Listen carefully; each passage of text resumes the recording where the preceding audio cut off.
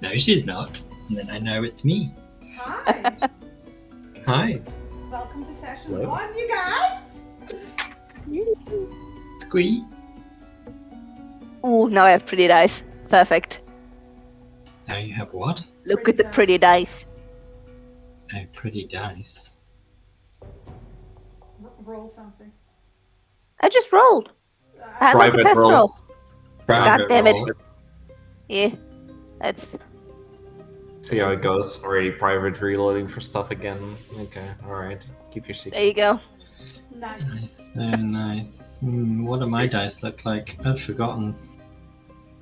Oh yeah, If you're that's messing what with your my dice, just make sure it's the same color as your player color. Oh, that's a little difficult, but sure. Yeah, I don't have the exact color as well. It's like orangey, whitish, slightly that region I have. Yeah. At least, like, you know, in the ballpark. And Oh. also, your color is white. I had white dice and white color last time with Amira, and it worked perfectly. So you have nothing to complain about. The exact opposite of white. They're not opposite. How dare you? They were as close as I could get. Sniffle. Sure. At least the font is white, so you know, it's something. Anyway, how's everyone doing today? It's been a rough week. Yeah, Yeah. I imagine. But apart from that, excited. Hmm? How's everyone else doing? Matt? I'm. It's lucky that I was even able to get that character description done. Yeah, you were brain dead yesterday. Yeah, he I'm Which, you know. still brain He dead. said in chat that I should ask you, Lena, how that went when you guys were talking about, like, details. Like you could literally recognize the buffer time. It took.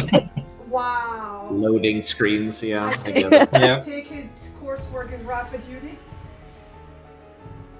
I'm 6 weeks in, and it's only the second year. I genuinely don't know if I'll be able to do the third and fourth year. You'll be able to do it. You'll manage. From what I've heard, they throw a hell of a lot of you in the start of the second year to try and scare you a little bit, and then the rest of the second year actually eases up. But that's only what I've heard. It could be completely wrong.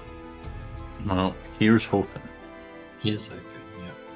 So, before we do anything game-wise, I want to go into the foundry mechanics. And actually, I'm gonna, for a moment. So, first of all, set your sound settings. So, top right, Matt, you have like a whole bunch of icons where it's playlists. You have like the controls for the volume. Yeah. And it's the playlist volume. So while the music is playing, set up your volume so you guys don't get, you know. Yeah, I noticed it only does like 5% steps, so I have it at 5% right now. Yeah, same at 5%, and it's already loud enough.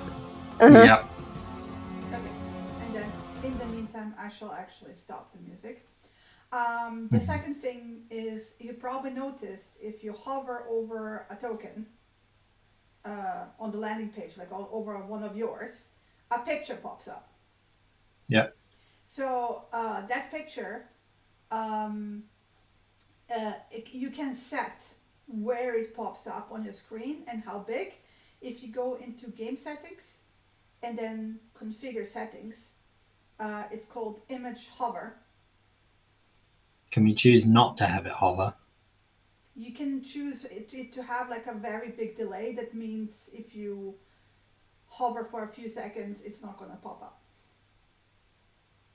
Yeah, I have it like 500 milliseconds, so if I intentionally stay on a token. And also regarding the sound thing, don't forget to also reduce your ambient interface and whatever, because if you have it on 100, you're gonna be jump scared when there's if Shinny asks for rolls or if there's doors, even worse. Yeah. Yep. Gotcha. Doors, our favorite. Yes, I know. I mean, favorite to play around with, yeah, but Absolutely. that's exactly why you gotta reduce it. But either way, you can set it up there. The image to monitor width is in, if it says 5, it's a 1/5, right? So it's 1/ the value. So if it's set to 8, it's 1/8 of your screen. And otherwise, set it wherever you want. I did that so when there's like combat encounters, or when there's like people or token or whatever, you can hover quickly over a token and be reminded what they look like without having the teeny tiny token, over this. Anyway, I also installed the module that allows us to do the break time. So during the break, I will be doing this, which is also why you want to reduce interface. Thank you, Lena, for reminding me to the interface. Yeah. Because that was already like, oh, okay, jump scare. Okay. You're welcome. And then basically, you just when you're back, you say I'm back, so we know you're back. If you're already there, just say I'm back, so we know who's here or not, right? Chris is like, nah, I left. Yep, I'm gone. Yeah. New thing to play around with. And Matt is just The color completely not clicking anything whatsoever. Yeah. Oh, very good. But there we go. So basically, then we have that, and if you just want to individually step away from a minute, you know where your ruler is and your target stuff. So left toolbar, Matt. You have the first one, which is the token controls, and then underneath that, under that menu, you have step away for a minute, and when you click it, it will pop out and do a chat message. Ooh. Yes. Ooh, we got a BRB message. Okay, nice. So we don't just have to. We're gone. We're just all gone. Yeah. With every new thing that she introduces, we're just like click once, click. Yep. You also have something underneath that called disable blood splat tokens. When it's when the color is on, as in if it's shiny purple, it's turned on. If you click it again and it's blackish see-through, it's turned off. That just means when we get into combat, there will be blood splatters. And if it gets too much for your screen, you can disable it there. You also have the blood drop token, which means you can just clear the blood on the map. I thought it would be funny to have,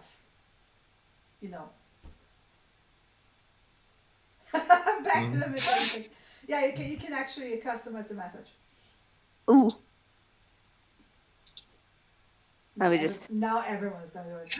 Wait, you can customize the message? How? Where? Yeah, go into settings, configure settings, Ooh, and then break it's called time. Yeah. break time. Yep. Amazing. And you can also choose the volume that the break time sound plays at. So if that still deafens you, you can drop it further.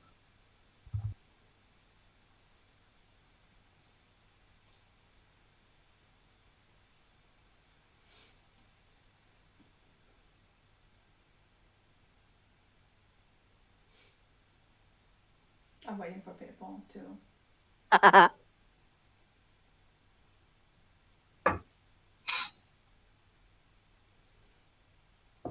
Oh, you can have a dark theme for your character sheet.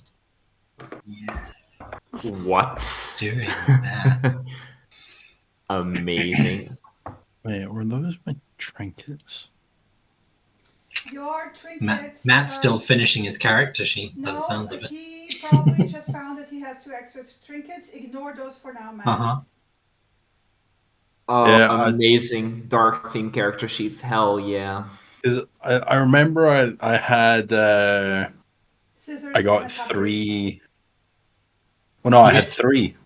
You get 3 starting ones for your background. No, he gets 2 starting ones. No, he gets No, it 3. was 3. You rolled only 2. No, I rolled 3. No, he rolled 3. What was the third one? That's a very good question. That is a very good question. I know there was a regenerating cupcake. There was a regenerating cupcake. There was a tiny pair of sharp iron scissors, which I've got. Yeah.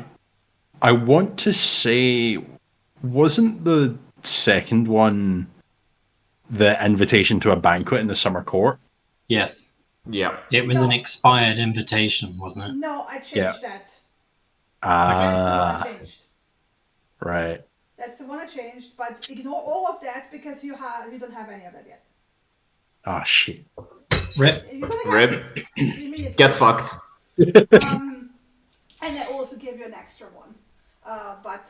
Yeah, you will start with 4. For story reasons. Extra ones. Wow, favoritism. 100%. You say favoritism. I say target.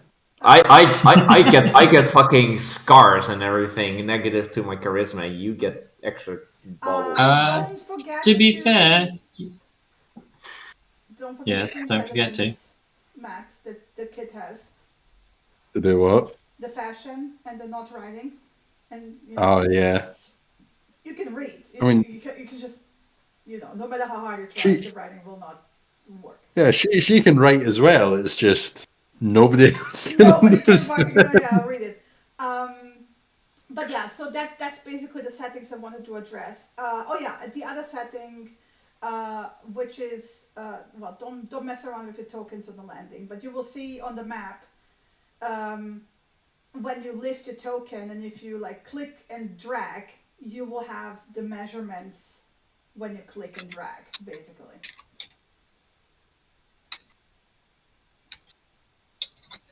And you don't have to do the manual measure anymore, right? I installed a mod for that. Yes? No? Yes. Okay. Because nobody was reacting. It's okay, can everyone actually hear me? Yep. Yeah, we can hear you. You just got nothing I'm to just say. snacking, but yeah, I can hear you. Awesome. Well then, are we otherwise ready? Any questions?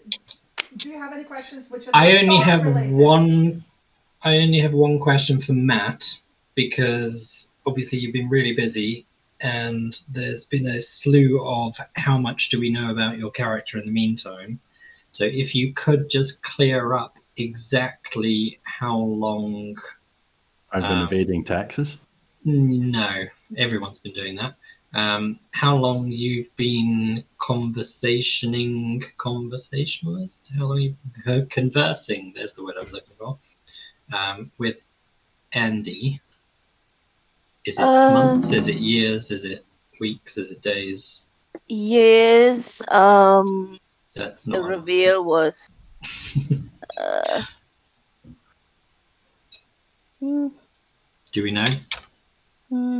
It's like a couple of months, actually, to half a year to a year, between 6 and 7. We haven't gotten the exact timeline for Andy. Okay, but we're talking at least a couple of months. Yeah, a couple of months before Alana came around, so a couple of months before that happened. A couple of months before I happened.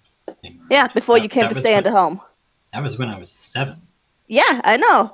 It's been speaking for a while now. Okay, this is my confusion, because the way you said it, it made it sound like he's only been talking to you for 6 months. No. He has been talking since age 4. And she's age 4. I'm getting a phone call. I'll be right back. Yeah. Click the button. Okay. Yeah. So Kit has been talking to the rest of us for a little less time than that, but still a significant amount of time. Yeah, from the since the moment that you stayed in the house, Kit's been speaking already. Okay, yeah, good. I just wanted to double check that, because I know there was kind of discussions happening, and I didn't know if things had changed or not. So Yeah. I just wanted to make sure it wasn't suddenly me presenting Kit like we'd been talking for years, and suddenly Kit actually Yeah, had only no been worries. talking for months. So There was like a year time span where Kit didn't speak, and then suddenly, hey, reveal. Yeah, the Interesting. secret couldn't keep quiet anymore, and that just everyone knew. Cool. In that case, I'm good unless anyone has any other questions. I also want to point out I gave everyone a winter cloak on the character sheets. Thank you. I adjusted the weight depending on your size. So Kit and Andy. I always want to say Cassie, but then I correct myself to Andy. Lena, why did you do that? Amazing. But yeah, I adjusted like so. Andy's and Kit's winter cloak are lighter because they're smaller, and Ilana's and Lion's are the normal size, hence a bit more weighty. And Cool. Matt is not back yet. Nope. Nope. So we can- Also didn't use his stepping away message. Come on. No, I Dropped the don't ball already. Shocking. He did. I'm stepping away for a second. Yeah, we weren't Oh, he talking about did. you. Yeah. Yeah, we did. That's true. That's true. I just didn't get the notification saying there was another message. Mm-hmm. Yeah, never mind. You also can see on the player list. There's a little door on his next to him. Ooh, true.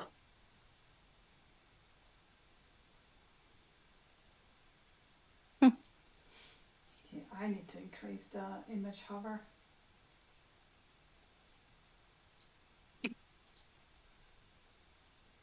Oh, much better. Because yeah, I keep moving my mouse across it like, oh my fucking god, like,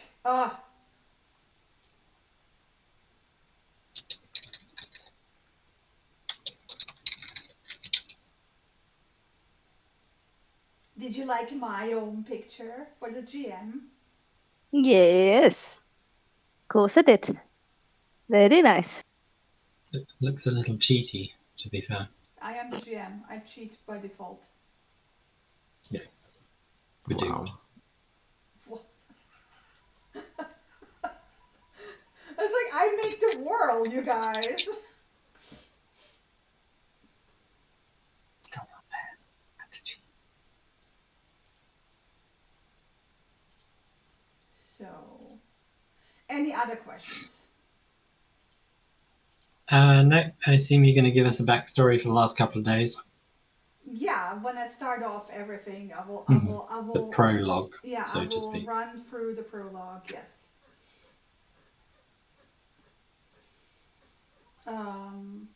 But yeah, I also adjusted it so that every time I switch the scene, it actually centers the picture on your screen size, depending on your browser. Did this more for myself than anything else. But yeah, as a side effect, you should have like, it's called lock view on the left side where we will have like all your toolboxes. You can like set it up, whatever. Of course, do make sure that your journal notes are toggled on, displayed for the map. And that's also where you can find, by the way, the simple calendar, which is the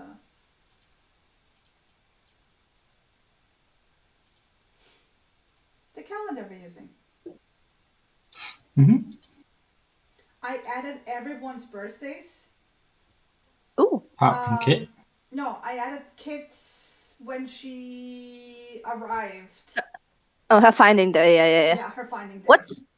I didn't find the birthday for Lion. When's his birthday? 5th of flame rule. Ooh, nice. Because that's the month that have flame in the title, so I picked that. Gotta be thematic, you know? Yep.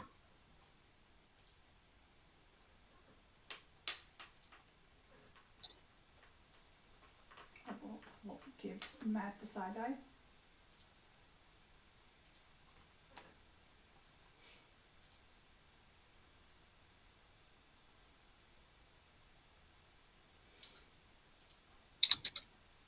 then I can finish explaining the basic. My new toy.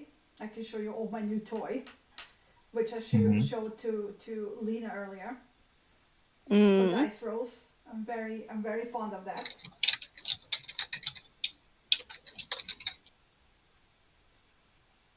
Do we have permission to upload images to Foundry? Yes, Probably not. using the API key. Oh yeah, okay. Arrow directory not available. What do I have to click? User data. Yes. And then Then you can say whatever. worlds, Heirs of Phandelver. Yeah. Make your own folder.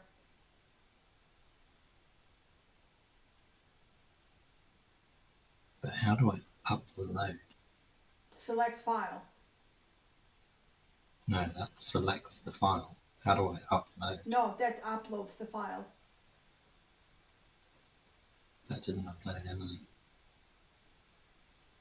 Show me a screen. I've got an image browser. Share screen.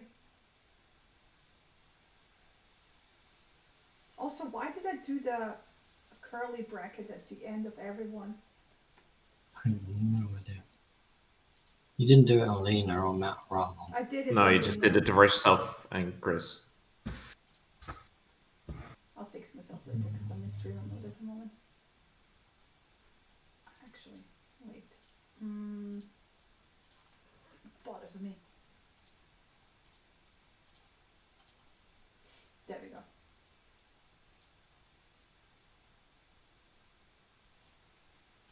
Let me see. Watch stream. Yeah, choose file. But that goes to the Forge assets. Yes. How do I choose where it goes? It goes into the Forge assets. Okay.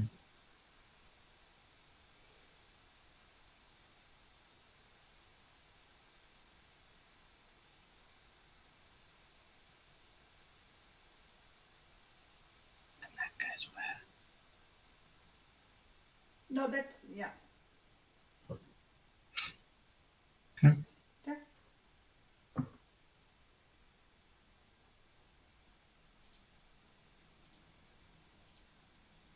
Well, let me show you the rolls in the meantime. Matt can catch up later.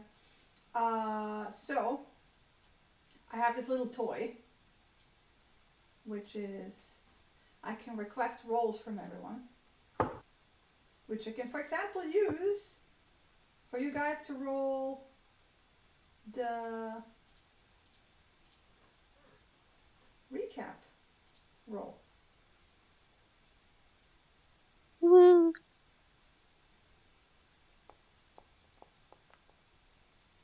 This is my third 7 today.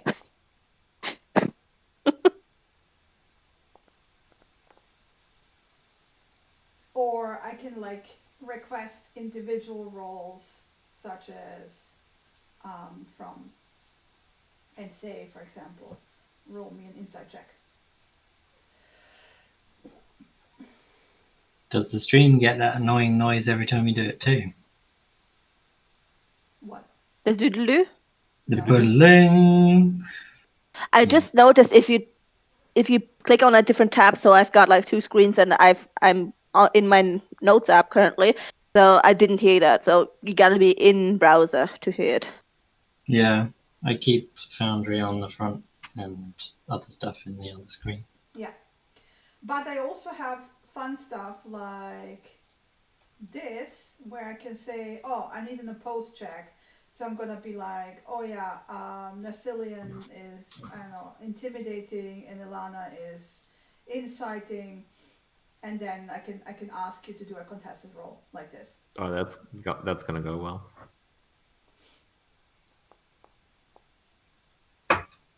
Told you. Oh wow! Ooh, and it even shows you the little who won. Yeah, and it's a bit easier to like keep track of what we have been rolling in certain situations. I find this I find it useful. Yeah, well, we can give it a go, certainly, and see how that works out. Yeah. Mm-hmm. But yeah, that's basically it. The notes on the calendar should be active, so you can add notes personal. Just make sure if you want some notes to be visible to everyone, that you tick it and make it visible to everyone. And yeah, otherwise, I guess as always, we'll notice hiccups in the meantime when we start doing things. Whatever. I'll adjust as we go, but these are the basics. Anyway.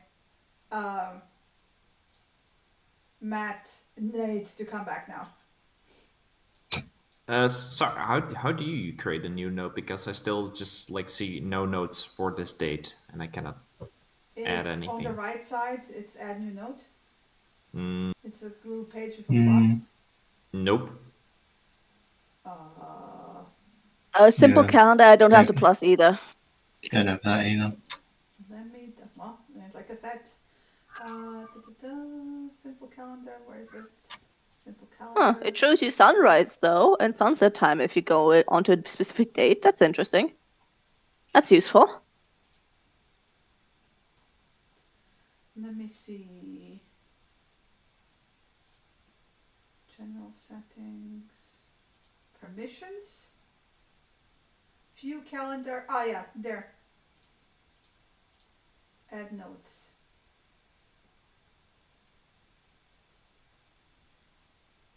Save. Yep. Yeah, it I is. see it now. Yep. Thank you. Plus. Lex permission. I can click it, but then it says Lex permission. Really? That's permission to create journal entry. Yeah. Oh, wait. Where is player settings?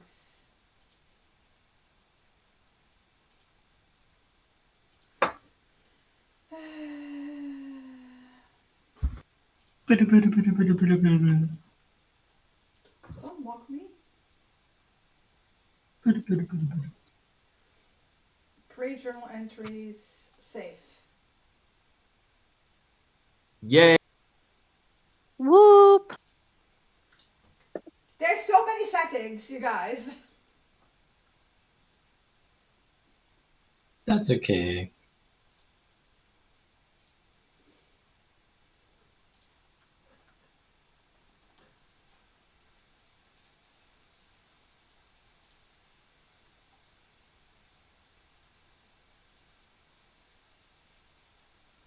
So yeah, that should be it then. Mm-hmm. Let me actually. Ooh. Turn something off in my background. Okay, awesome. I do have a weather module, which I have set only to be visible to me. Because if I disagree with the random choice, I want to be able to... By the way, Abel, your day one of our journey, did you mean to make that public or? Yes. All right, good to know. That's for everyone. It's our journey, not my journey. Just wanted to ask. Are we starting on the 13th of Tarsak then? Yes. Oh, so we've given up on the 1st of Chess. I thought we were on the was 16th of never- Tarsak, it was- actually. No. It was the 1st, and then it was the 20th, and now it's the 13th of Tarsak. It was But wasn't it like the 16th before? No, the 15th. It was the 15th before. Yes. It can be different for everyone. Because I was still setting up the calendar.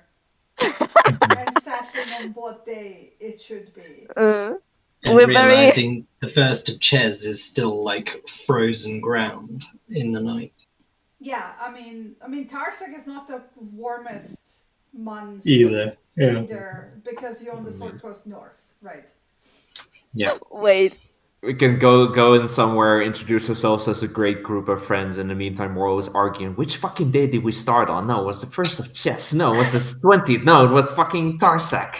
Come on. And time is The person weirdly who wobbly hired anyways. us is sitting there going, geez, these guys only had a 3-day journey. Where have they been for the last 6.5 weeks?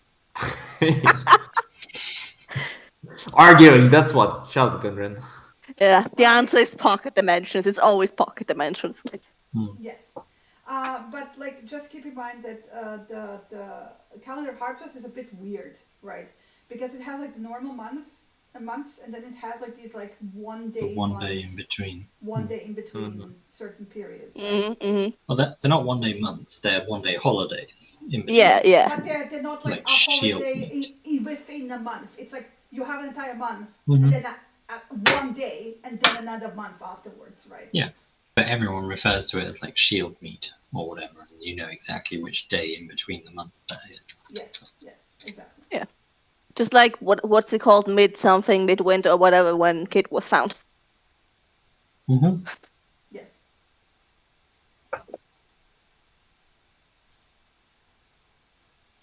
So yeah, you have calendars on the wiki.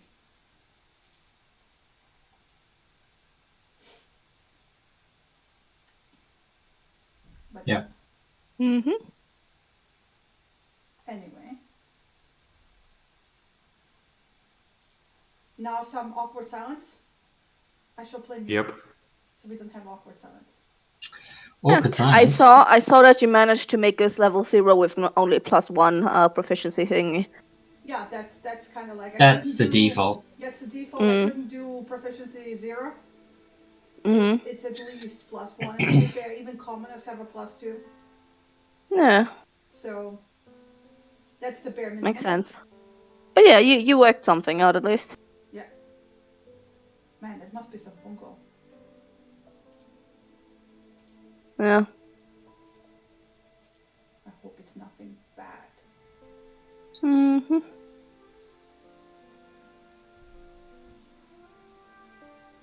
But the background music is so fucking good. Mm-hmm.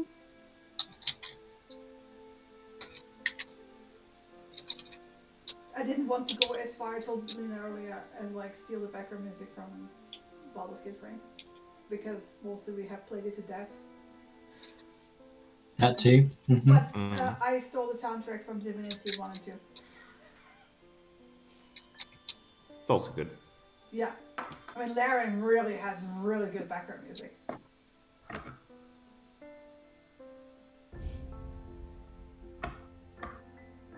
yeah.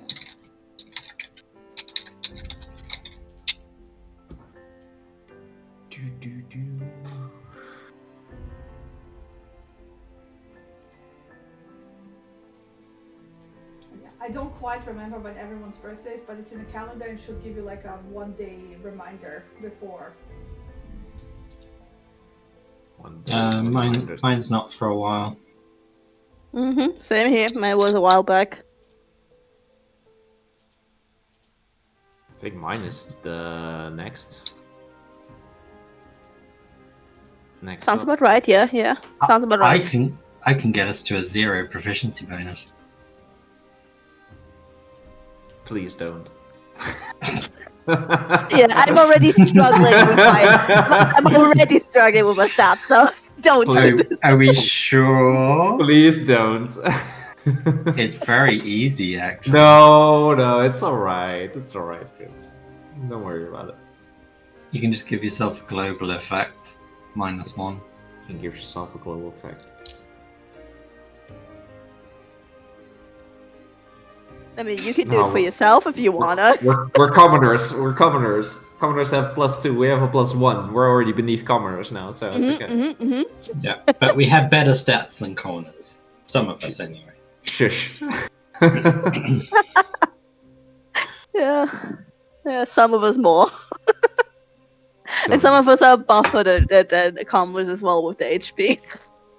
And some of us just have legendary stats to begin with. Oh, crikey. Yep. Yeah. I know who we're pushing in front of every arrow. He's got 9 lives, so it should be fine. In theory, yes, sure. You can try that out. You can put it to the test Mhm. in theory. Mm-hmm.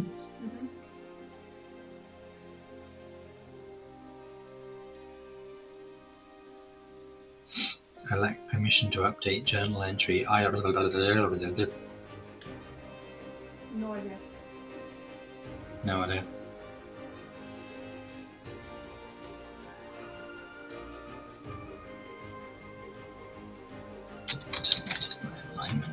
character sheet is wrong. Shocking.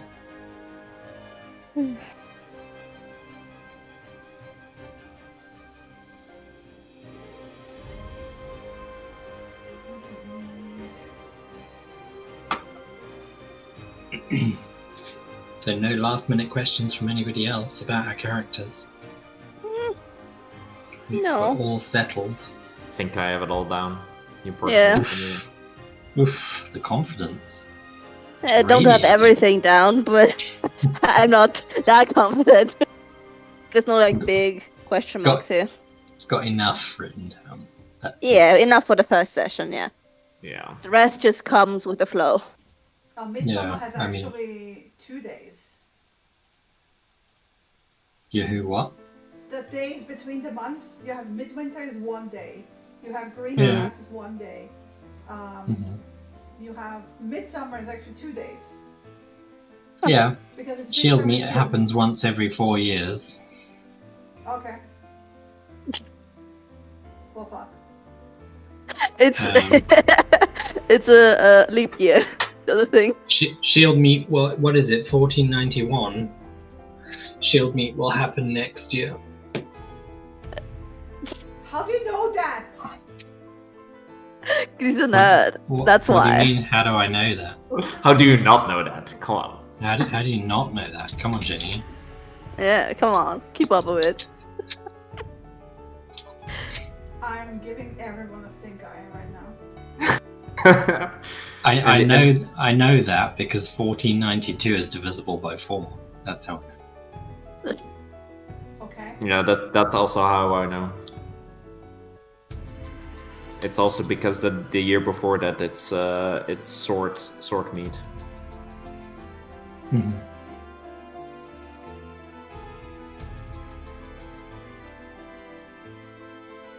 Right, so Matt's gonna miss the first session. Yeah, looks like. No idea what's going on. He's not reacting to PMs either. No. But hey, technical difficulties. We sometimes have them. Glad I fed the cat before the session started because he came in and just went meow. And I just He looked at doesn't him and then mew, pointed. He yells at the top of the lungs. Yeah, he yells. I just pointed at his bowl and he looked at me like I was stupid, and then he walked to his bowl and he was surprised to see that it actually had food in it. He didn't forget this once. What the fuck?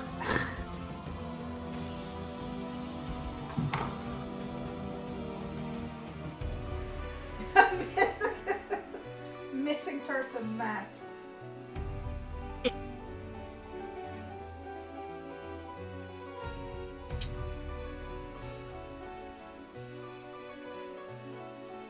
This is by far the most busiest song on the playlist. It certainly sounds it. There, much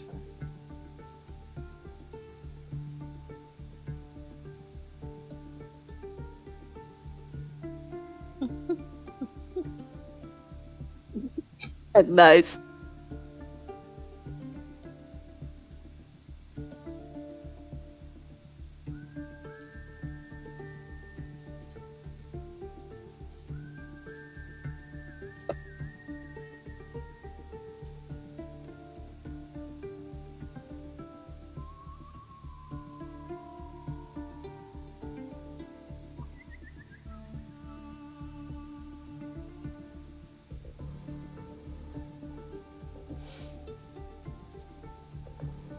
Matt is offline.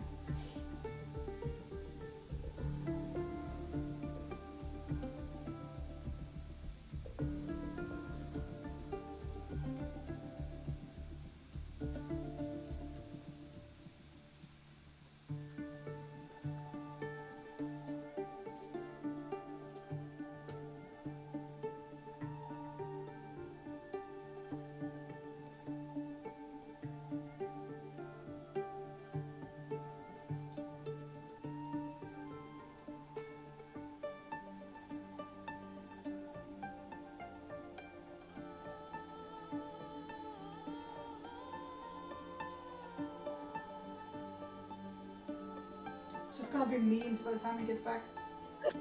Oh, what are you on about? I was just Oh! about to edit a GIF. There he is! Hey! I had a phone call. He's alive. Hope nothing serious. No, that's alright. Okay. Just wanted to tell you quickly as well. So you see the bunch of roles in the chat. Yeah, I'm not doing recap. Yeah, no, but that's basically, I have a module where I can request roles. This is what it's going to look like. In the meantime, I'm going to delete all this because it's not important now. Actually, you would have done recap if it was any other time because the lowest recaps. Yeah. But I wasn't the lowest. You were 5, yeah. You were. Yeah, someone else was 2. No, that was No, not a that roll. was. That was was not a a roll. contested insight and intimidation check. Yeah, So. yeah. Well, But anyway, Just- Doesn't matter. do you have any final questions before we kick it off? nah. Okay. Well, Good to go. Good to go. Mhm. Well, Ooh, pretty. yeah, courtesy of Chris. Oh. We are starting our journey on the 13th of Tarsec, which is spring, middle, early spring, sort of. We are on the northern Sword Coast, which means that temperatures in general are colder here, by a good 5 to 10 degrees than further south, obviously.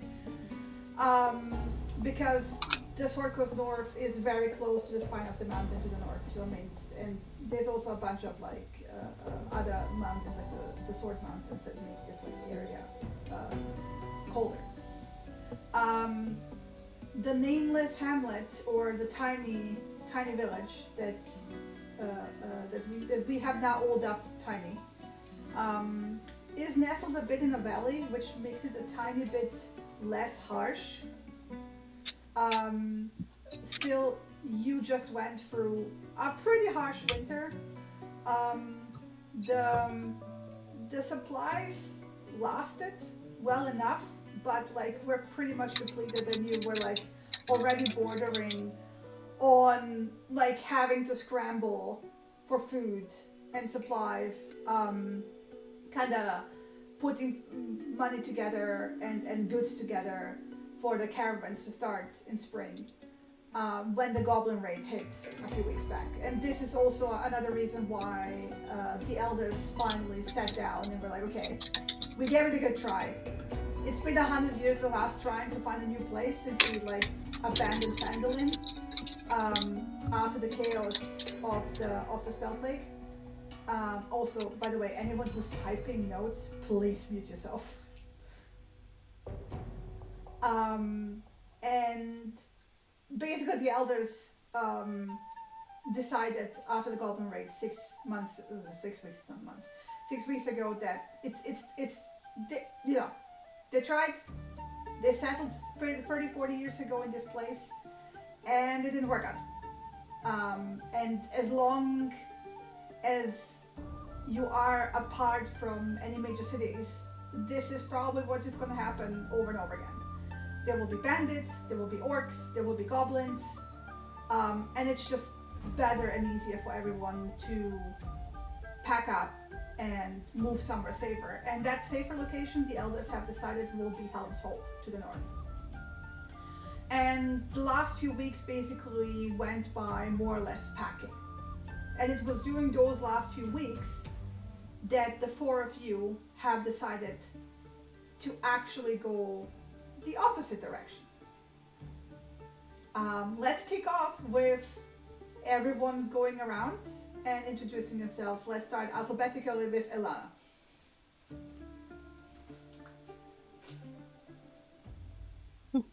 Who's muted? Unmute.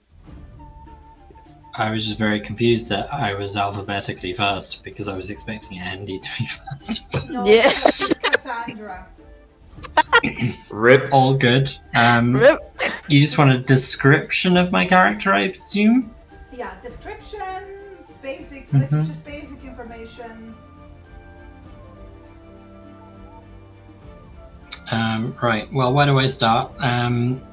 Ilana is a half-elf, though she's not entirely sure about that. So she's convinced that she might be human. She might be half elven, but both her parents were human, so that kind of doesn't make sense. So I'm going to leave her racial description there for you. She's got long russet brown hair, tumbles down past her shoulders to her waist. She mostly keeps it tied up into a high ponytail or braided to keep it out of the way. She only ever leaves it kind of loose when she's comfortable and relaxed and just sitting around, not doing an awful lot. She's fairly attractive, fairly pretty. She does have some light freckles across her cheeks, as well as a small scar above her right eyebrow from an accident when she was a child. Her ears are a little bit pointed, but not too much, which gives away kind of possible elven heritage in the background. For the most part, she dresses in simple commoner's clothes.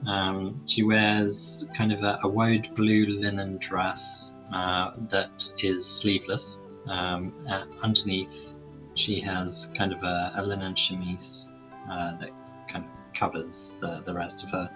She does have a lightly embroidered linen ribbon that she uses to cinch the dress around her waist. And just plain socks and shoes, nothing exciting, nothing major. She doesn't openly bear any weapons or anything like that, but on this particular day she does have a backpack brimming full of things, with water skins tied to it, a lamp clanking off the side as well as a bedroll and what looks like a serious piece of kit, which happens to be a tent poking up the top. That's me, pretty much. Okay, the next one is Cassandra, or Andy. Yeah, I live to confuse you. Okay, Cassandra, and the little song is a halfling. She's the tiniest one here. Literally, Will also be occasionally called a gnome by me. Please ignore that. It takes adjustment apparently. But yeah, she's got very tan skin from her time helping her parents out in the fields. She has a wild riot of brown curls, which usually has a bun in a bun, but fall to her shoulders. There's a few like sun-bleached strands here and there that poke out. Her face is pretty round, but you can still see, like, especially after the harsh winter, some hollow cheeks, along with just pointy elbows at least that are perfect for elbowing people to get through a crowd.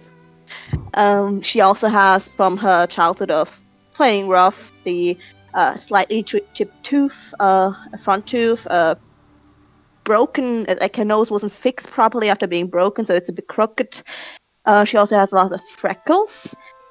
That's her physicality right now. She is quite literally laden full with stuff. She doesn't just have her backpack on the back, which has like the bedroll on top tied to it. She also has like literally stuff like held in a front, like she doesn't topple backwards.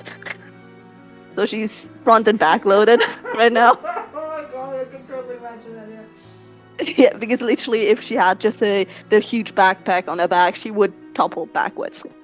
Quite literally. But yeah, she's you could just about see her face atop of the suddenly round figure that she makes with everything around her, and her arms just sticking out and the legs. Just hilarious figure. Imagine a snowman. But yeah, that's Andy. Next one is Kit. It's a cat. It's a Kit. That's it, yeah. Little ginger reddish, kind of almost excessively fluffy, like a sort of Maine Coon type. Like nice big fluffy ears, really like wide amber eyes that just kind of drink everything in, and always seem to be looking at you even if she's looking the other way. It's a little bit creepy, honest. I'm not sure I like that. And yeah, she's got a little outfit on. She's tabaxi, not to forget. Oh yeah, no, that is pretty major. She's a very small tabaxi, But still but bigger than Andy. she's Still not taller, yeah. the smallest in the party. She's the thinnest, but also makes up with her fur, but she's taller than Andy. Let's just say that she doesn't look it until she gets very wet, and then, you know, typical cat effect. Oh yeah, Mhm, Yep. mhm. nothing left over. Yeah. Anyway, continue. Sorry. Yeah, she's dressed in a little simple wraparound outfit, and right now she's carrying a little stick with some berries tied to the end. Who But chose chances your are that stick outfit gets thrown today? away. Was it Andy or was it Elana? Let's roll for it. No. We'll go with Andy. And I'm gonna switch this music because this is way too dramatic. There we go. Well, she also has a sense of grandiose nature about her. It's perfect music for her. Yeah. Anyway, and then, if that's all, the final, Yep. last but not least, Narcillian or Lion. Lion, yes. Narcillian is quite tall. He is the tallest of the group. Half elf, very pointed ears, like very light blonde, almost white hair. Marked on his face and his neck and his jaw by quite heavy scars, burn scars, that seem to go across his entire body. It's also on his left hand and arms and legs, arm and leg as well. He stands a little bit stooped. Looks around quite curious, but stays almost not necessarily behind Alana, but like doesn't stand in front of the group. He's tried to be a little bit in the middle. And he's wearing a set of padded armor, so it's like reinforced, and some traveler's clothes that have seen a lot of mending, a lot of different patches here and there, and a red cloak that he's holding up to his, or he has kind of like stuffed in a way that is covering most of his neck and the bottom of his mouth. And yeah, he is carrying with him a staff now, and visible on his side is hanging a sling, and he's also carrying quite a big backpack with probably some pots and pans hanging out from it, and as well as a bedroll and quite a big hunting trap that he has also strapped to the side of his back. Dragon. Yeah, it's a bit. pretty It's heavy. a lot. It's a lot. The pots and pans are on one side, and the hunting trap is on the other to kind of try to balance this out. But he's slightly slanting to the right side, where the hunting trap is. Okay. And yeah. All right. So, I left it to you guys to decide most of. Well, let's start here. Like I said. The elders have decided, the village kind of fell along with it. Nobody else is coming with you. You are the only 4 people who decided that you want to go to Phandelver. And I'm leaving it up to you how that ultimately came about, partially until other things pile on top. One of the things that piled on top, Andy. Because you are the one who prodded the caravans along with Ilana and Kit, but you specifically for, old knowledge, lost knowledge, and the like. And you don't know why, because I want to point out, it's like to the high road, it's like 5 miles, so it's on a good day when the weather is not bad, when it's not difficult terrain, it takes you like an hour to walk. But like a few days ago, like when you were still kind of like all maybe undecided, you just had the feeling you needed to go to the high road and just go there. maybe you wanted to see a caravan going through, you don't know exactly.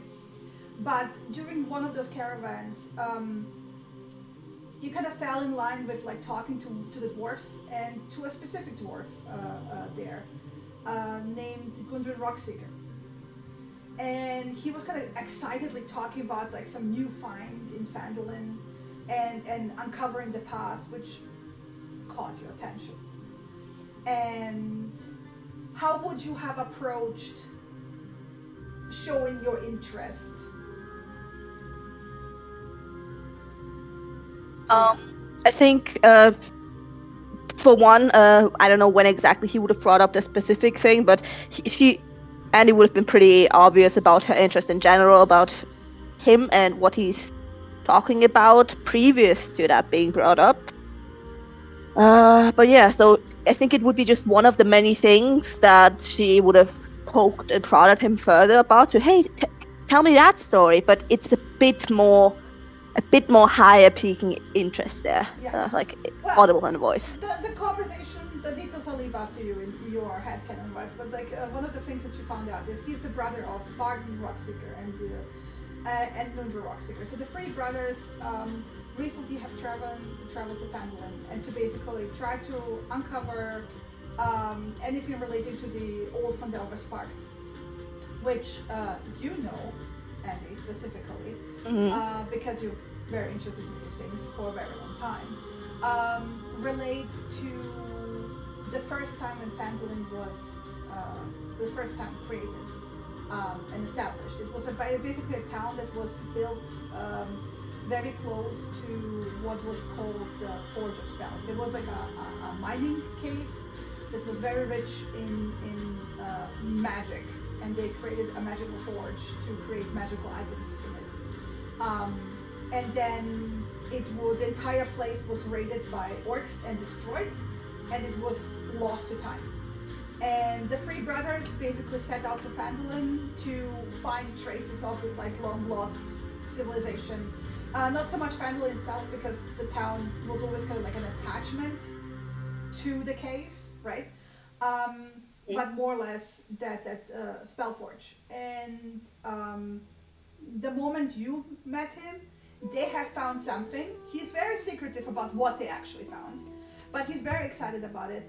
And he was talking about how he will probably do 2 or 3 trips sending supplies into Phandelver that will help them during the manning expedition. And he's kind of like, he kind of dropped it that he's looking for people who want to, like, who would escort the wagon basically to Phandelver. And this is how it came about that you probably volunteered and he gave you the job offer. For you and your friends, if you want to basically get 10 gold to escort the wagon. So did someone say gold? Yeah.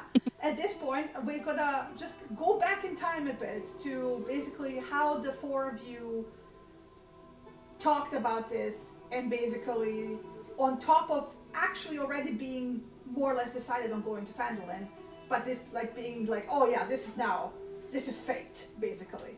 But of course, every character will have their own perception. So how did this go? I'm leaving this to you, 4 of you. Talk about it. I think at this point the others will be used that every so often Andy just has like a info drop about stuff that she just learned, which this started out as one of those, very excitedly talking about, hey, this is what I found out, and you wouldn't believe what he offered us. Like it would be a job to like guide those caravans. Isn't this just perfect? We have to do it. The timing is pretty good, I guess. I mean, why not? Like, it gives us a direction at least. I mean, this ties in with a lot of the old stories Alkan used to tell me as well. We obviously originated from that way. So in some ways it feels possibly right that we should be returning that way too. But you mentioned guarding the caravans. Surely that's dangerous work. Is that something we're capable of doing? I mean, I figured he wouldn't have offered if it was like a job that needed like serious big weaponry and such. Since Yeah. I obviously don't look like a full-time guard. None of us do. Yeah. But it is the high road. The first caravans have already gone through, so those are usually the most dangerous. Maybe it is safe enough for us to travel. Should have cleared the roads at least a little Yeah. bit. The first caravans are always the harshest because obviously the wintertime brings creatures and things from the dark Also, seeking Simon food. So. Gundren is also supposed to travel alongside you, right? Remind me what his name is? Gundren. Rockseeker. Gundrid or Gundrind? Gundren. Gundren. Okay. Do you not have an image you can pop up? Yes, I was gonna when he appears, but sure, here. Ta-da. Okay. Good to know. I mean, as far as... Let's face it, our future here is ending. We Yeah. need to find a new one somewhere else. Yeah, and it honestly would help us get some funds as well outside of just being a very interesting job. Which, being honest, we need that. Heading out on our own. Yeah, we need to start somewhere. And at least going to another town. I wasn't looking forward to go to a bigger city, I will tell you that.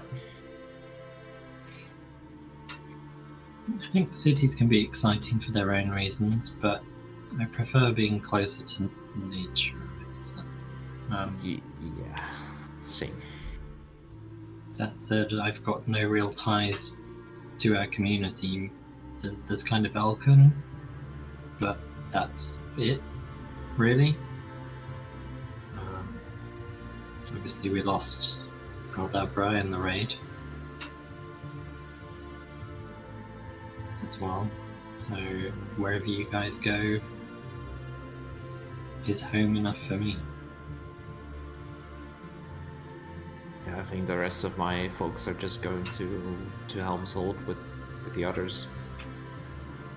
But I mean, I get like going the safest path, and maybe if we find something, they can come like move as well again. But it is, yeah, like you said, Alana, it seems like kind of a weird fated homecoming. Like if this comes out out of nowhere. For us, at least. Obviously, there's still people in our village that remember Phandelver from before, so we should gather what information we can from them before we leave, and then strike out. I'm sure they will see it as the younger generation wanting to return. Kit, in the meantime, has been lying there, and ears twitching, pretending to nap. Listening. Pretending to nap. I mean, very Napping. quiet, so.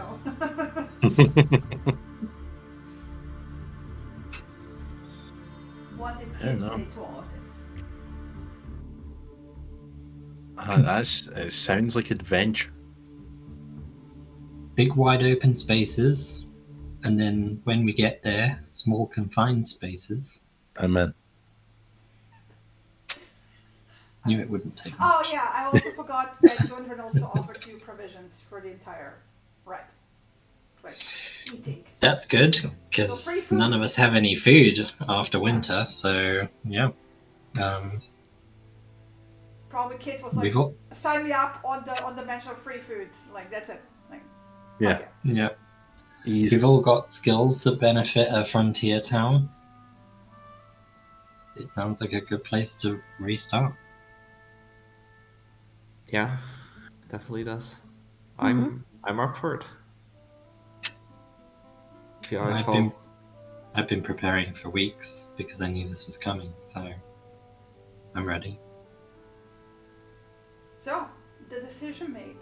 you guys had days to pack up, to create these towering backpacks, to maybe even buy, like, from the traveling caravan some supplies that you didn't have before, like a 2-person tent, or a tiny 2-person tent. You mean a 1-person tent? A 1-person tent that fits 2 tiny people, yes. Yeah, it's perfect for all of us. Yeah. And unfortunately, the last 3 days, so basically the day was coming closer and it started raining. And it started raining really bad. So basically, the last 3 days it has been torrential rain. And it's been miserable and cold, and there's mud everywhere, which is like, spring weather. Not great for traveling. However, on the morning when actually I'm going to ask you, are you going to go to the high road the evening prior? Or are you going to go in the morning and just get up really early? Because like I said, normal travel time will take you around an hour with Andy's short legs. And if it after a rainfall as it has been, it's going to take you a good 2 hours. Given that I know exactly when the sun is going to rise, yeah, I am going to suggest that we leave when the sun is just starting, so like 15 minutes, 20 minutes before sunrise. Mm-hmm. That way we're going to be walking the common part of town, essentially grabbing our stuff and leaving as it's getting light. And then by the time we're actually kind of a mile away from town, we'll have the sunrise coming up and we'll be able to see where we're going. So I'm going to suggest that we leave like super early morning, basically. Yeah. Lion would propose the same, because basically you don't want to like tramp in the cold and the mud in the night and then sleep next to the road first time out. It's been raining for 3 days. We get to sleep one last night in warm houses. Yep. Before being on the road. And hopefully it stops raining before dawn. Mm-hmm. But who knows? Okay. For me? So you make your way there. Let me just... the hour. There we go. However long it takes you, you arrive. There's no trace of the caravan yet. And you kind of start to worry because is he coming? Is he not coming? You don't have cell phones, so you cannot really like give it a call. It's like, yo, dude, where are you? So like in older times. Not yet. Yeah. So you kind of chill out on the high road. I'll get out my dice set. We'll play dice. In the meantime, just a side note on the high road itself, right? This is basically the main trading road going alongside the coast, the Sword Coast, from along like through Neverwinter and so on. And then it merges up in Waterdeep with the Long Road, which is actually, that is the main, like, this side of the continent trade route. It's not the safest road, but it's also not, like, lethally dangerous. Like I said, it stretches along the entirety of the Sword Coast North, which is from the spine of the world in the north, all the way south to Waterdeep. And it is bordered on the west by the coastland of the Sea of the Swords. And then along the east by the Long Road, which actually then finally merges up in Waterdeep. It goes for like rough landscape of rugged hills and precarious mountain ranges and dense forests.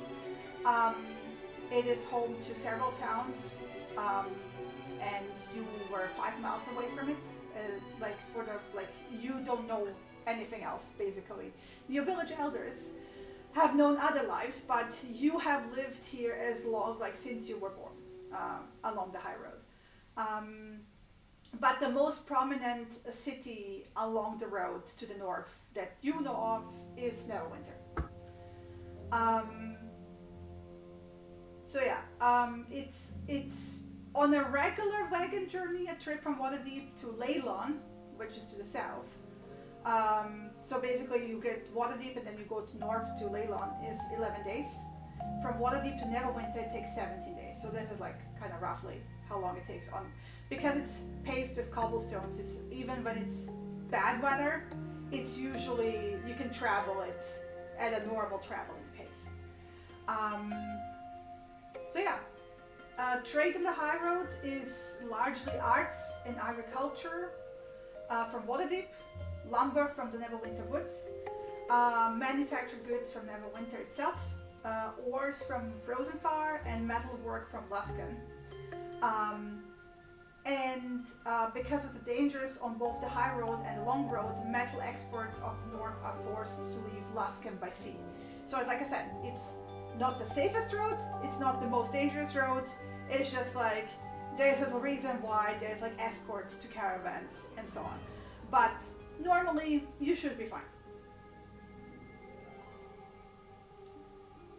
Any questions? Nope. No. So, Is it still raining in the morning when no, we leave? it is scattered clouds. Mm-hmm. Yeah, thank you for asking. It is scattered clouds, but mostly clear. It's 10 degrees Celsius. It's So chilly. It's like it's going towards 10 degrees Celsius. It's gonna be like that's gonna be the max today. Yeah. Okay, so breathing still produces mist in the air. Yes. So you're all It's that wearing kind of your cold. winter cloaks that I gifted you so gracefully. Are there quick question about the cloaks? Are they made from an absorbent material like wool to keep you warm, or No, are they they made are- from something else? They are waterproof because it's a farming Mhm. community. You don't wear cloaks that are soaking through, right? But Yeah, they are okay. lined with fur on the inside to keep you warm. Ooh, nice. From the few huntings that were done, like Yeah.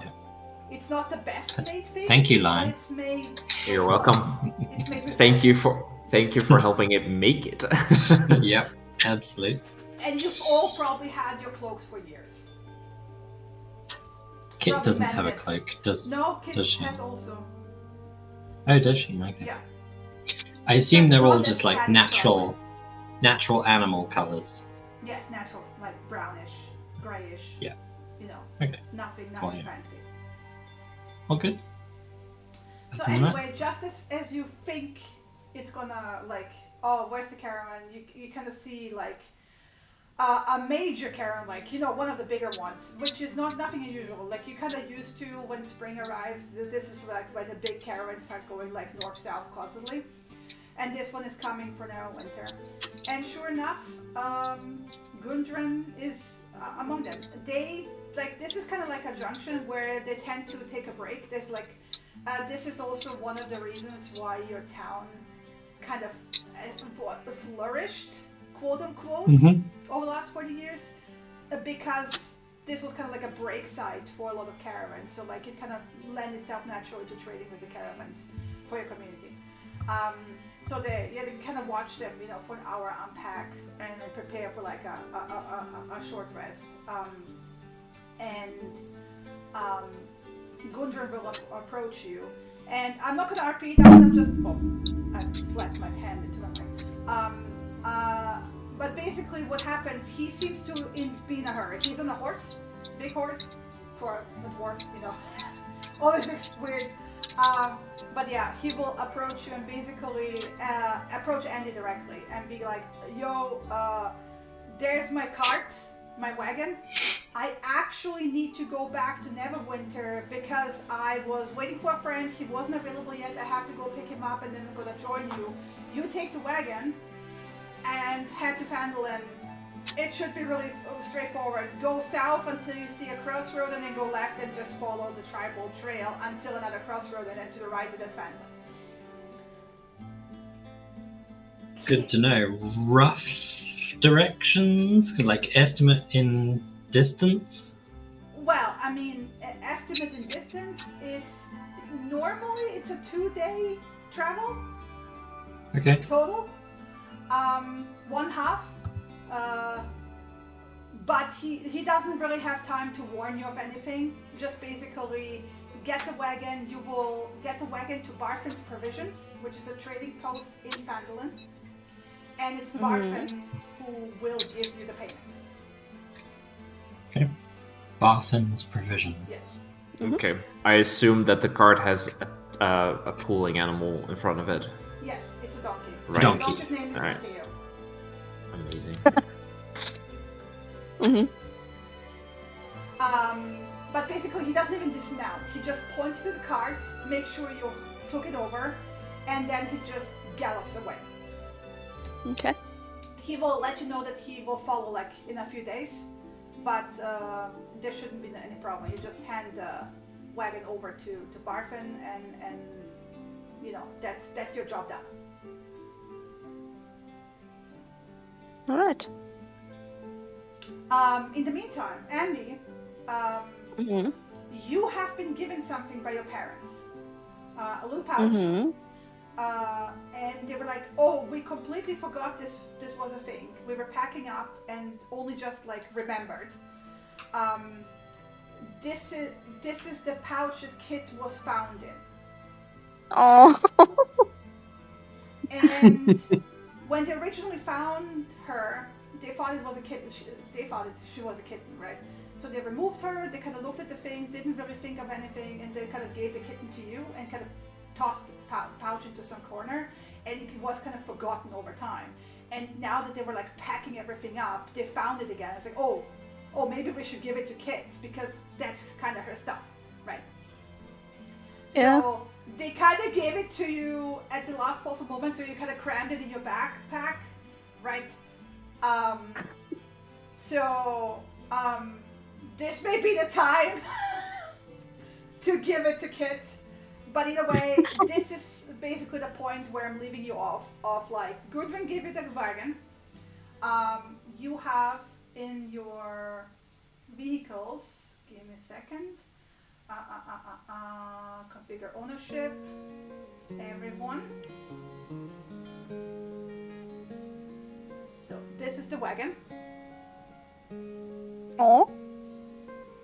Cute. Covered wagon. Yes. It looks like a tiny home. Yes. But I want to point out it's small, right? And this is Matteo. Hello, boy. Good old boy. And when you meet him for the first time, he's just standing there and chewing. Yeah, Lion will like basically Gunrin leaves the cart to them, and he's basically immediately just kind of like shrugging his shoulders and goes over to Matteo and approaches him like probably with some like extra grass in his hand, just kind of like try to approach the donkey and pet it softly on the nose. He doesn't care about grass. It doesn't care. Okay. No. Kind of just like Lion just leaves the grass like kind of like in front of the mouth, and if he doesn't eat it, kind of like let it No, he let continues it. chewing whatever he's chewing on. You're not even sure what he's chewing, to be fair. His ear twitches. Ears twitch. He's clearly listening, and he clearly doesn't give a fuck. Yeah. Yeah. Not it's not even hostile. He just doesn't care. He's just relaxed. Yeah. But you know from Gudrun that there's enough feet for several days, like easy to make the journey for Matteo. And Barfin's Provisions will have more feet. Like Barfin basically will take over the whole cart and animal situation once you're there. But yeah, there's enough to take care of the animal. Like whatever you need to take care of Matteo, you have it in the wagon. There's also a little bit of space for you guys to put your stuff into the wagon. The wagon itself is full of supplies. In the sense of like it's an assortment of mining supplies and food. What exactly it is, you don't know, because like Gudrun didn't really have enough time to explain it to you, but it's basically supplies. That's what he said. You don't even know what the total worth of the thing is. but it's a bunch of stuff, right? And sacks and Mhm. crates and even some barrels. Like at first glance, you can like see barrels of oil, and of course the feed for the mule. And take it away. That's all I wanted to say. Yeah, I take the space that's available there for us to put our stuff, and I just kind of unburden myself first of all. Yes, carrying a backpack, I have realized in the last hour and a half, is excruciating. That goes straight in the wagon. Yep. Oh. But while we're kind of milling around the wagon, Ilana will suggest to Andy, it's probably best if you get inside, because you're one of the smallest. If you can rearrange it so that the food and provisions are easy for us to get to, then we won't have to kind of rummage through the rest of the wagon every time we need to settle for camp and stuff. Kit, I guess, make yourself comfortable. Way ahead of you. Yeah. I guess I want to Lion point and out that I the wagon will walk has alongside. space for one person. The person. So who's a driving. halfling and a cat. No, Oh, it's the halfling driving the cart. okay. Everyone else has to walk. Damn. I mean, yeah, it kind of makes us faster by at least 5 feet. Yeah. Also, the giant caravan that Goodwin pulled up alongside, they're doing a 1 hour break, and then they're going along. So you basically can choose to drive along the giant caravan. Oh, hell yeah, we're gonna do that. Until you reach the crossroads, where the tribal trails peels off to the left. Yeah. Yeah, hands down. It's probably best if we follow behind, so that we're not kind of in their way, as We're this is not. our first caravan trip Yeah, sure. ever. I mean, they don't. As long as we don't interfere, they don't really care. Because it was very clear, like Gudrun was really good with them, and they were kind of driving along.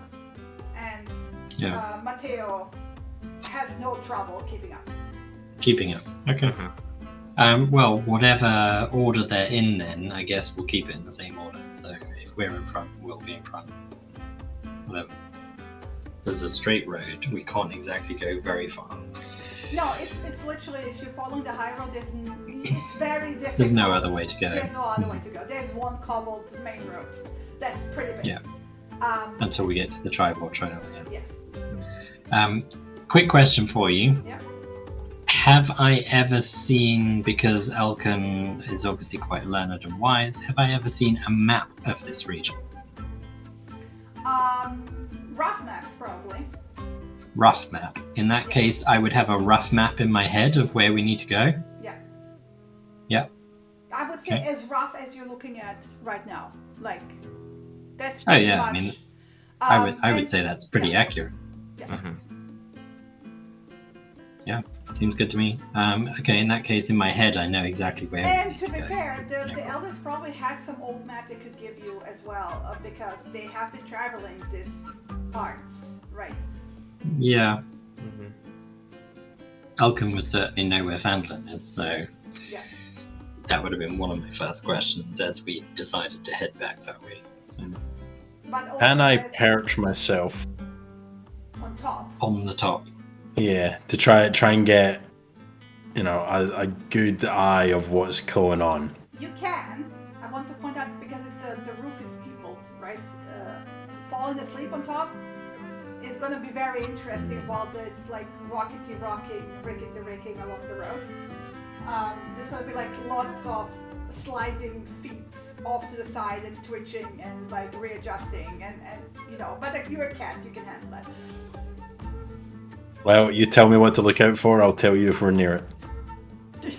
Yep. Perfect. Dirt trail on the left in about half a day's time, give or take. It will take you, along with the big caravan, about 5 hours to get to the crossroads. Yeah. And you are departing Wasn't a bad guess. around 10 a.m. Right. we'll make. I mean, I'm just going to make sure I'm ready to go as soon as the other caravan is ready to go. But what is the other caravan trading? Just out of curiosity. It's manufactured goods from now when they're going to Waterdeep. It's all sorts Okay, of stuff. Very mixed. so that. There's even some stuff from Luskin that's like going all the way from Luskin. Sure.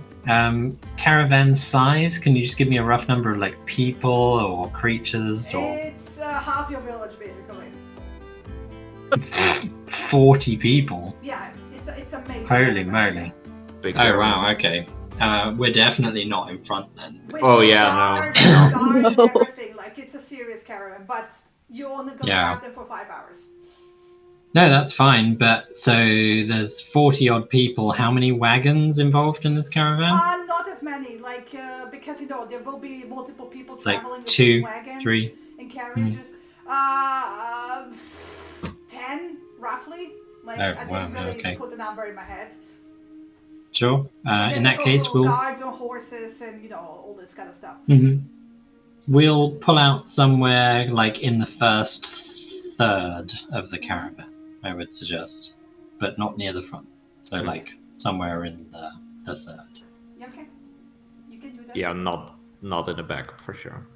Yeah, This is the and type not of caravan at the where front. people kind of used to, as long as you don't look dodgy, and as long as you don't piss anyone off, they don't mind people tagging along. But it is also understood that the guards who are going along, those are paid guards, and if something happens, you're on your own. Because you're not paying for them. Yeah, they're going to protect their own caravan. Yes, exactly. That's it. Yeah. No, that's fine. But safety numbers, it is less likely to get attacked because of the number of people and the guards. Yeah. Right. As far as we're concerned, half our village is in this caravan, so like they would be stupid to attack this many people, especially with paid guards. Yeah. All good. Not going to do anything specific other than just get ready to leave. Yeah. Unless anyone else has anything else they want to do. No, I think Lion will just walk alongside basically next to Matteo. And just walk alongside the cart like that.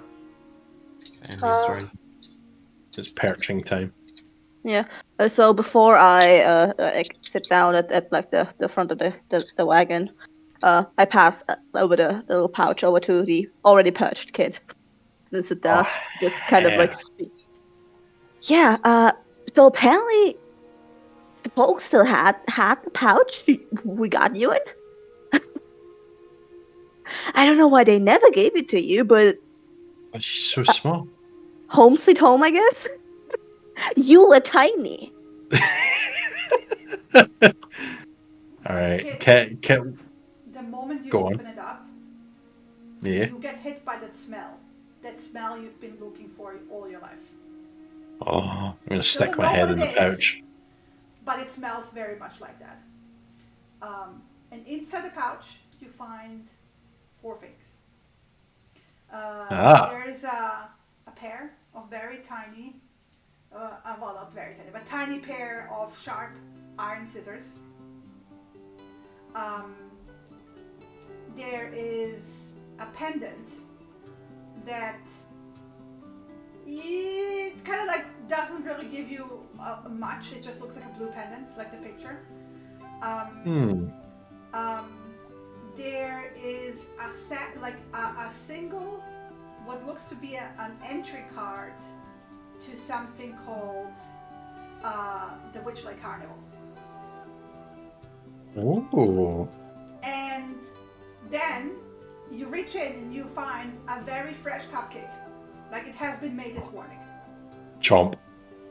It's like, the paper is the prettiest paper you have ever seen in your entire life. By the way, you also have never seen a cupcake in your entire life, because this is like fancy baked stuff, right? You don't, it's not like the village never baked anything, but cupcakes is not something they would have ever made, right? So you've never seen a sweet like that, and when you sniff it, it smells exactly in a way that you would like, oh yeah, I want to eat that. And it tastes I'm taking a chomp. Yeah. And yeah, the paper pretty enough to honestly, like, it's all rainbow and folded very nicely and delicately. It looks very sturdy. So, like, it looks like the kind of paper you want to keep, even after you eat it. But yeah. Let me give you just the pictures of the tickets. Of the ticket, sorry. It's one ticket. Ah. I will 100% be taking that cupcake out and just taking a big old chomp. At the familiar sound of them yam yam yam chewing, I just. Yes. What did you find?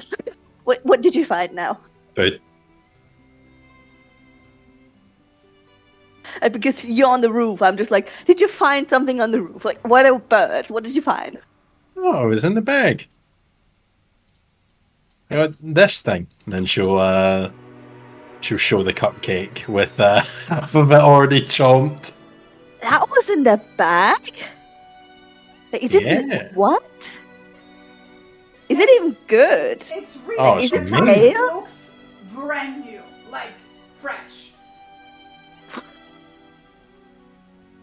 Did they like give us a parting present, or because no, that doesn't make any sense. Why we never had something like that. Yeah, your What? parents never made a cupcake ever. That doesn't make any sense. Huh. Okay. And then I also got this thing, and she'll pull out the ticket. Like Let me actually send it to everyone. she'll try and speak through mouthful of cupcake. This is the front and back. You guys. No, I gotta take it. What? That's.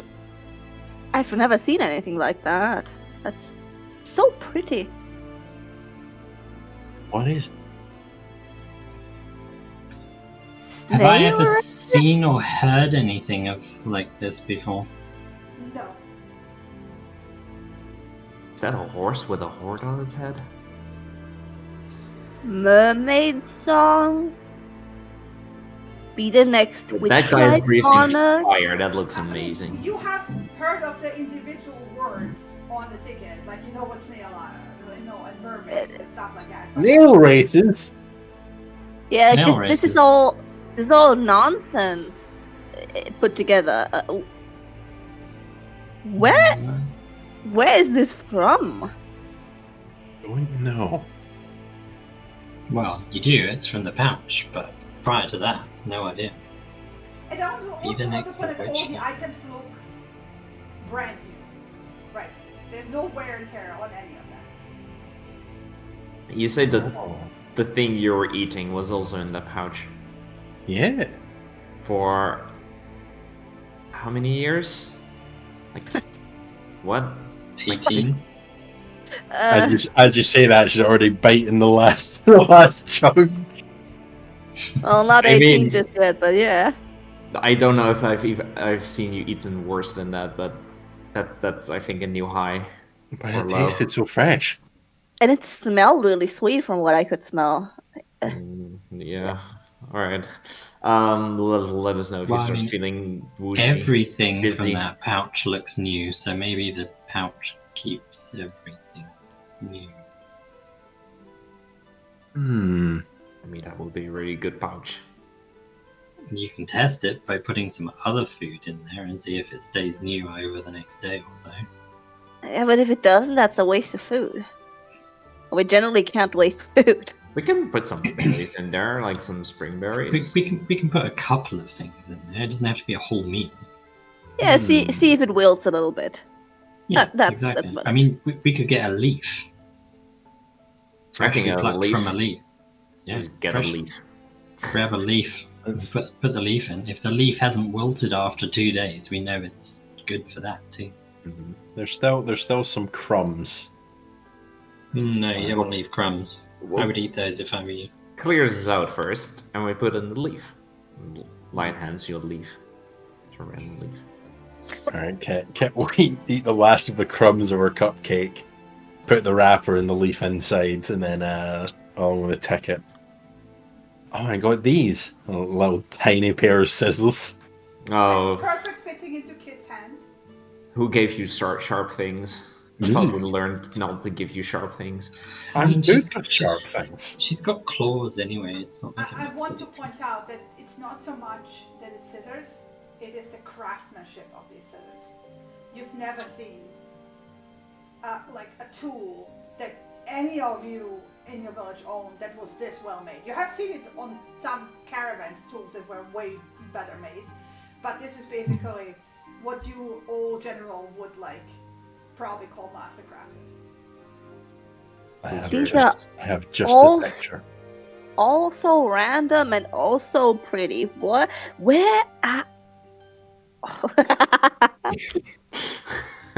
They're super sharp as Mhm. well. Mm.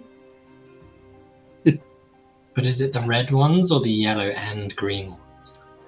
Oh, it's the yellow and green ones. They're the sharper Hmm. ones because they were for the left-handed kids, so nobody used them. Fair. No, they apparently this is the pouch they found me in.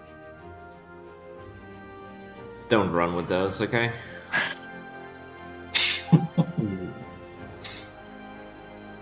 And then Kit will put the ticket and the scissors and the cupcake and the leaf back in the pouch and cinch it closed. Well, it's an interesting present and a nice surprise. Yeah. And perhaps we'll dig that ticket out and show it to a few people to see if we can make sense of it.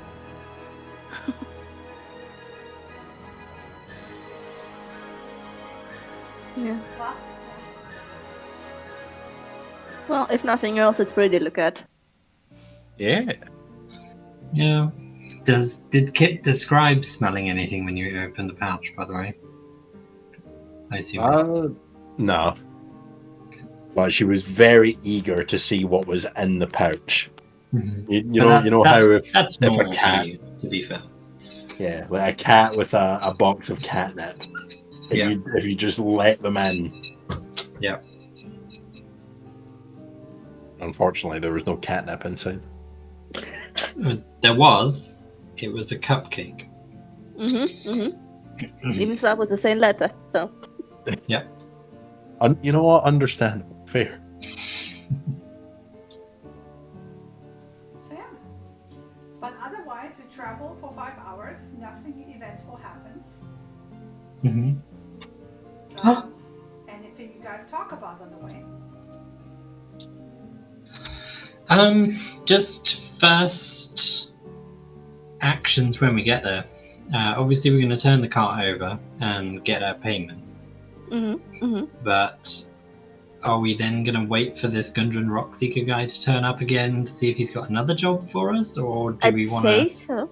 Yeah, I mean he's got, like, from what he said before, he has multiple like supplies being delivered. So maybe there's another shipment that we could take care of if we do it correctly, or well, at least. But do we want to go from Phandelver to somewhere else, or do we want to settle there and see if we can't make something? I mean, it makes sense to me to stick around for a while, see what there is, and See if there's any local jobs going that we can maybe Yeah. do. I mean, we've Yeah. all got skills that can be useful, that can earn us at least some coin, perhaps. I kind of like the idea of sticking around rather than just getting another caravan to somewhere else. Yeah, but I wouldn't mind maybe seeing if he he's at the least he's he's a got good any connection to local have. jobs. Yeah. Yeah, he might be able to introduce us to some people and say, hey, they've done a good job for me. Can you find them some work? Or whatever Yeah. the case might be. And I also wouldn't mind just asking, knowing him a couple of months in the future, weeks in the future, to ask what is going on with that big discovery or whatever. oh yeah, you, Yeah, finding out more about that. Yeah, definitely. Yeah. Because he seemed pretty secretive, but that makes sense since it's like a business venture of some sort. I don't know. Maybe he can tell me something in the future. I'd be so curious. I mean, if we do this like well enough for him, he just might. Right? Mhm. Yeah. Let's hope. Yeah. Okay. But yeah, I wouldn't mind sticking around Phandelver for a bit.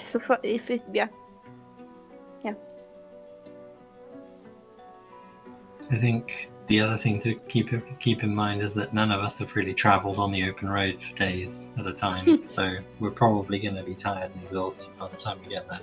I'm already tired. Sleepy time. Don't say You that. want to switch a bit? So, but we're not in the end, so we can't slow down. Okay, No. sorry. No, it's okay. It's okay. It kind of just gives you a wink. I have longer legs, so otherwise we have to lag behind for you. It's gonna take us ages to get there. I get what you're putting down. All right. By the way, I like Mateo, so I prefer walking next to him. Mateo doesn't. The When love we it's not one-sided, I promise. when we go to pull off the road to turn for Phandalin, We're not there. does it look like? No, I know, but can we pull like 1 or 2 wagon lengths off? I'm going to suggest this to the group. Pull 1 or 2 wagon lengths past the road and see if any other caravans are turning our way before letting the whole wagon, before letting the whole caravan go. Because even if only one turns off, that's better for us to travel with them. Yeah, for Then- sure. Than Well, on our own. They're kind of like a group, like paying for the guards thing, right? Wouldn't they just go to one location? Well, we don't know, do we? True. Have you ever travelled with a caravan before? I haven't. Oh, I okay. have no idea. Yeah. I just figure we'll see if anyone turns off. If no one turns off, then we know we're on our own for that point. So, Mm-hmm. But aside Yeah. from that, this is the very first time traveling south on the high road for all of you. Can you describe just the general terrain that we're going through as we go through? I assume it's kind of mostly open farmland. fields. It's open fields, farmland, occasional trees. You can see the Sword Mountains to south of you, like already, like because it's a it's a clear day. You can kind of see the tips very hazy, Rising. Rising. Are Very they hazy, far away. Are they snow capped? Yes, there's no. I assume they are. Yeah. Hmm. Is it quite a big snow cap, or is it like a teeny tiny You snow can't cap? tell. It's actually quite far away, right? And it's not that large of a mountain. Yeah. But you can see them. They're snow capped. It's a bit hazy still because, like I said, there's still like cloud occasionally. So it's not like a clear view for 35 miles. It's more like 10. But occasionally you can kind of see them in the distance, but when you're not like on the downhill along the road. But it's mostly farms. It's mostly actually very boring. The most interesting thing, but this is also something you kind of have experience from where you lived. When the wind turns from the coast towards you, you kind of pick up the smell of the sea salt, right?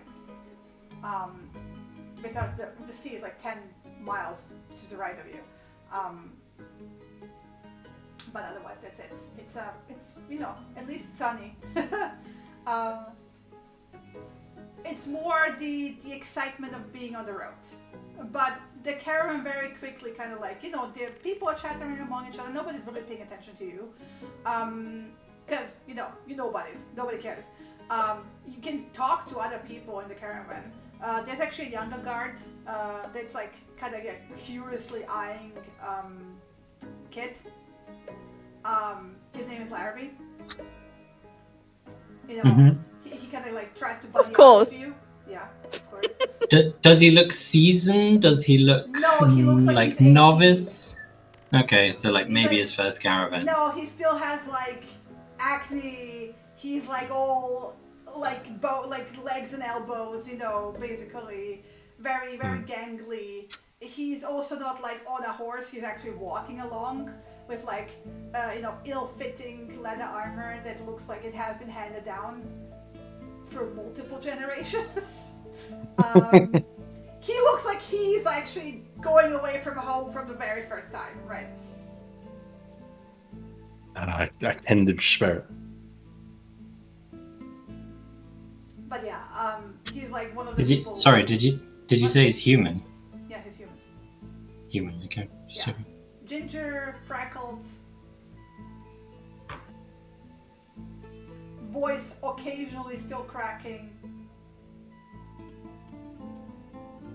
which kind of gives it the appearance of like maybe he's 18, maybe he's 16, you don't know. But yeah, that's like one of the people who were talking to you. But either way, you travel for 5 hours and eventually you get to the crossroad. The caravan doesn't really slow down, nor do they stop, because they had a short break and they're just moving on steady but surely. But this is what the crossroads looks like. So it goes off to the right, like towards the coast.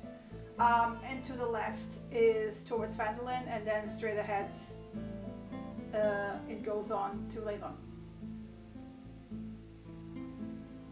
Mm-hmm. Ilana will call the cat as they walk past, going... It will look at you. I will also look at you. It will look at you. And then obviously just keep walking past. And then there will be a do our small best. tree who goes, and kid. Yeah. Oh no. It's yelling, yeah. Your mortal enemy has arisen once more. But Well, it's a sound that Kid knows. But what either sound way, may that be? as you pull off, none of the other participants in the caravan pulls off as well. They're all going straight. There's nobody going to left. Well, the first thing the second thing you notice, because you've been traveling on a more or less comfortable cobbled road, the road to left is pure, deep mud. Do we get immediately stuck and block the rest of the caravan? You're not, no, I mean, they're going past you, like, it's like, yeah, but, like, it's immediately a difference, right? Yeah.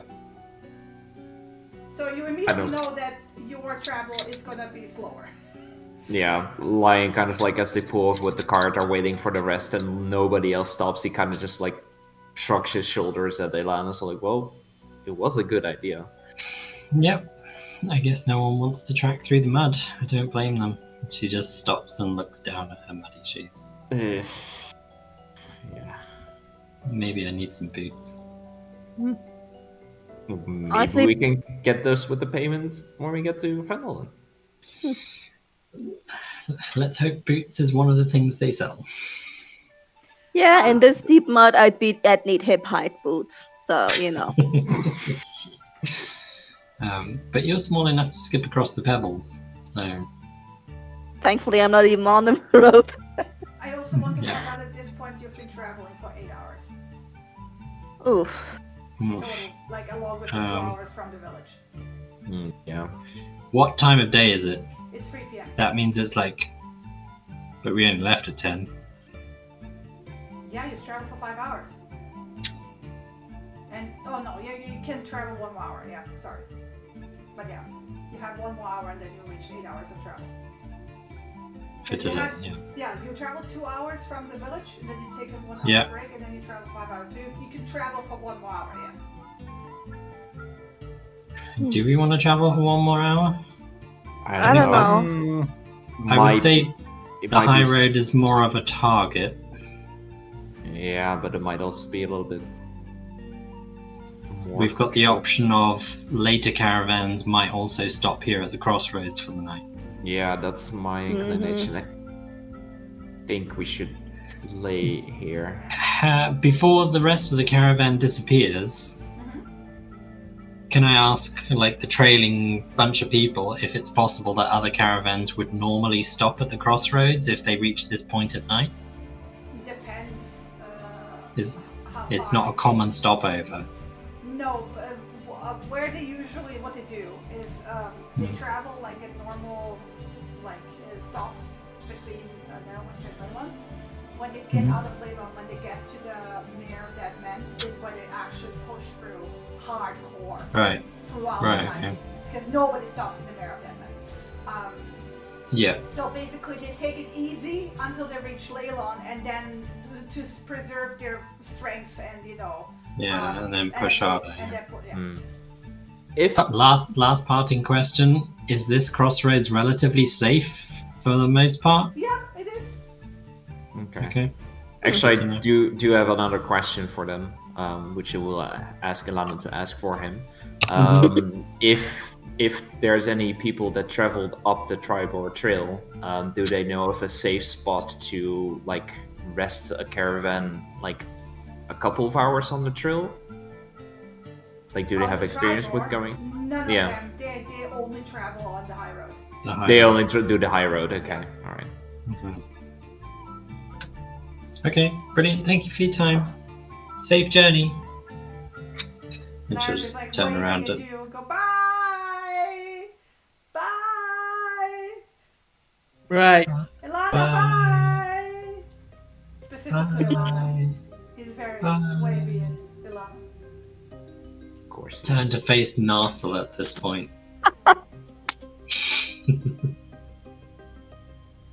He And stops she'll at just some have it. point and almost face plants, and then kind of catches himself and then runs along with the arrow. Big chuckle at that. So, So an hour down the road or here? Mm, Seems relatively safe. I mean, it is a farm right here.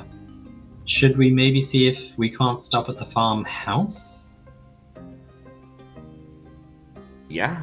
I mean, that's better than like staying here on the road. On the road. And You we don't can ask see if we any can just... houses anywhere close, by the way. Not Yeah, at kid- all. Kid, can you see something You from up see there, some in or the is it distance, just but field? Not something like close by and easy to get to with the wagon from here. I'm assuming the fields are also derelict of crops because it's the start of spring. Yeah, I mean the stuff has been started it's just freshly growing. Yeah. Like whatever you would normally expect during April, in the real Mhm. world, you kind of see on the fields. Not much. I don't want to say on the crossroads. I don't want to say an hour down the crossroads, but maybe like 2 minutes up from the crossroads, I would feel a bit safer. I don't know. Up which way? The main road or the side mud path? No, it's down the road we're going. There's no point going Okay. down. Yeah, otherwise we have to turn around and Yeah, we have to turn around and come back again. But I don't know. I just got like an intuitive feeling that the high road isn't necessarily the safest place to be right now. Okay, so we can travel some distance away from it, and I can try to find us a good Doesn't have to spot. be far. Just a couple of minutes down the road, honestly. there's Like to the also- top of this rise. The benefit It's good. of the rain lately is that you can also see that there's no fresh tracks in the mud on the track at all. Yeah. Okay. Yeah. How far does it go? Like uphill to the left, Ginny? Does it go like 100 feet and then gets to the top of the hill? What do you mean? Left? Well, yeah, the something left like goes that. upwards. Yeah. If we just camp on the top of the hill, I think that's probably best. We'll have a better vantage point. Just. my Yeah, thoughts. makes sense.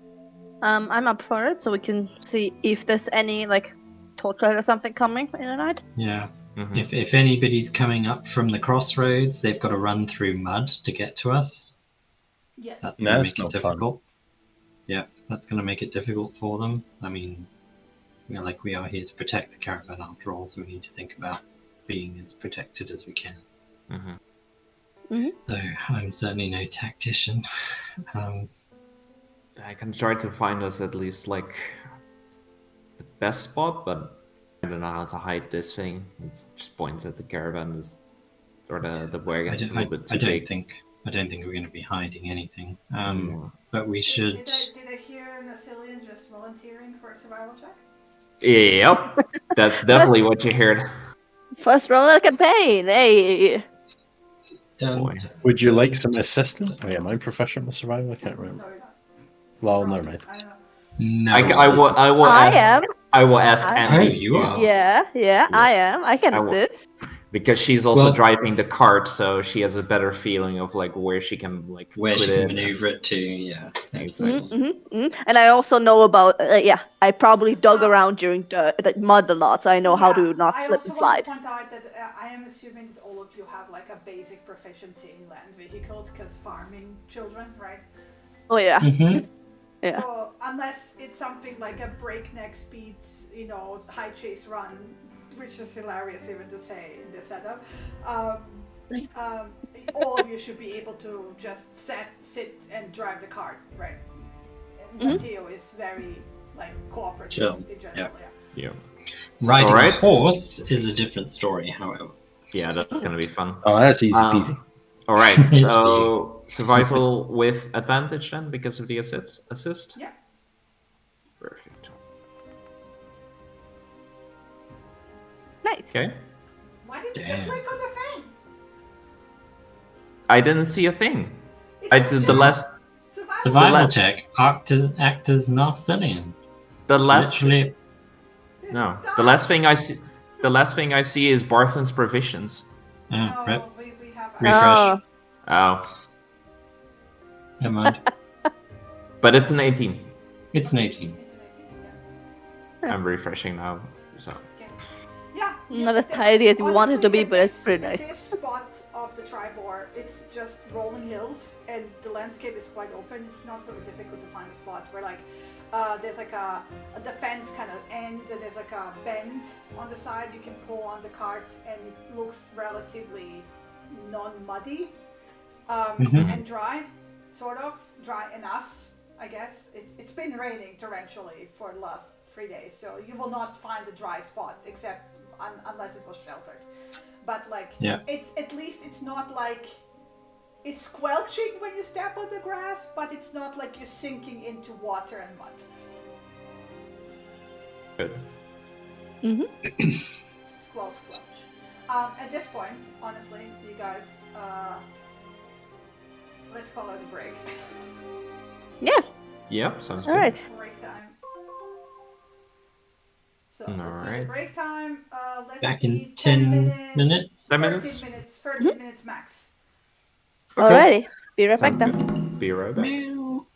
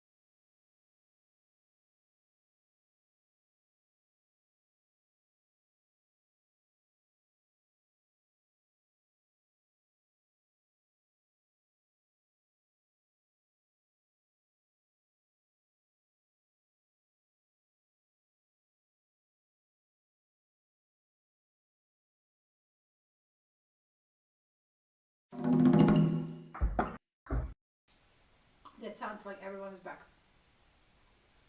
Everyone's green, right? So Mhm. we're all back.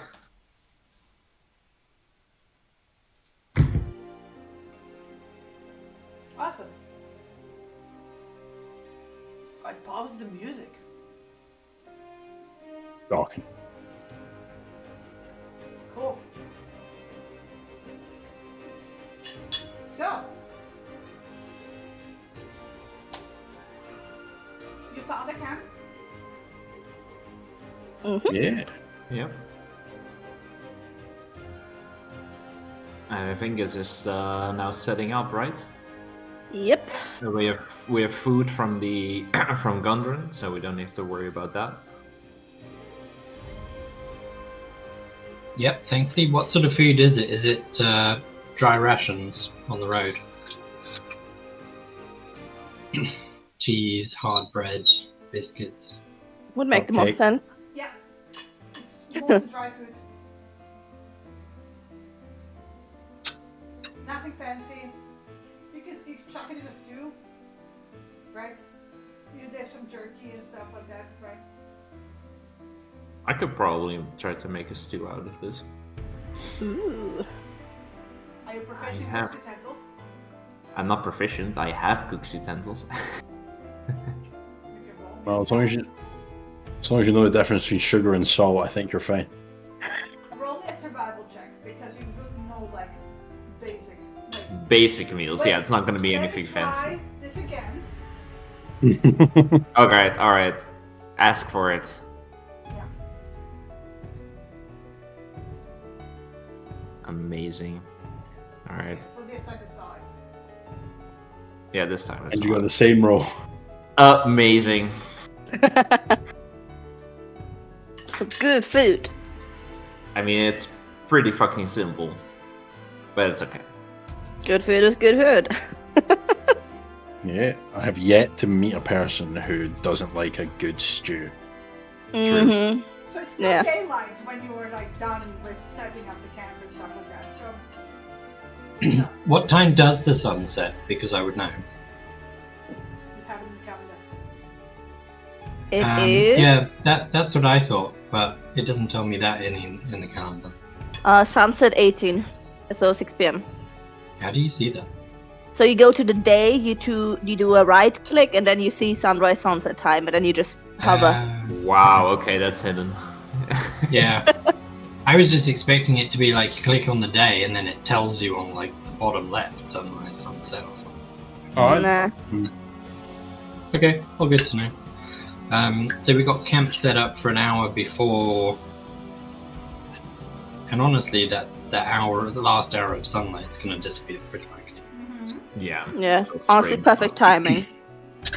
I assume it's still cloudy and clear, Yes. or has that changed? No, that's still the same.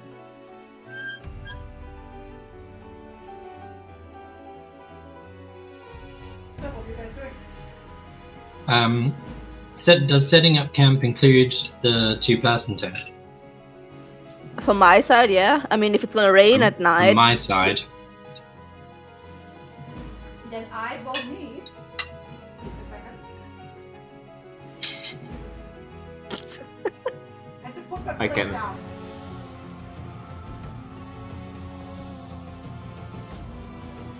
oh god. All right. Now, I feel the pressure. Hey. Hey! Wow. Okay. Ilana's mostly just there to kind of hand the tools to her, Make sure you don't occasion- stab her. and occasionally hands her the wrong tools, even though there's only one tool she could possibly need to put up a tent. But no, Ilana tried to put up her own tent and failed miserably. Then resorted No, to I hand wouldn't. out- I'm not dumb enough to do that because I know I'm terrible at tents. I would absolutely just stand there looking very confused and watch Andy do it for me. Yeah, I tried to like teach her how to do it again, probably. Like we probably did this before, and she just doesn't get it. Well, what Yeah. was easier, teaching Alana how to put up a tent or teaching Kit how to write? Well, The latter, given that you still can't learn how to write as far as I know.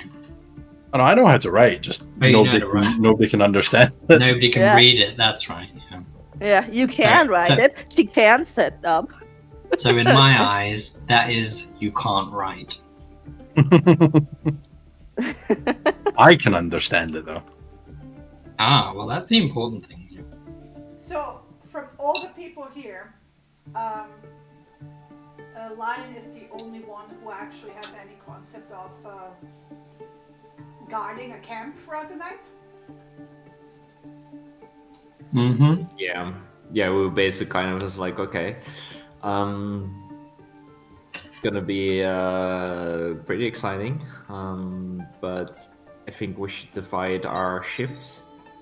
Like, we need to watch.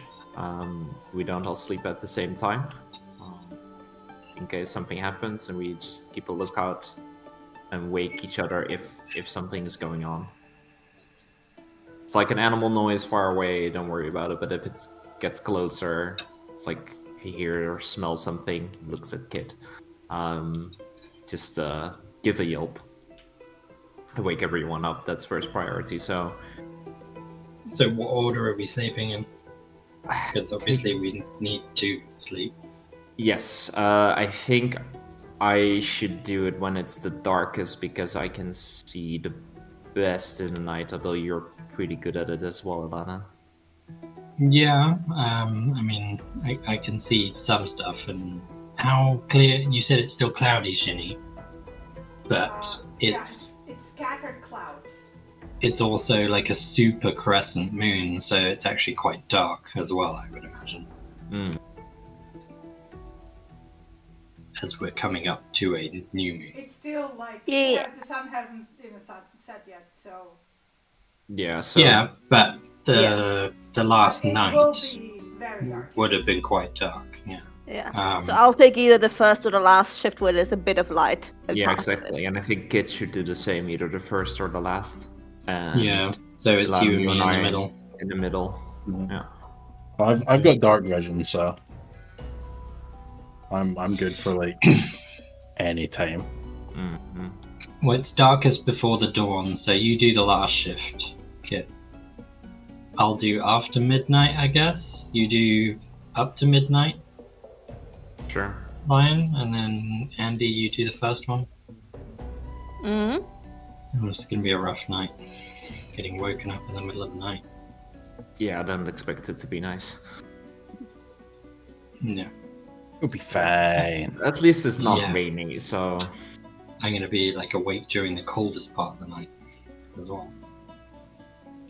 Yeah, we should keep the fire not openly lit, smoldering, and keep it close to it, because also the light is not going to help you if it's like bright next to you and you're looking out.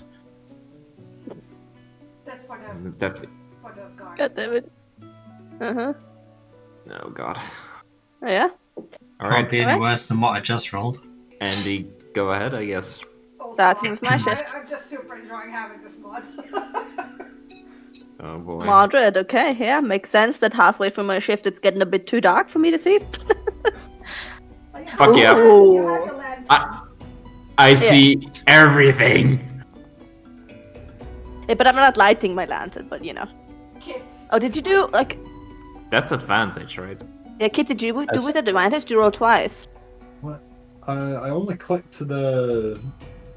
You might have accidentally clicked the plus button.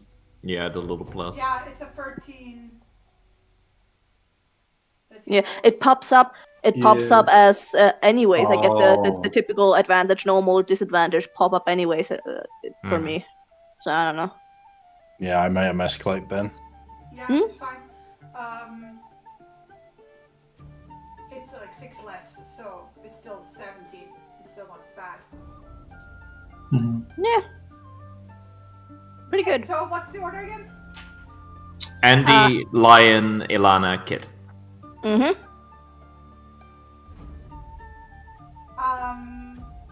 So what you doing, Andy? First of all, when is everyone going to sleep? Because the sun is setting. Knowing that I'm gonna have to get up in the middle of the night, I'm gonna get, as soon as Andy's got the tent up for me, because it certainly wasn't me contributing anything that time. She'll thank her, first of all, and try and memorize what she did so that she can maybe have a better go at it on her own tomorrow.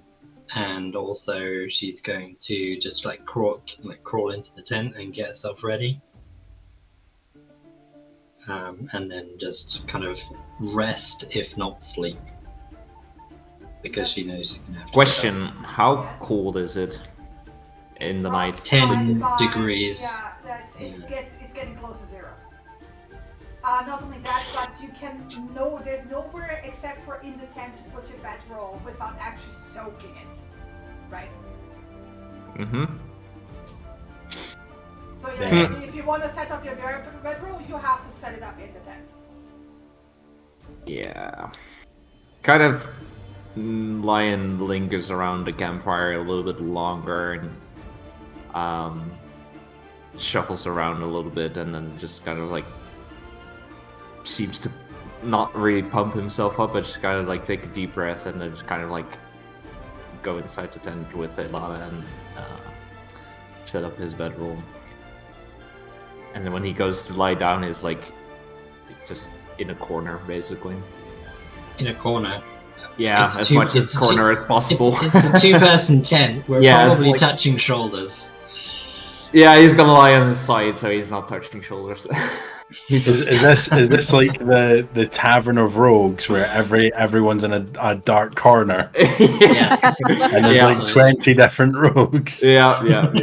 No, he's gonna sleep on this side, Facing away, presumably. facing. Oh wait, yes. Okay. So. Alright. What Yeah, you doing once I- everyone? And again, Yeah. guys, when are you going to sleep? Because sun's setting at 6. I assume everyone is dead by now. Yeah, super tired. It's the Yeah.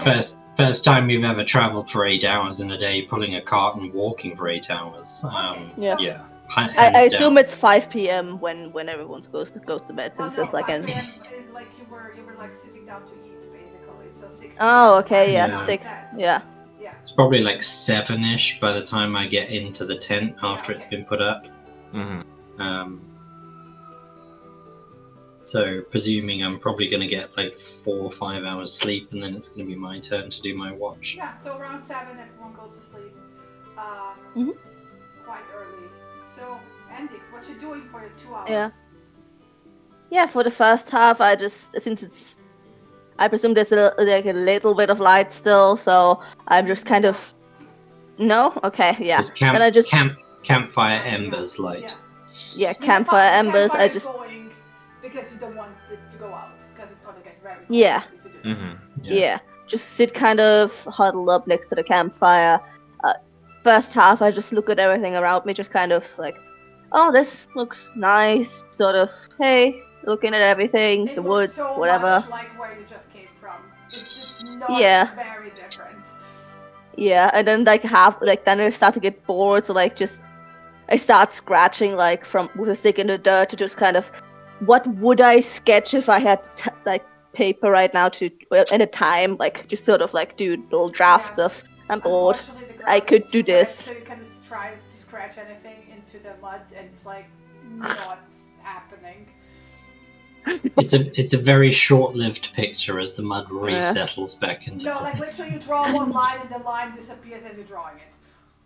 Disappointed size.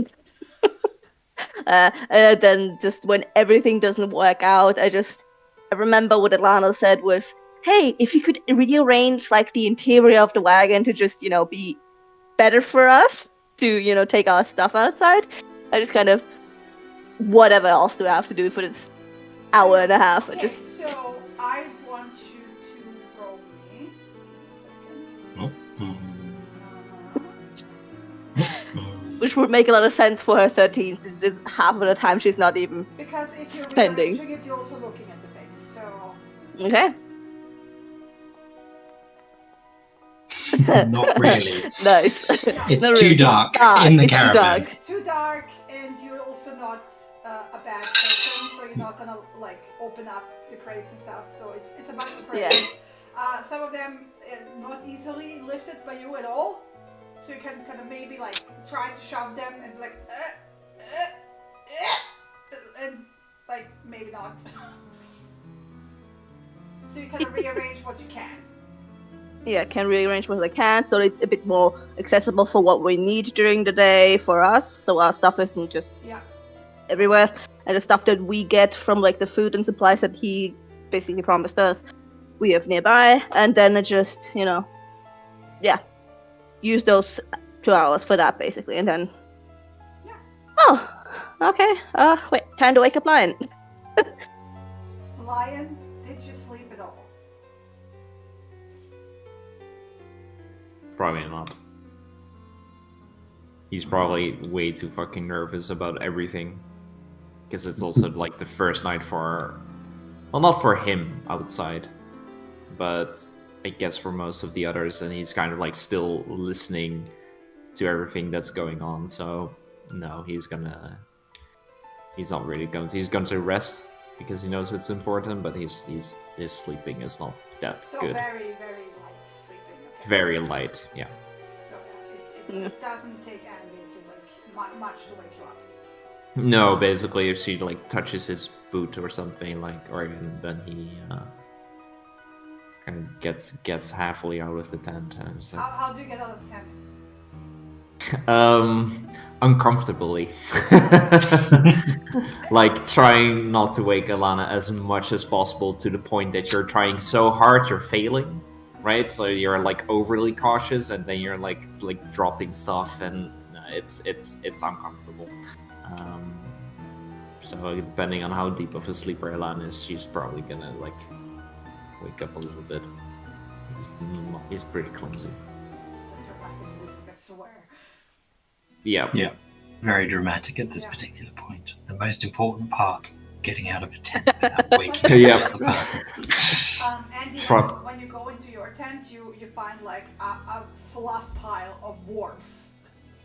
Yeah, like I assume it's like cats usually do, just in the middle of everything, and they are so light sleeper, but can also go to sleep back again immediately. So she just doesn't care about like shuffling over a little bit. I mean, you guys should be used to it from childhood on. Yeah. Anyway, Yeah, it's like kind of like. Yeah, what's the likelihood that I end up like sleeping on Andy's face? Very good likelihood, yeah. At this point, Andy doesn't care. It's just life. But she's knocked out immediately. She's tired. Yeah. Understandable. So, Lion, what do you do for 2 hours? Probably the first thing is he's gonna get out, and he's going to just take a look at Mateo, see if he's doing all right. Assume he's sleeping, or still he's probably still chewing while he's sleeping. Don't roll privately. Roll don't roll in a way where I don't even see what you're rolling. Shh, I didn't roll anything except a d20. Okay. God damn it, not distracted. Either way, what I want to say from your perception check, that you don't notice anything dangerous, right? That's very clear. You haven't traveled very far, so the sounds around you are very similar to what you used to, except that like you are a bit, at this point, like a bit farther away from the forest. So it's a bit more like open field animals, like you can hear like the mice, kind of shuffling through, but it's also because the terrain is still very wet, and you can hear occasional owl, and stuff like that, but like nothing too weird. So it's like almost, it's kind of very familiar, maybe a bit even comforting in a way, that it's like, oh yeah, you've traveled the entire day and it still sounds and smells the same, right? Yeah, considering he hasn't slept that much, and it was also like his shift is a shitty one because it was broken up. He's going to basically first look after Mateo, and then he has a signal whistle. It's like a little bone whistle, and he's going to basically keep it close to his mouth, and probably going to walk around a little bit, do some stretches to stay awake, look around. He's not going to really sit down for too long. He stays close to the fire though, but he doesn't really try to sit down, because then he knows that the chance to fall asleep is higher. Okay. And yeah, he's just gonna walk around a little bit, close to the camp. That's it. Yeah. There's Be like the bored. occasional cloud point where you can see like the sliver of the moon. It's gonna be a new moon in 2 days, so it's barely visible at this point. Yeah, and then I guess it's time for him to wake up Ilana. And he kind of just like approaches in the same way that Andy did, and just like shakes her a little bit on the kind of like probably the ankle. It's okay. You're up. I'm up. She'll kind of just sit up in bed and stare out of the tent and test how cold it is. Pretty cold. You might want to get your winter cloak. It's not freezing. Yeah. It's around 5 degrees. Okay, so not too bad, but still cold to be sitting down doing nothing. So she'll make sure she gets a cloak. Put the muddy boots outside the tent first, then put them on, and then she'll kind of look at you for help getting up. Yeah. He just kind of like holds out his forearm and hand to grab her by the forearm as well to help her up. Yep. And she'll get up and then kind of have a look around the camp, especially at the fire first of all, to see if it's dimmed since she went to sleep.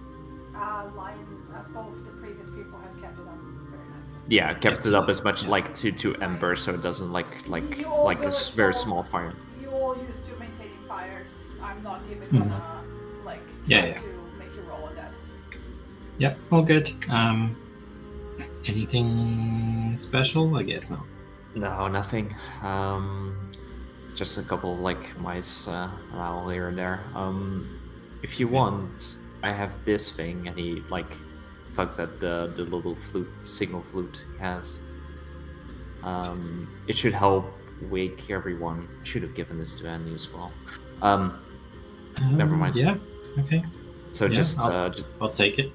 Just hold it, and if you notice anything going wrong, I know how to make a musical instrument. Of course you do. Well, good luck. Good night. Goodbye.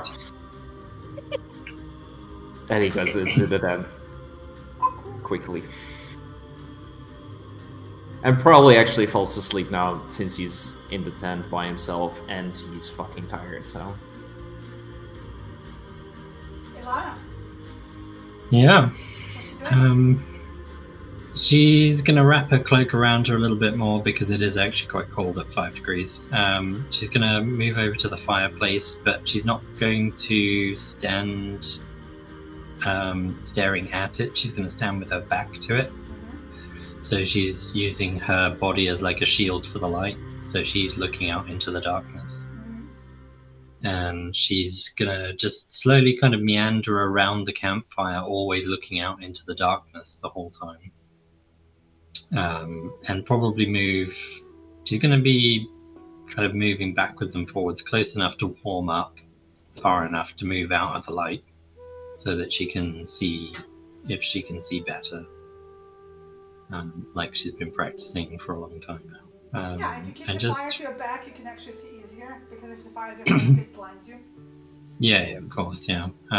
So, yeah, she's just going to kind of keep an eye on Mateo, make sure he seems alright. I assume he's unhitched and tied up. Yeah, he's chill. Yeah. Just go over to him and kind of check him over and not really do anything because she doesn't know anything about animals. But it's probably the only no, he's probably asleep as well, isn't he? Yeah. Yeah, just gonna mill around. Of course.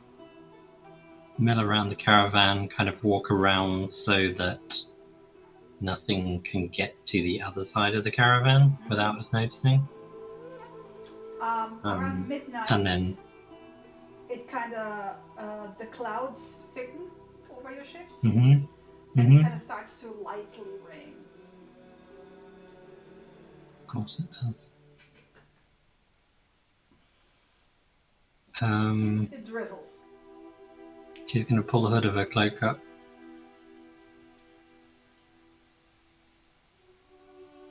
And be very miserable. Okay, by the time you're done with your shift, it's 1 a.m. Yeah. And she'll head over to the small tent and have a look inside to find Kit. And then notice that Kit's at the opposite end of the tent. On top of Andy's head. Yeah. But thankfully that's still only an arm reach inside for her. Yes. Yeah. So she's going to reach in and just ruffle Kit's ears to wake her up. Oh, my turn. Your turn, I'm afraid. It's raining, so you might want to stay in the tent. Temperature Or dropped to near 0, by the way. in the caravan, either or. But I can give you a quick hop skip to the caravan if you want to sit there. Yeah, we'll go with that. And you will notice that she is drenched from the rain. Because she picks you up and she's down. But she quickly picks you up and moves you to the caravan as quickly as she can, so that you can sit there. Yeah, caravan wagon, same thing. So that you can at least sit under the shelter and watch the campsite. Yeah. and You've been spared the claws of doom. Yeah. Because obviously she would know you hate getting wet. So, well, apart from warm baths, of course. This is not a warm bath. So yeah. Other than that, she's going to. Is there a way on the wagon to hang my winter coat up so that it at least drips dry without getting rained on even more, but doesn't drip into the wagon? Yes, there's like along the edges or like inside. Yeah, there's like a hook it can hang from. I'm just going to hang it from under there. And then skip across the camp slowly so she doesn't slip in the mud. And then kind of slide back into the tent. And well, at least they're still in warm sleep, so, sleep warm. Yeah, at this point, having taken her winter cloak off, she's probably shivering. Assuming I'm mostly dry? Yeah. Because the winter cloak's taken the worst of it. She's gonna kind of. Dry on the inside anyway, because it's like I said, it's waterproof. Yeah, but it's dripping wet on the outside. Yeah. So so she's just gonna kind of get comfortable on her left-hand side, facing away from him, and then probably not go back to sleep. Just lie there with her eyes closed and listening to the sounds. Can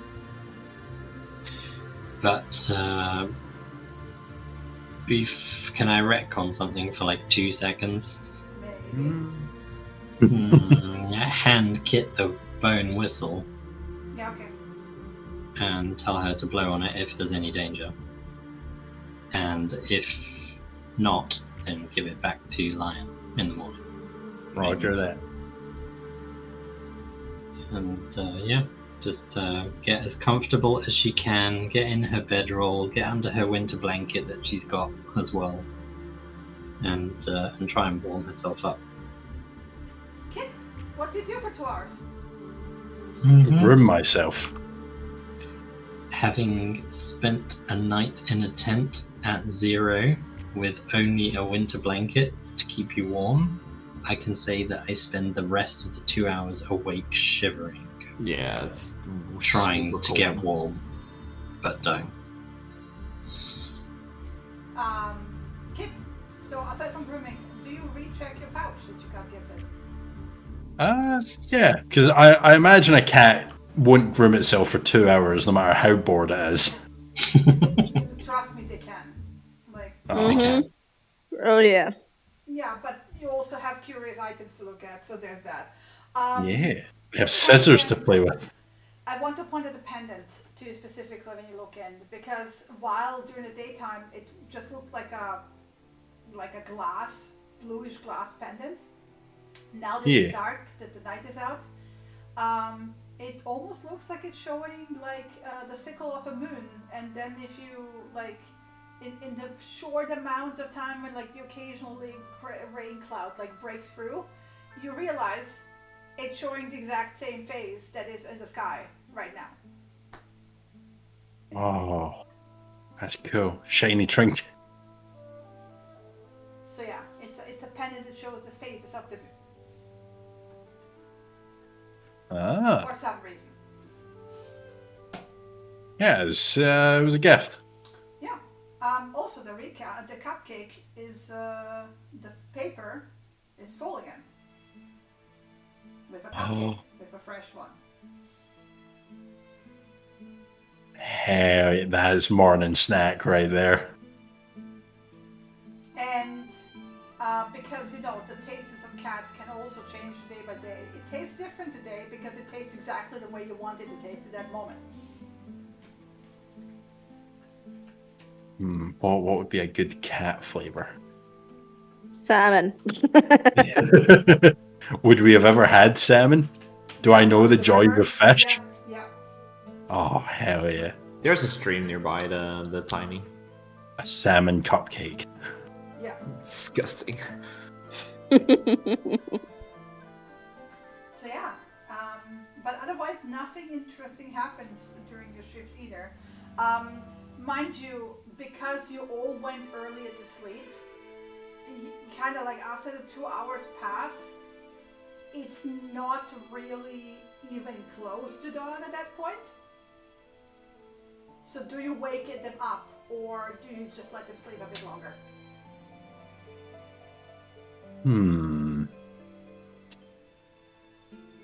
Good question. I think... Well, we're not going to travel when it's dark. No. Even if it is close to morning. So I think we'll give them some extra time to sleep and get warm and hopefully not die. Yeah, I also assume you keep maintaining the fire. Yeah. Okay. So I'm gonna add 5 more hours when it starts getting like brighter. 2 more hours, so 2 more hours. So 5 a.m. It's gonna start dawning at the very horizon, right? Ilana would know that sunrise is soon, so she'll get up before Lion wakes up. Yeah. And get ready and get outside. Is it still raining? It is still light rain, and it's 5 degrees. It's around 2 degrees at this point, actually. Yeah, she'll quickly walk over to the wagon and grab her winter cloak, and then put that back on again and pull the hood up. Morning. Morning. Anything exciting happen? No. Oh, well, yeah, kind of. My cupcake was back. Your what? Yeah. It was back. Do you mean you threw it up? Or... No, I opened the pouch and there was another cupcake. That's very bizarre. Wait. Kit's gonna open up the pack and then look a little bit sad as she pulls out a single leaf. Oh. The leaf looks a bit more wilted, by the way. I thought there would be another leaf. Why another leaf? Well, there was another cupcake. Oh, you thought there might be duplicating? Obviously not. Judging by the shape of that leaf, it doesn't keep things fresh either, so... Also, Kit, if you check the pouch, there is not a second wrapper. There's only the wrapper that you ate the cupcake from. Oh. So the wrapper is... But the cupcake tasted different. It's a different flavoured cupcake. Yeah. I think someone's just sneaking cupcakes into your pouch when you're not looking. But I was awake the whole night. Not the whole night. Oh, the part I was awake for. Yeah, but when you reached into the pouch the first time, was the cupcake there or not there? I was there. See, they snuck it in before you opened the pouch the first time. But wouldn't you guys have seen someone? Not if they're invisible. Oh, do we need to worry about invisible people? I mean, fairies and all those sorts of things, that they can sneak around without anyone seeing them.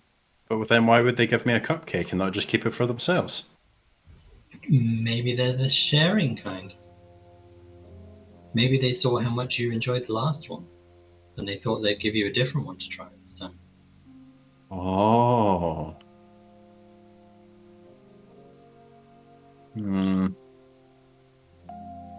I don't know, but I got another cupcake for breakfast. Well, I would suggest holding on to whatever it is that is making that come back again. That sounds like you've got some sort of tricky item. Oh, I also got this little pendant thing. It showed the moon.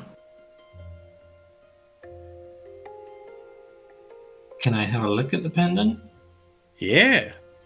Since it's before dawn, it's still showing the sickle of the moon.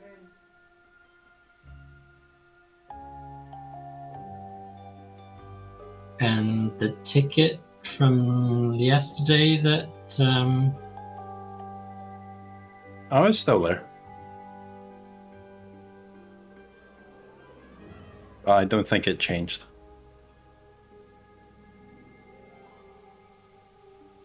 No, it didn't.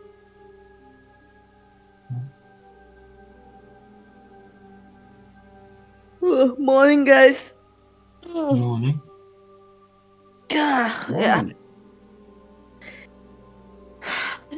We get breakfast yet, or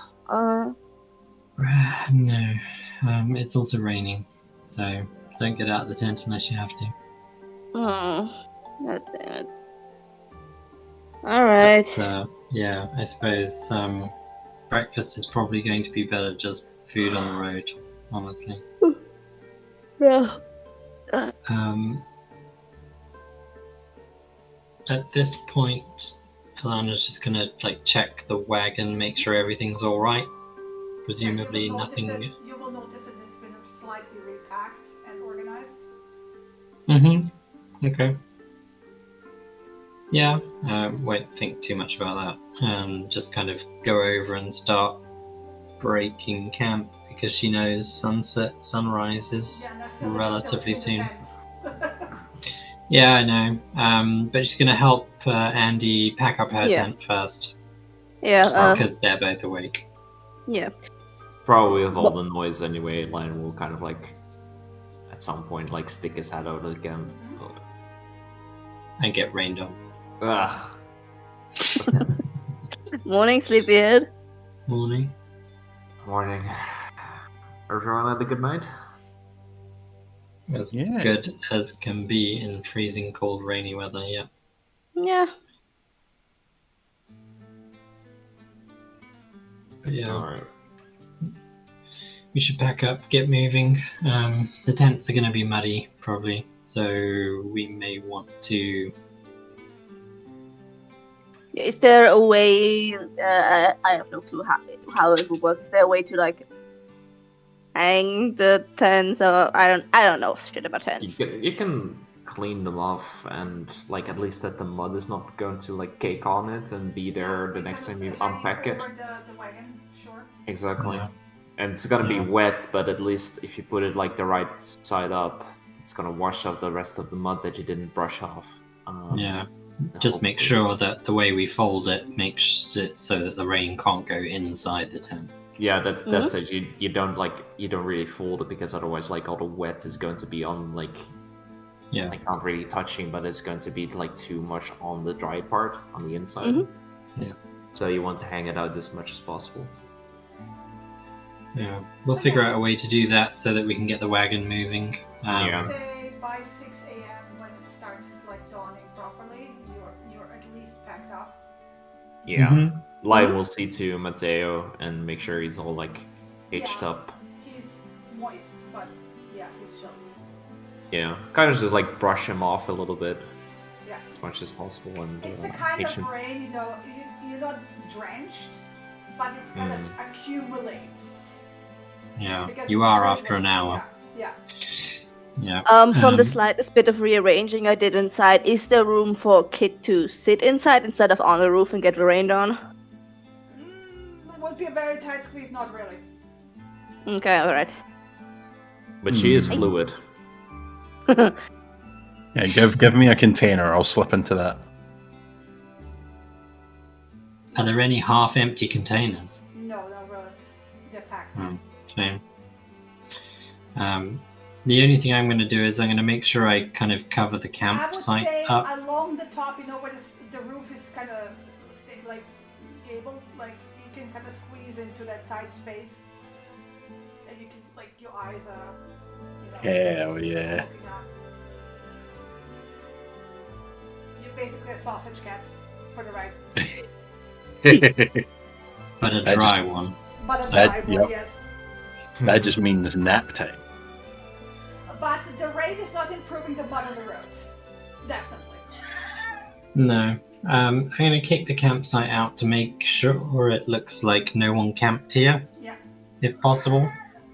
I would say So you kinda go by cut- 7 a.m. if that's okay. Yeah, that's fine. By the time we've grabbed rations and made some kind of breakfast, that still gives us plenty of time. So. Yeah. And then you set up on the Tribord Trail.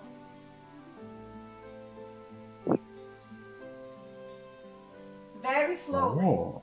You're traveling 1/2 miles per hour. I want to point it out. And occasionally you have to push all of you, like the bigger ones, have to push the wagon from behind on some of the deeper mud. So you're not making, usually you would like walk at 3 miles an hour with Andy. And like it's just not that fast. So, halfway would be 6 miles then. Let me just, so basically, 6, as you can see, when I lift the token, it would be about here. After 4 hours. Woof. Yeah. So Can't do anything about it. Yeah. Yeah. I assume you would like around that is a calf time. That's why you would like take a short break. Yeah, lunch. Yeah, is it still raining, presumably? It's turned into moderate rain. Oh, God. Great. I assume there is nowhere to shelter at all. It's just open plains. There's not even like a big tree we can pull under. You're slowly getting to the area where you have trees, so yes, you could find a big tree probably. Okay, I would suggest we stop under a big tree because it's still going to be raining, but it might stop the worst of the rain from hitting us at least.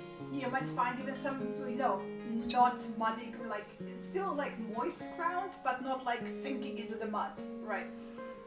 Yeah. Like beneath some big old gnarly oak. It still has the dry leaves from winter. Mm-hmm.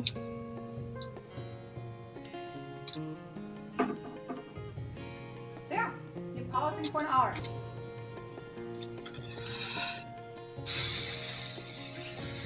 Okay, I genuinely hope it stops raining soon because it's so slow and I'm so cold and so wet constantly.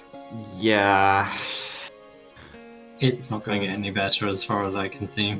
It's probably gonna last for a while. We've had rain for the last 3 days. I think if we're lucky, it's going to be light rain. If it's unlucky, it's going to be torrential rain. Hmm. to the road, Oh. they said. It will be fun, they said. Yeah. Well, Exactly. I imagine when it's not rainy season, it's probably just fine. But we probably want to think about pitching a tent on high ground tonight again. So at least the higher ground will be dry. Yeah, so there isn't much light or anything. Yeah. Yeah, you don't pitch it in the bottom of a hill. That's a bad idea. Yeah, exactly. But we'll see. Maybe we want to camp a little bit sooner because it might take us a bit longer to get the tents up with it raining and stuff. Getting a campfire going is going to be the hardest part. That's going to be challenging. We should push. Well, we should go and see maybe if we reach a drier spot earlier than we expect. We just stop. Yeah. We haven't encountered anything yet so far, so the rain doesn't bother me as much as potential danger does. So no, exactly. Yeah. If it takes us an extra day to get there, it takes us an extra day to get there. And it gives Gunnar time to catch up to us. Yeah, he didn't say anything about a deadline, did he? He just said to get it there and deliver it to... No, there wasn't a deadline at all. No. With these circumstances, it's likely that he will catch up to us, and it's explainable, so I'm not worried about it. Well, yeah, we'll see. We don't know how long his friend is going to be missing for in Neverwinter, and Neverwinter was like a couple of days' ride, wasn't it? True, yeah. From where or a day's ride, maybe. I would say we continue on until we find, maybe we stop a little bit early if we find the drier spot, and try to go there. Are there any kind of streams or rivers that we pass by? Not here. Not here.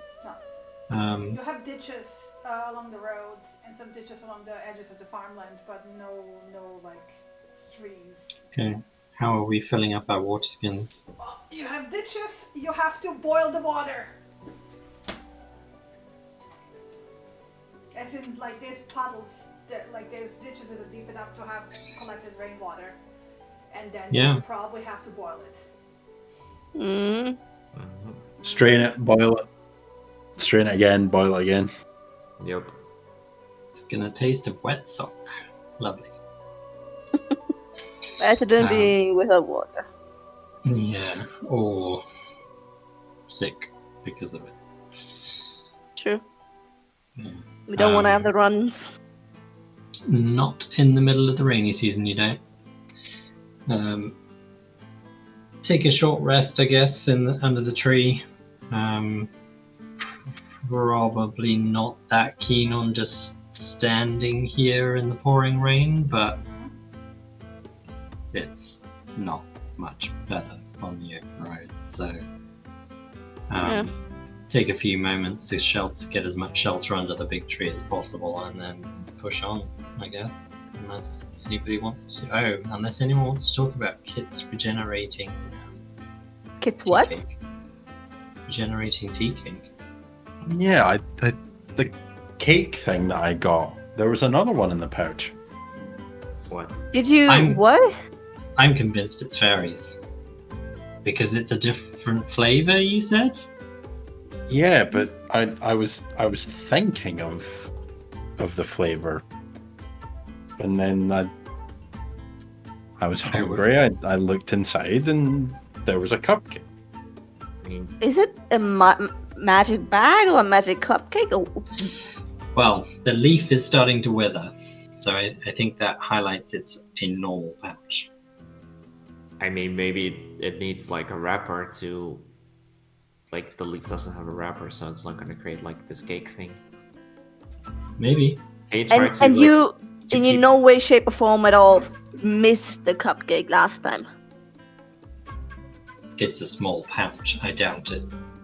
Oh. Yeah, but apparently our parents never found the cupcake and everything inside it either, so... I mean, you said that Kit was found in the pouch? Yeah. It's not a small pouch, it's like a small bag, I want to point out, right? Yeah. It would fit a kitten with a few more items easily. It's like one of those hip pouches. Yeah. build thingies. I mean, she'll open it up and take a look inside, and We're still there. there's no other cakes. The wrapper's still here. Maybe if you take out the wrapper and like put it somewhere else, but like not in this pouch. Why would you do that? Then See if it I happens might again. lose it. No, just like keep it on you, like put it in a different bag and see if it happens again. They can. But why Like- would you risk not getting a third cupcake? Good point. I mean, I certainly wouldn't risk it. Mm-hmm. I mean, Do I we don't have know any- what, I don't know what do they we ha- taste like. So Yeah. Wait, Do we they have would any like taste like other food. wrappings from like our Food. previous rations that were used, like that, so we could try it out if that Oh, regenerates as well? oh yeah, we should put that in. Nothing quite so colourful as this one. No, but there's like I a would bit, say some grease paper you would have, yeah. yeah, a bit of grease paper that we had like nuts inside and stuff. So put that in. All right. Yeah. we'll give Hopefully it a we shot. get food. Start collecting random stuff to put in this pouch. Okay. I see. Random food wrappings, empty wine bottles. You brought wine? No, I did Oh. not bring wine. But Jeez. the argument would be you put an empty wine bottle in and get a full one back. That would be pretty good. Kit approves. Mm-hmm. But yeah, Mm. around noon, it's been an hour, short rest. Mm-hmm. We can push on. Mhm. Like we said, if anywhere looks like a good dry spot where we might be able to get like a half decent camp up, even if it's like stopping an hour short, then we should probably do it. Yeah. Yeah. Line Preferably high ground, but you know. will Yeah. keep on lookout again for a spot like that. Any kind of old abandoned farm buildings or anything like that, just gonna No, keep you're an eye actually out for. getting slowly away from the farmland. You're getting slowly. No, more I know, but territory then of like towards the edge of the forest and stuff like that, right? So it's more like right, hilly, wild country, not really, you know. hilly, great. That means we're gonna be moving even slower. But at least And high then ground fast. is easy to find, you know. Yeah, if there's yeah, we'll see Ups how and good our downs. shelter is. Yeah. Mm. Oops. Hey, there's some water there. Fill up the water skins. Yep. But is it running water? It doesn't matter. We're gonna boil it anyway. But Boil the shit out of it. it's not rainwater in a puddle on the road. Let's put it that way.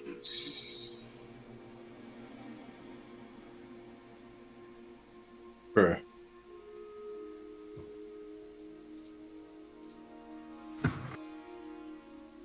Does that mean it's like somewhat sunny towards sunset?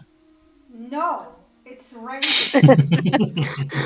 It's still raining. Still raining. Okay. It's cloudy. Let's say it's cloudy. That's why. But as you continue over the next 4 hours, let me actually just move your token. Da, da, da, da, da. 1, 2, 3, 4, 5. Yeah, that's where you go. You guys should be, by the way, able to click on the map anytime, in case you want to know where you are. Yeah, but I can't actually move the map. Sometimes Because you I'm need not- to like select a different tool and then back to the and then right click. Sometimes it's wonky. I don't know why. Either Oh way. yeah, okay. Yeah. That is it. So let me 1, 2, 3, 4. So it's about 4 p.m. Mm-hmm. when you start like again. It's like gradually going uphill now, right? Yeah. But you basically reach a place where you have like both sides like rising above the road, and it's getting a thicker forest. And actually, it looks like a really good ambush site. Like, you know, if you were to ambush somebody, you would place people on top of those two like sides, Mhm. and this is what it looks like. But the higher ground Is there a certainly dead- dry. Is there a dead creature in the middle of the road with arrows sticking out of it? No. Okay. Sudden concern. Yep. Slight concern. There's just branches. It's very weird looking branches, but okay. Shut up! You don't see nothing. It's just a road. Do we want to try and pull the wagon up onto the left hill? That looks easiest. Hmm. Yeah. Yeah, it looks the easiest to get down from. Not the highest, Get but up the easiest to. to get down from, yeah. Yeah. Well, if you try to do that, let me initiate a group check. Oh Yeah. boy. Athletics. Our strongest skill. Yeah. In with the cat getting the best score. This is going to Yikes. take us hours. Oh boy. Yeah, and even What? 6 minus 2 plus Come on, 4. Alana, show those fucking guns. Elana rolls her sleeves up as usual. You pull them together. This is gonna be awful, I bet. Wow. Hey. Not bad. Still the best. Yeah, you're not getting the cart up on the hill. At all. Fuck. Oh, Okay, yeah, boy. yeah. Maybe we can set up tents up there. You don't want to Keep stray the cart too... on the road. Yeah, we don't want to stray too far from the cart. It's not far. It's like just a meter Well, or we two. need to get the cart to the top of the hill. That's going to be drier than the river that is currently flowing down the road. So let's just keep. I would say. I know we've got about 2 hours of sunlight left. Yes. Can we take an hour to try and get the cart up on top of that hill? You're not getting the cart up on the hill. On This the is left hill. After you trying for an hour, you didn't get it up. Okay. Mm. All right. Don't hear that statement very often, but Bad! Bad! Wow. okay, in that case, just on top of the hill, in between the two bits where the water isn't running down currently. Mhm. So, And just like, stop around the it. location of the dead horse. Around the There's no dead location of the horse. dead. The dead horse Um, looking sticks, you know. This is forever going to be known as Dead Horse Hill. Okay, Dead it's horse a- pass. It's a dead deer. There you go. With arrows sticking out. Yo, of what it. the fuck? Yeah. This is not a good place to camp. Yeah. Kana wasn't gonna there's come for the food. nothing- There's nothing here. Nothing is Yeah. here. Okay. Yeah, no backtracking here, Shinny. It's just Yeah. getting worse. Yeah, set up camp. It's gonna be another night of rain. Fuck it. Pitch the tent so the door is facing downhill. Yeah, makes sense. Yeah. That way the rain can't go in the tent.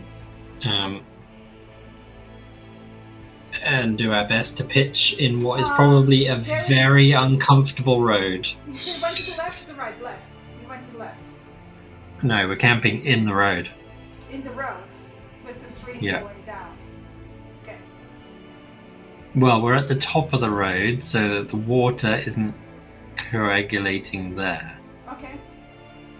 Coagulating Yeah, is not okay. the right Ditch. word. Yeah, you're in the ditch between two uphills, so the water is going to Yeah, stream but- down onto that anyway. Yeah, Mm. but like I said, I want to pitch it so that the water. Hey, it's quite muddy, isn't it? Yeah, shouldn't we be like here or something? And Or and you like said there's here. you said there's mining supplies. Shinny, we Yeah. tried here. You said we couldn't get up. No, you cannot get Yeah. up the cart. You can leave it here. And then, like, this is like literally 10 feet apart. You're not camping on top of the wagon anyway. Yeah, I offered, but they said no. Alright, okay. Yeah, we did I'm that. just saying that this is like between two high grounds where like water is pouring down from here and here. Yeah. Right now, I'm just the muscle. Someone tell me what I'm doing. Yeah, so we put the card exactly there and we put our tents up here. Exactly. That's Yeah. the best spot. Yeah. Like this one looks shitty to get up to, even like without the cart. So we're not doing that I also one. want to point out, as you were scouting out this whole place, Marcillian, Yep. give me a second. I need you to roll me a survival check just to see if you notice things. All right, let me see if I notice things. Because you're the one who checks out the campsite, so. Yeah. Oh well. Well, So over then. it was a low DC.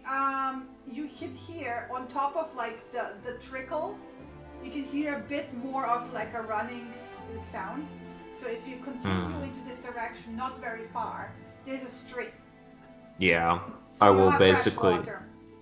I will get the rest to kind of like to set up the camp, and I will say, okay, I'm just gonna head out like a little bit over there. I think here's some water running, so I can get some fresh water. So everyone hand me their water skins. Yeah, gladly. And if we have like an extra pot or something, because we need to boil some extra for tomorrow morning. Well, you can take the I have literally no pots. I have the cat. The cat has a pot. I have a pot as well. I have my cooking stuff. But it's okay. Yeah. Oh, we was gonna forgot. say, The cat has a pot that's like a cauldron that goes on top Yeah. of the backpack and makes the cat look like a turtle. Yeah. True. Yeah. So the cat All is right. perfectly dry, by the way. Yep. Apart from the paws Yeah. standing in the rain, in the water. Yep. Yeah. You get us the water. I'll set up the camps. One of us get the fire going if it works. Yeah. I'm gonna leave you to do the fire, and I'm gonna try and remember everything you did last night to put the tent up. Okay. I'm gonna keep an And I'm gonna eye. Yeah, try one and eye put on the the tent fire, up. one eye on the tent. Yeah.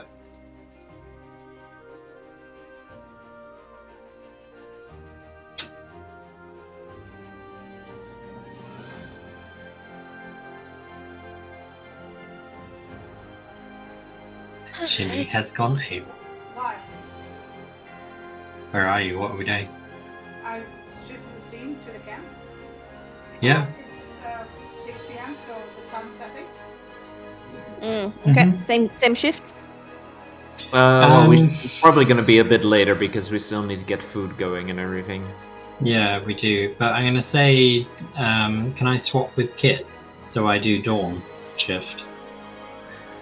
Sure. Yeah. Sure. Just for this time. Or maybe permanently, I don't know. Waking up in the middle of the night left me knackered today, so I'm fine. Mm-hmm. Oh my god! A big agree.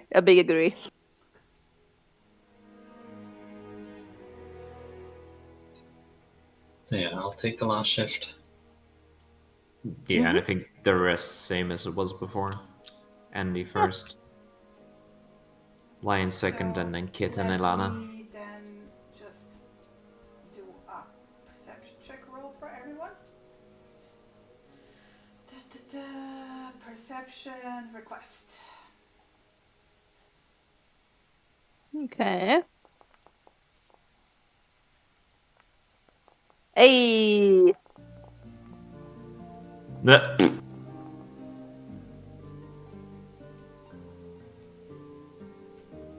Ah, So Andy is the only one paying attention. Good. so It's too cold out there for me to pay attention.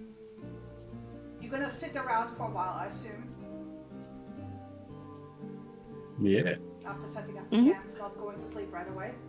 No, Is it- I think now we're just gonna get some stuff together, make some food again It's gonna from the also take a rations. bit longer to set up the tents because they're wet, right?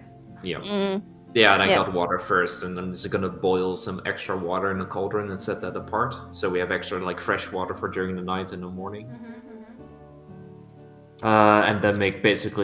try to make the same type of stew. Yeah. Stick to the basics. Okay. What you talking about? Besides, oh my god, we're cold and miserable. I'll get my dice set out to just pass the time. You know, play a bit. And I guess chat. I don't know. What If- cupcake flavor should I go for next? cinnamon. Ooh.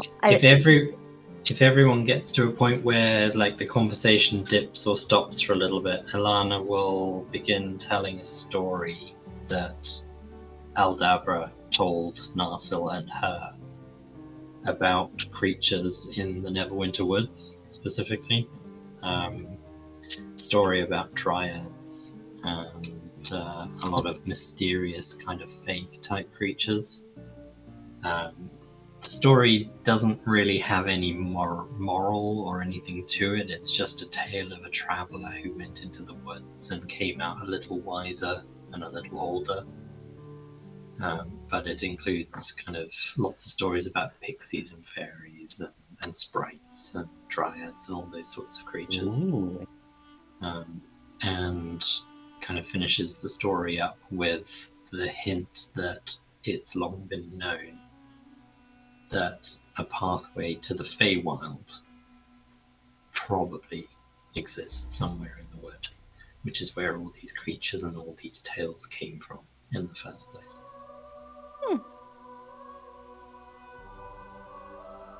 You're very familiar with this, Nersilian. Yeah, he kind of like, as she's telling it, he kind of like drifts off a little bit. Kind of like thinks back to those times with Aldabra, since he had an unfortunate end in the last raid. I just like sniffles a little bit and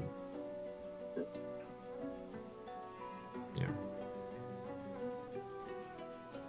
Doesn't get old, that story. No, and I have plenty more where that came from. Good that you remember all of those. I was often not sitting still. I think I was sitting too still. Yeah. I remember him like even at some point like checking to see if you're awake because you had your eyes closed. Oh yeah. You were just listening. And Taking I was just, it all in. Yeah. That's good. It's good that you remember all this stuff. Someone should. Yeah. I think a lot of what we know comes from folk tales, which to us seem like fiction now, but were probably someone's adventure at some point. Maybe hundreds of years ago, but yeah.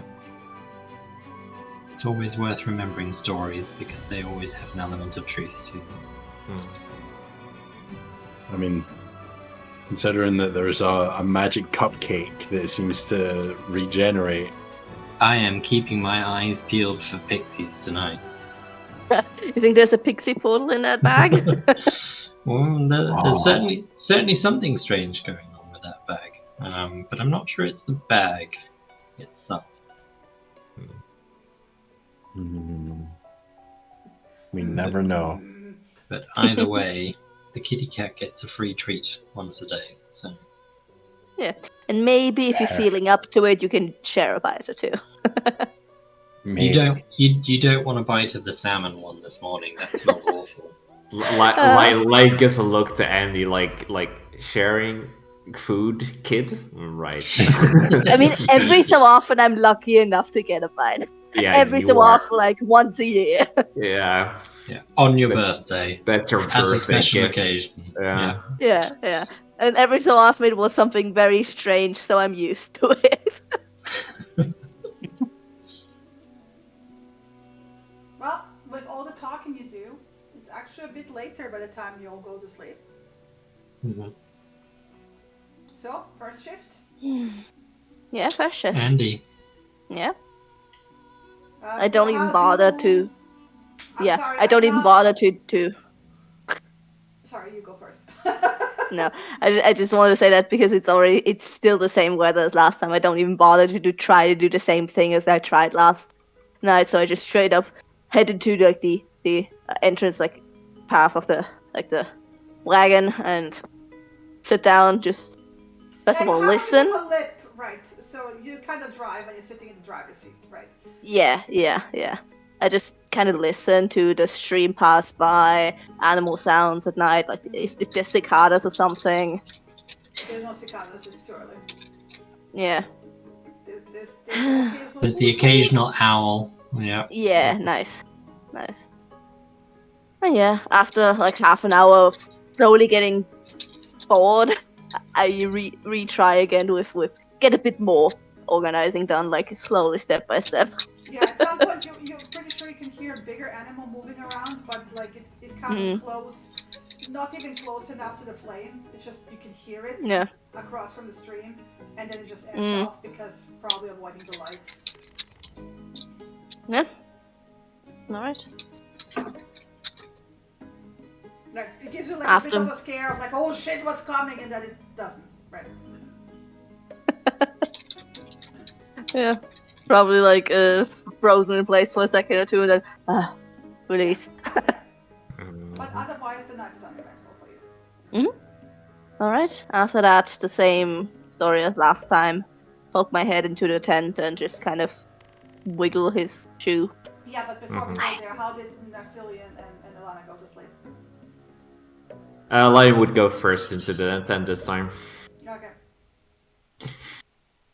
Yeah. Good to know. He would just Probably while Ilana was still telling her story. probably a little bit afterwards. He would like listen to the story because it does affect him, right? Like what happened with Aldabra, so he would, but not long after, kind of like excuse himself and crawl to the tent. That's kids in the background. Yeah, complaining about the rain. So yeah. It's why has it got a rain? Andy wakes up the next one. Yeah, same thing. Okay. You... Thanks. Oh, I need to grab dinner. Everything alright? Nothing happened, I suppose. Yeah, it sounded like a couple of animals were around, like bigger ones, but nothing came near. I think like the fire and everything keeps them off. Yeah, just keep it at that. Alright. Good night. Good night, stay warm. I'll try.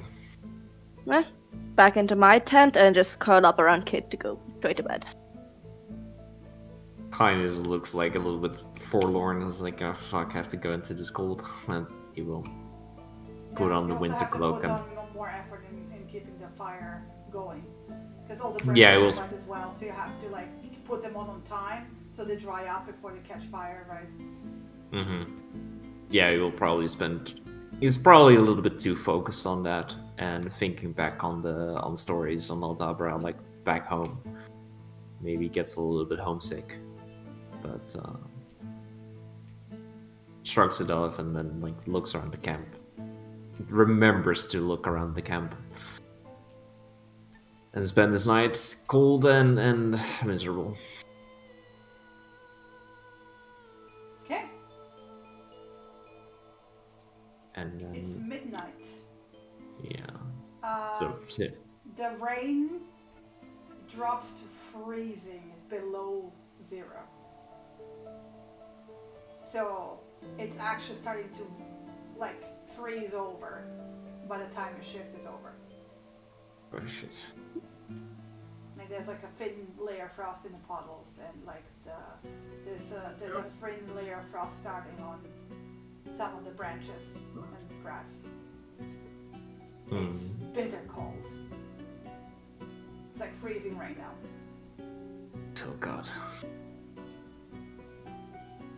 Yeah, you'll go into like halfly into the tent and kind of like get up the same way that Atlanta did, just like very quietly. You might want to stay in the tent for this one. It's freezing, so keep an ear out. Oh. There's a couple of bigger animals roaming around, but I didn't hear anything special, so probably should be fine. But do yourself a it's the kind favor. of temperature that even the bigger animals stay usually hidden.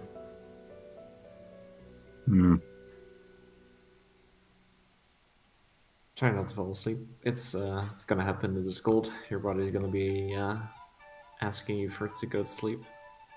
I'll be fine. I'm nice and warm. Right. Well, good night. Because she's cute and fluffy. Yeah. Yeah. And then he crawls back into the tent. Now my watch begins. Kit, Hmm? an hour into your shift. Where are you? Oh, he What did have give you the bone whistle again, by the way. What have you been doing during the first hour? Grooming myself. Okay, so an hour into your shift. Where are you?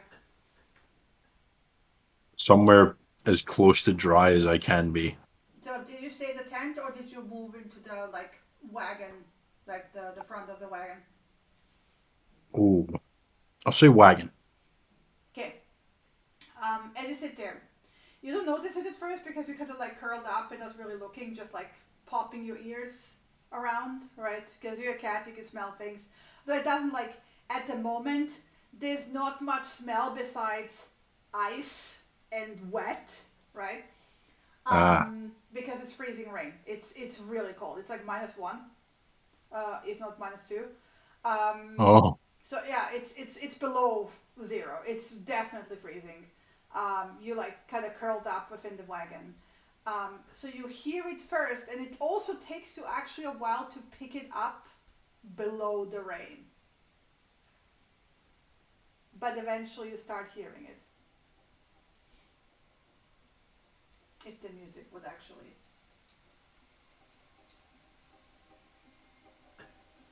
Oh.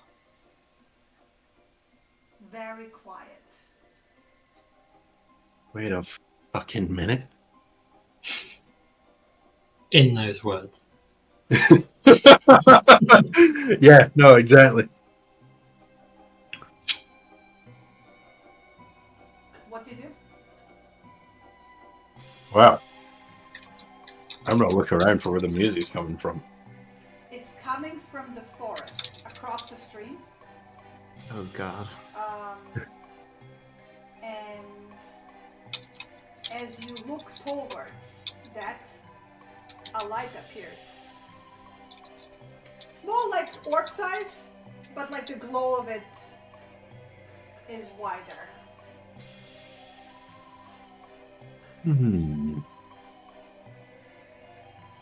Well, now I'm curious. And you know what curious cats do? Yes. They get killed. Yep. Thankfully, satisfaction brings them back, yeah? Yep. It's time to go see what that music is and what that bright, shiny, possible trinket is.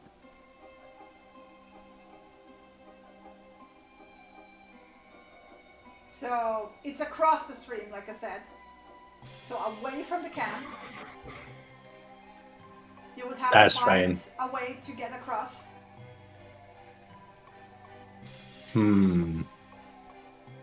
Let's see, do I have anything that might help with?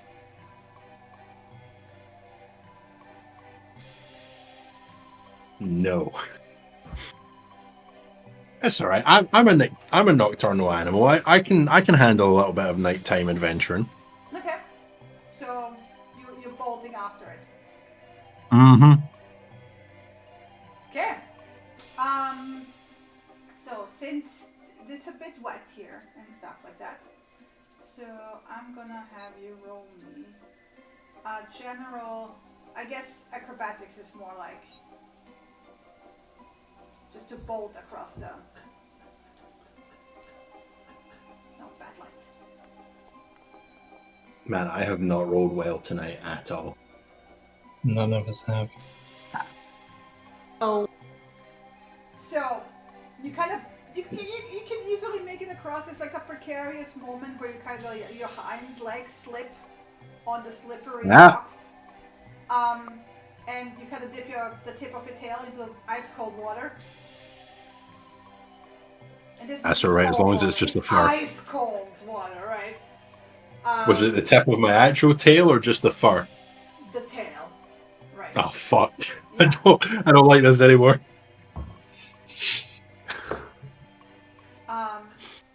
So yeah, you can get closer.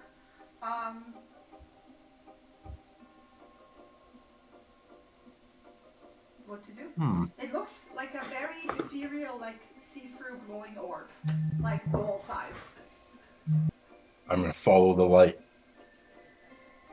It dances kind of like into the forest and a bit further away and a bit further away.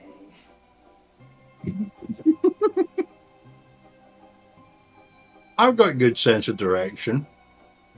Thankfully, I didn't take that trait for my farewell visit. I reckon I can make my way back to camp. What's your passive perception? Oh, my It's passive 14. perception is 14. Yeah. Okay. Never mind. You head up. You keep on going. It kind of like, it's moving deeper into the forest. And a bit waiting for you again, and then moving deeper. That's fine. I ran around forests for years. So yeah, at some point it kind of stops and just kind of hovers like within like eye level. Even dimming the light somewhat so you're not like full blinded if you get closer. I'm gonna look around. Is there anything out of place? How far away are you from it? Oh, like 5 feet. Yeah. So as you get that close, there's like it kind of dims and then brightens up again, and then it looks for a moment like it's illuminating something in the forest behind it. And you can only just vaguely see like almost like it's an overlay, like it's not entirely there. It's like almost like half see-through. But you can see the distance like a path and like lights and colorful tents. And is that a giant snail with a saddle? You're not quite sure. But as you move to like inspect it closer, the light just like flares up for a moment and kind of like almost like it's boops you on the nose. Right. And it's gone. What? Where'd my And fucking you're- shiny trinket go? And you're in the middle of the forest in fog. And you don't see where the camp is. I have made a slight error. However, I want you to remember one thingy for the rest of the day. Just give me a second. You get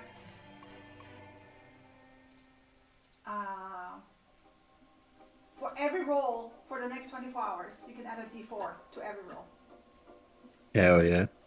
That's also Kit, of course, has no clue what happened. So, you want to try to Is that a find one-time your way. effect or? It's a one-time effect for the next 24 hours. Hell yeah. Right. And I want to point out that as it booped you in the nose, you smelled that smell that you've been looking for a very long time. Oh, you little fucker. Where am I? It almost felt like a pat. Still, you're in the middle of the forest in fog and you can't see the camp. So I'm gonna have you roll me a survival with disadvantage, please. Well, At Don't least you forget can the add your D4. 1d4. Yep. Yeah, and add the d4. Ooh.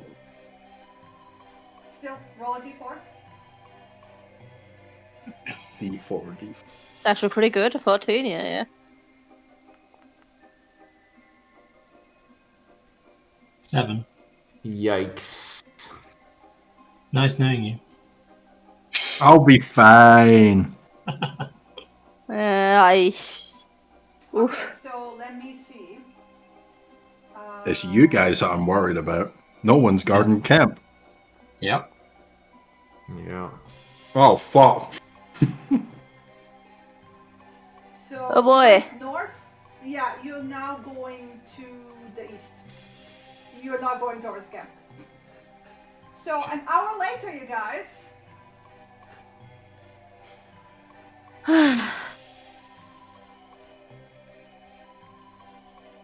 Nothing. Like, We're still asleep, presumably. Yeah. Yep. So, roll me another survival check. Actually, I'm gonna. What is Ilana is most likely to wake up? What, around 5? She's always been an early riser because of her mom being a baker, so like 4 a.m. is pretty normal. Okay, Yeah. 4 a.m., so Andy usually wakes up at 5, so that's after that. I got 2 hours to get back Well, before next something hour, goes wrong. roll me again. But we did- Survival with what plus D4? We went to bed at 8. Disadvantage or Disadvantage, yes. You are in fog. You are lost. Okay. This was a disadvantage. yep. Yep. 18 and then 20. Ooh. Okay. Okay, so you find your way back, but it takes you all the way to 4 a.m. to get back. Oh no.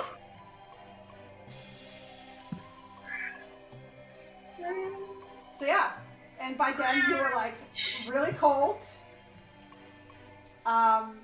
Your tail is frozen because you dipped it into the water. Oh fuck. There's like frost everywhere at this point. Including all over your tail. And the fire is probably out. The Yeah. fire's out, yes.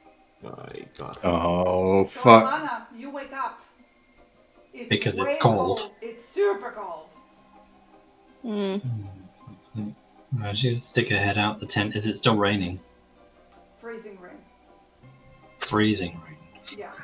Frost rain. Presumably seeing the campfires out Yeah. straight away.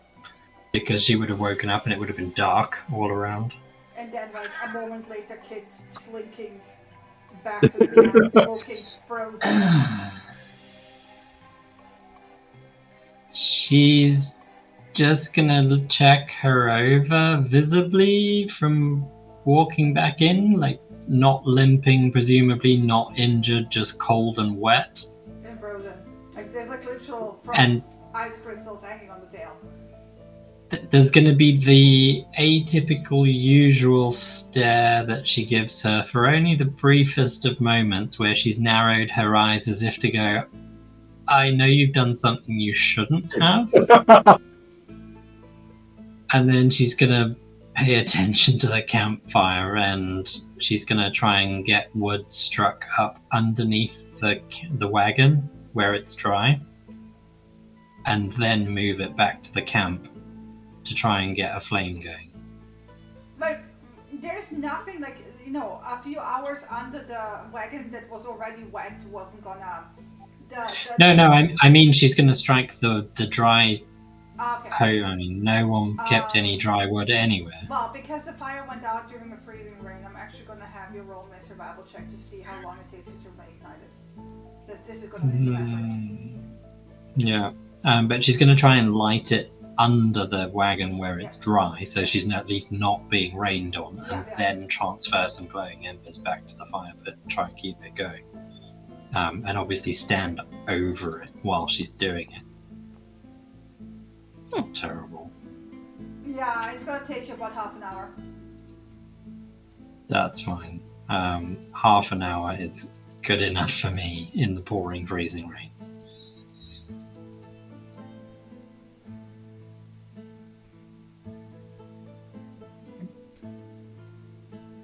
What's Kit doing? Well, I'll have a look at our corner and you'll see what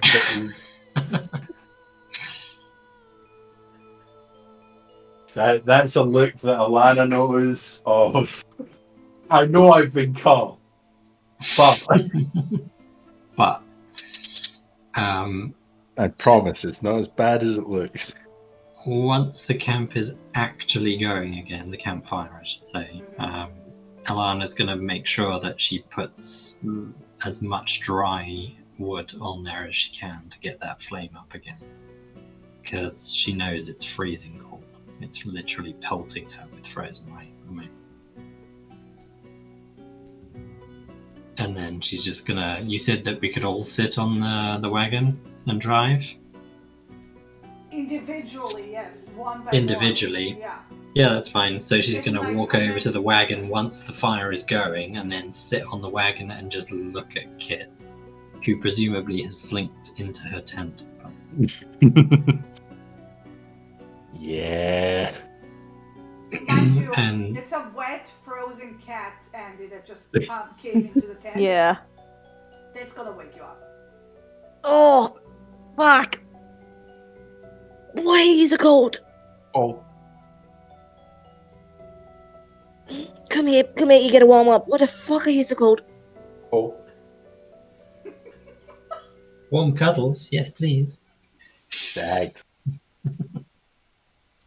Andy might realise that Kit's normally a little bit more talkative rather than just saying cold in response to the questions. Yeah. So Immediate sharing of warmth, like just stuffing her in between two of my layers to just kind of body warmth. You gotta warm up. You're literally freezing. also immediate note of The whispers. what trouble has she gotten into that she doesn't want to say.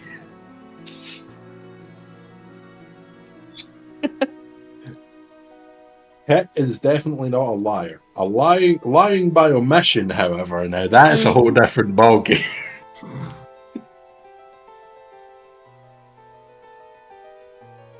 So yeah, you have a Yeah. freezing, wet, icicle, guilty cat. Yeah, like right now Andy doesn't say anything. She just prioritizes Kit getting warm and getting the rest of the night's sleep for all of them. But in the morning.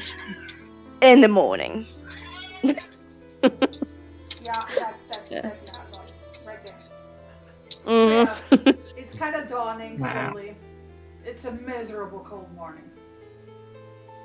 Ilana's gonna, because she's already drenched wet anyway, she's gonna spend a lot of the time just kind of walking back over to the campfire and kind of making sure she Yeah. pokes it to keep it going. This is a campfire that Cut. needs constant maintenance, yes. Yeah, collection of wood and stack it under the wagon. At least the bottom wood will get wet. The top wood should stay drier, in theory.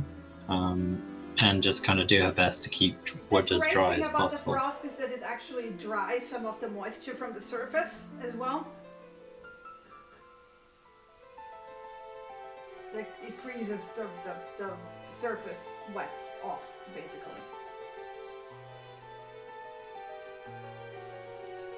Yes? Yeah. Mm-hmm. As a certified carpenter, I can assure you of that. But yeah, so Yeah, I would all say good. Kit has been somewhat warmed up by Andy by then. Good. Is Ilana waking up anyone else? Given the dire weather and the fact that she knows she woke up and the camp wasn't in theory being protected, because the campfire had clearly gone out in the meantime, she's gonna leave everyone to sleep for like an extra hour before sun rises. Yeah. Try and then we'll break camp once the sun is actually out a little bit. Yeah, once the sun peaks up, Andy's actually awake, but not getting out of the camp at the tent just yet. Yeah, with the sun up, like we'll A kind quote of like, unquote sun up. It's like one of those days Sort of. where like it's dark. yeah. Oh shit. He is The also rain like has stopped old. by now. It's like it died down, but there's like a frost. You know when there's like a frost layer on all the grass and all the leaves and all the branches. Yeah. Yeah, that. Yeah, basically, Lion will get out of the tent. He's also cold as hell because the fire was also supposed to keep the tent warm. And Ilana was up, so that, like there's also no body heat at all, only from himself. So he's gonna like get out of the tent. Yeah. And it's like The fire has been going for an hour and a half by now, though, so it's probably still warm. Yeah, back warm enough. to. I mean, it's still colder because it's Mhm. freezing rain and it's frost everywhere. Ooh, fuck, it's cold. Okay. I keep getting the worst shifts. Do you? Apparently. Ugh. Oh shit. Let me grab the cauldron, and he just grabs the cauldron and he starts making tea. Yeah. Yes. Anything to warm us up at this point. Yeah, the sound of voices, and he starts getting out of tent too. Just first of all, seeing if Kit's asleep or not. Oh yeah, no, I'm 100% sleeping.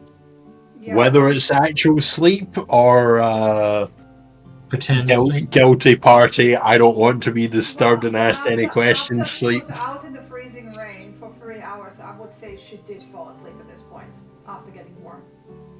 Yeah. Yeah. It's kind of So, yeah, Andy's keeping her bundled up in her own bedroll and also Andy's bedroll in the tent, and just gets outside too. Morning. Morning.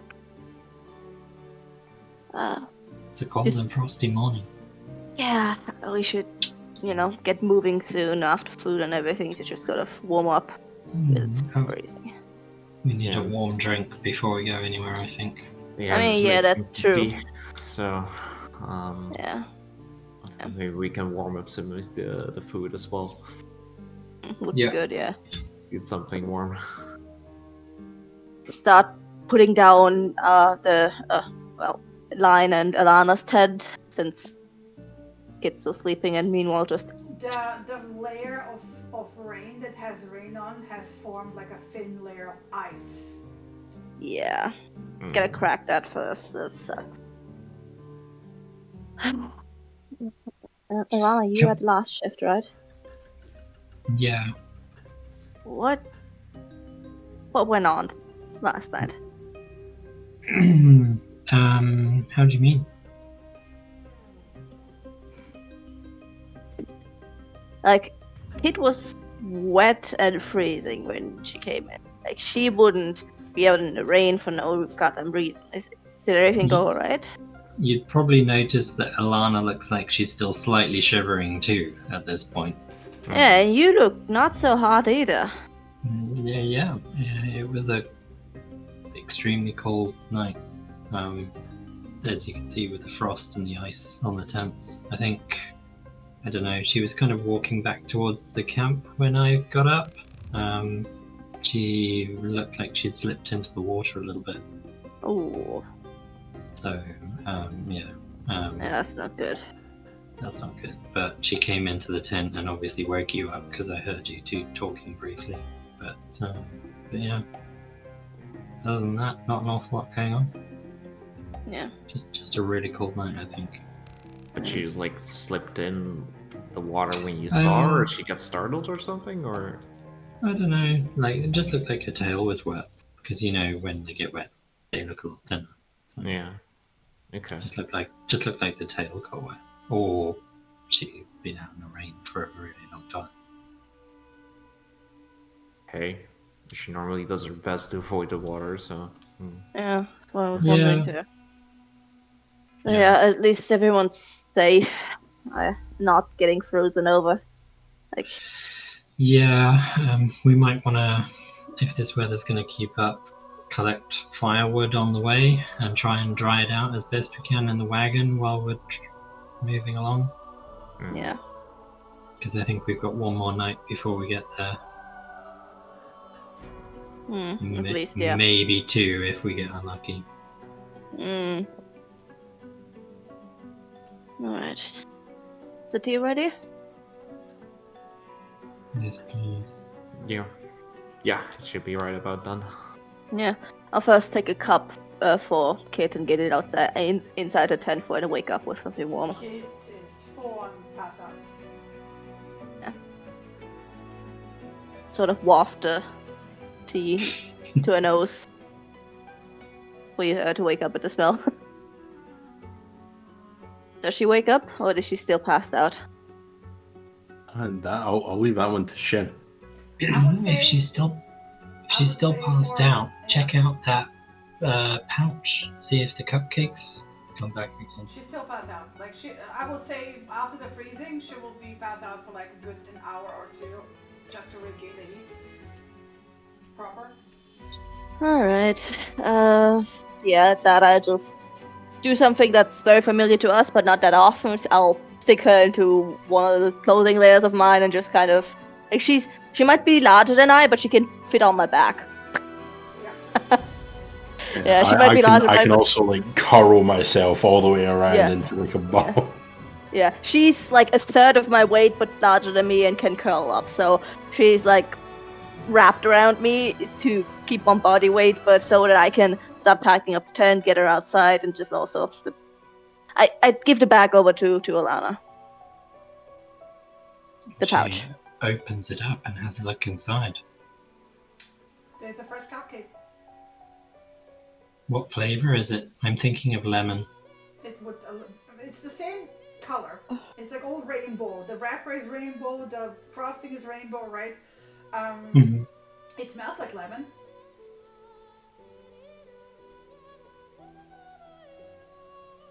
She breaks the cupcake into 3 parts and hands part to Lion, part to Andy.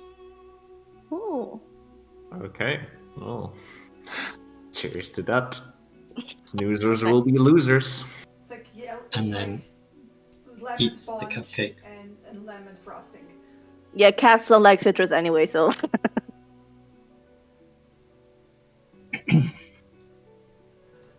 It's And pretty then nice. she'll put the wrapper back in the I pouch and want to put say the pouch it's the best cake back in. you have ever in your entire life. It's if dreams were physical, you are eating one now. Oof. She's been holding out on us. That's pretty Yeah. good. that's incredible, actually. But when she wakes up, there was no cupcake. Just make sure there's no crumbs on your mouth or on your clothes. Appropriate cat screams in the background. Yeah. Lycus looks at Alana, gives her like a little bit like a then like a tut tut tut noise. It was an experiment. Kit said something about it tasting like what she thought. And I thought, might as well think of something like lemons and sugar. So that's kind of what we got. Next time, strawberries. Well, that's for Kit to decide, I think, ultimately. But at least now she will know she can make it taste like whatever she wants. Yeah, and also it doesn't Yes. just have to be her that Imagine said. Well, I think it's whoever pulls it out of the pouch to eat it. It's whatever Maybe. you're thinking of. Mm-hmm. We have a wild cat in the background complaining. Gotta be careful then if you pull it out and think of something very gross. You can't eat it that day. Definitely. Unless you want to give it to someone else. So, Yeah. unfortunately, Mm-hmm. I'm fairly sure it only regenerates if it's been consumed. So, Ooh. yeah. better not think of anything weird. Yep. Spider Now- legs. Now you've said it. I'm gonna think of something weird. Like I can't unthink it. Like, you know. Yeah, you gotta feed it to your enemies at that point. Either way, Kit wakes up an hour later, like at 8 a.m. Well into the morning. Purely death.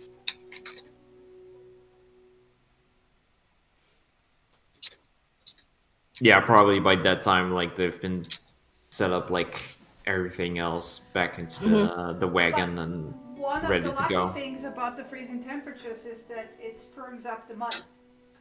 Ooh. Makes it Oh, yeah. easier to travel when it's not slipping on ice. At least. Be very careful of the like if On there were no slopes. tracks, right? So there's no Yeah. other like ruts from wheels that like It's could not create like ditches. slippy ice because it was not long enough for it to freeze over the mud. But it firmed up the mud, right? Mhm. And there's like Okay. an occasional puddle. So that it's has like crunchy a- mud. Yeah, it's crunchy mud. That's a very good description. Mm-hmm. You're not gonna. I know travel exactly what you mean, yeah. quietly, right? But you are gonna travel at Slightly quicker. Yeah. at the normal pace of 3 miles an hour. Just speed unrivaled. So you make actually in 4 hours of what has taken you yesterday the entire day.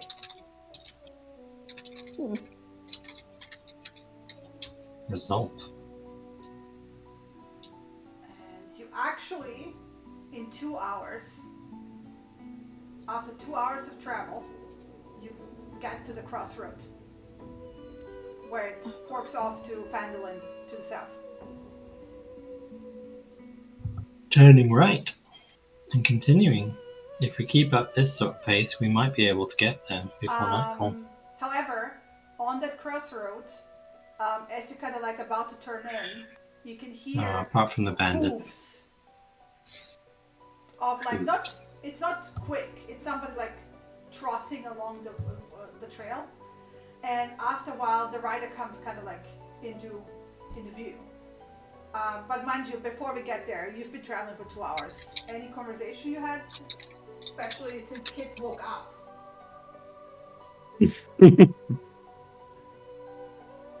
That depends on Kit. Yep. I Yeah. didn't know she was freezing. I'm not incriminating myself one way or another. I guess it's just the asking the kid. Yeah, you good? Like, are you feeling better? Yeah, a little bit cold. I'll be fine. I don't know how the hell you managed to get like that, but please be a bit more careful. Oh yeah, yeah. I'll be careful. Yeah. Don't want you to get sick or anything. No, I'll never get sick. I'm fine. Let's hope. Alright. Let's hope. But yeah, letting lie. There's an understanding by now between the two of us. Chances are she's done something, but everything was fine. Yeah. So... As long as she came out of it okay and there doesn't seem to be immediate trouble. Yeah, we don't need to talk about the fact that the camp was left undefended for 3 hours and... Yeah. Fortunately, everyone else was asleep too. All the bears and all the wolves. Yeah. There was very good reason. Well, either way.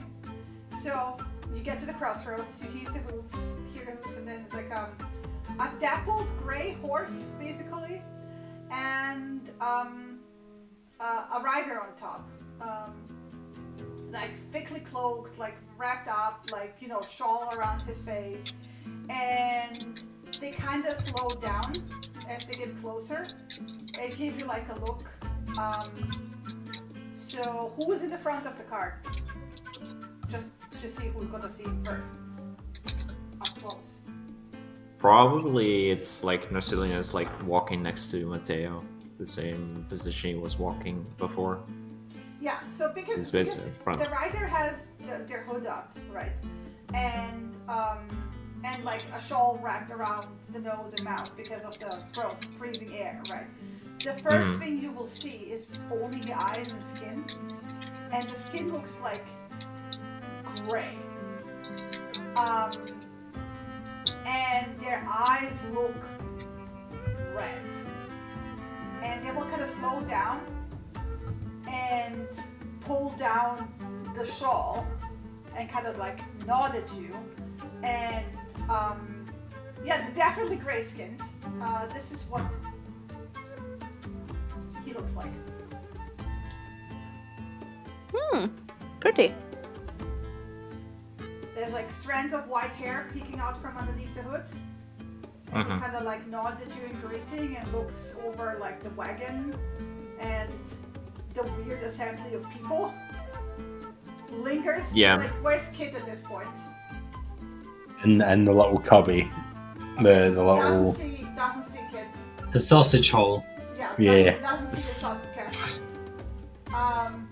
But yeah, looks at the three of you and basically like greets you like with a hail.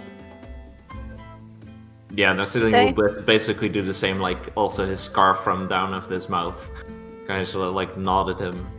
looks at the white hair and because it basically has very similar color hair, it's like gives a nod as well.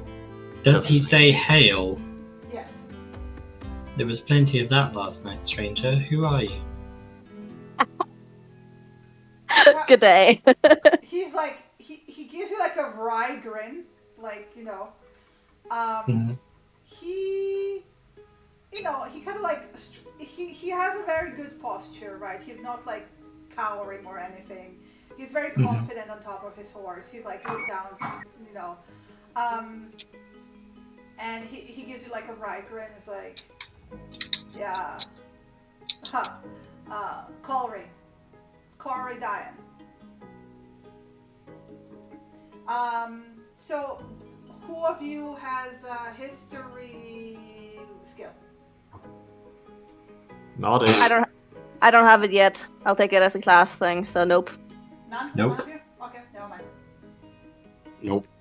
How do you spell his name? It's atop the picture. CALREE DAEN. I clicked away the picture.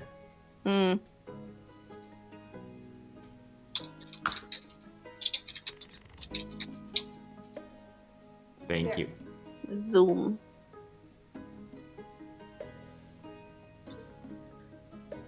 And he will like give you curious glance, and someone's like nod at the wagon. It's like, where are you going? Phandelver? Yep, just down the road. It indeed is. What's your business there? I mean, we obviously aren't there to, do nothing. We're moving in to settle. He nods.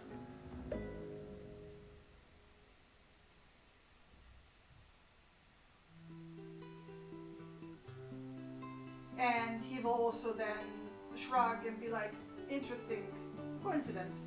Not many people travel these roads at this time of year. And you, stranger, what brings you out in this cold? Carrying goods from the Miners Exchange Triber.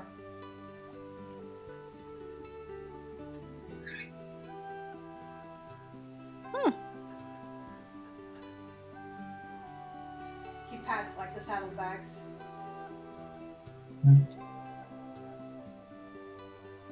Alright, safe travels then. Well, if you're new, if you're looking for work, you should look into the Miners Exchange. Is that a company? Is that a It's guild? the Miners Exchange. It's a place where you exchange goods for money. Got you. Understand. Thanks for the tip. Are there any other places for work? He shrugs. Don't deal with the others. Don't care. Do you live in Phandelver, or are you just trading to Phandelver? Not here. Fair enough. Alright. Thanks for the tip, I guess. You're welcome to pony alongside us, but I dare say we're a lot slower than you. No, he's going in the opposite direction. He's Oh, coming the opposite direction. Yeah, he's coming from Phandelver. Oh, okay, that wasn't fair. Yeah, I mean, he's anyway. coming. Yeah, he's coming from the trail you're about to turn into, Right, okay. and he's heading in the direction like he basically stopped at the crossroads, and he's about to go not where you came from, but the other direction. The opposite towards way. Triborough. Yeah.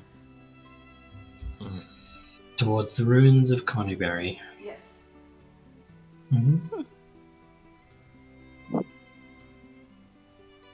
Fair enough. Well, he will warn you have a good- that like if you keep traveling on this road, there has been like goblin sightings, but it seems like you fared like Bit- well enough. bit too cold for goblins, I think. I take it nothing troubled you on your way this morning. No, not on the way from Vandalin. No. Okay. Well, Yeah. In that case, Should be safe travel. fine for us then, yeah? Yeah, he wishes a good journey, and then he goes on.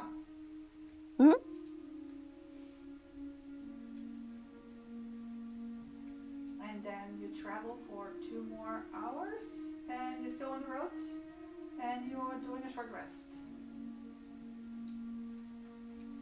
Yes.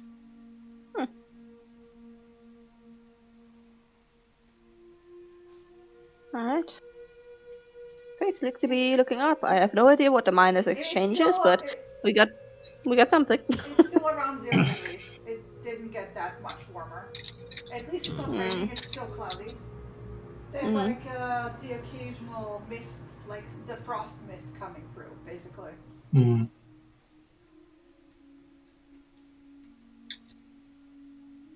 Unless anybody wants to linger here specifically, I would suggest we take a shorter rest and then jump back to our campsite, apparently.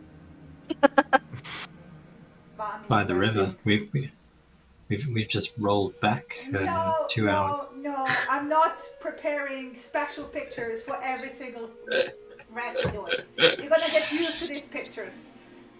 There's one for caves, there's one for the forest, there's one for the forest edge, there's one for the mountain, there's one for the road.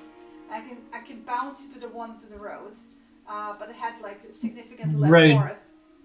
Nice. Road seems more fitting. There's still forest. There's still a lot of forest. I don't know what you're talking about. Swamp, and that's it. That's all the pictures for camps to get.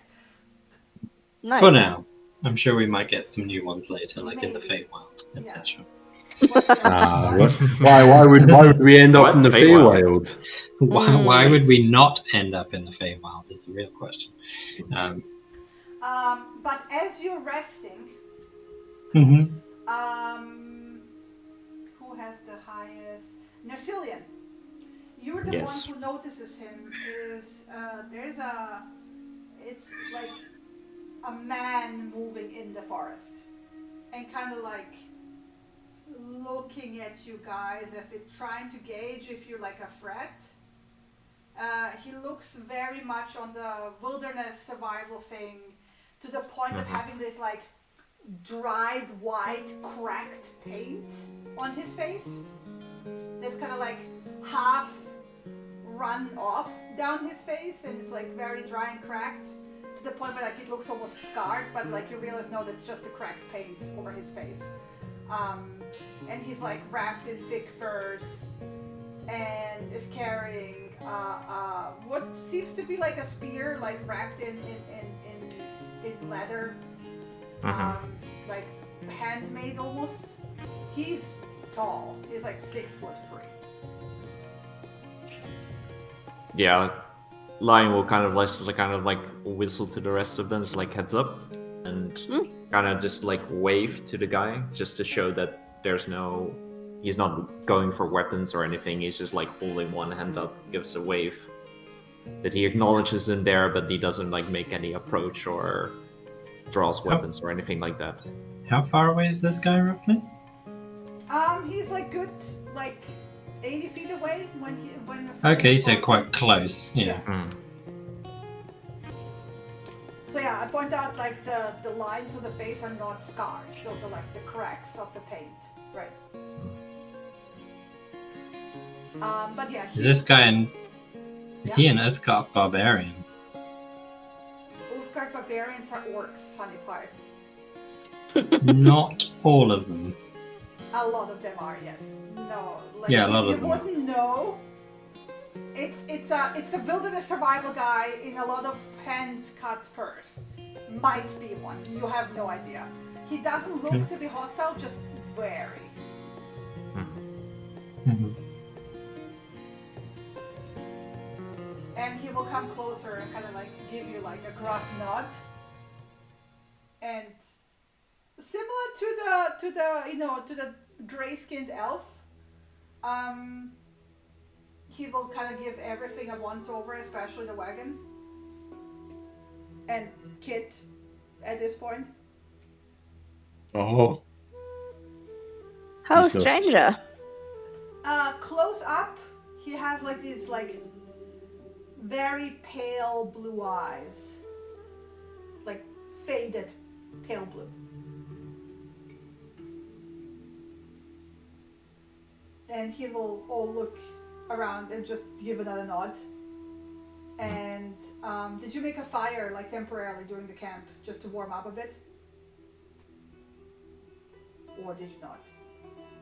It's freezing cold. We're going to sit here for an hour. We would make a camp. Yeah, Oh, for yeah. it, definitely. Yeah. Just to Yeah. warm the Thor out our hands, warm water to drink. Yeah. Mhm. I would say Make because, make another batch of tea, Yeah. basically. because it's like very cold and you didn't really get like that much dry wood. Like it's like a tiny fire, just enough to keep you warm. But it's more of like on the miserable side. It's like a sad little fire, right? And he will get closer and do like like almost like a small hand wave, and the fire will grow much stronger and warmer. Like we'll kind of like take like a not really a step back, but like half a step back. Like, oh, thank you. Yeah. Ilana's going to have memorized that hand wave and see if she can replicate it. Well, it's just a casual. It's not like a complex hand movement. No, I know, but she's going to try it anyway. Yeah, for Ilana, nothing happens. Huh. Well, thank you, stranger. I think the only kind thing to say to that is you're welcome to join it. I think warming up since you helped us. Did you guys make Stoke tea? the fire? Remind me again. Yeah, Mhm. yeah. Tea Preparing time. again. He will nod at the teapot. Mm-hmm. Yeah, sure. We have a extra mug somewhere. Yeah. The light will I know. look around and he will just give him his mug because they don't have an extra mug. Well, We definitely don't. He will come and kind of like crouch down by the fire and take the tea and say a very gruff thank you, but like in a way like almost like he's not used to talking. I could have guessed it from how silent he was before.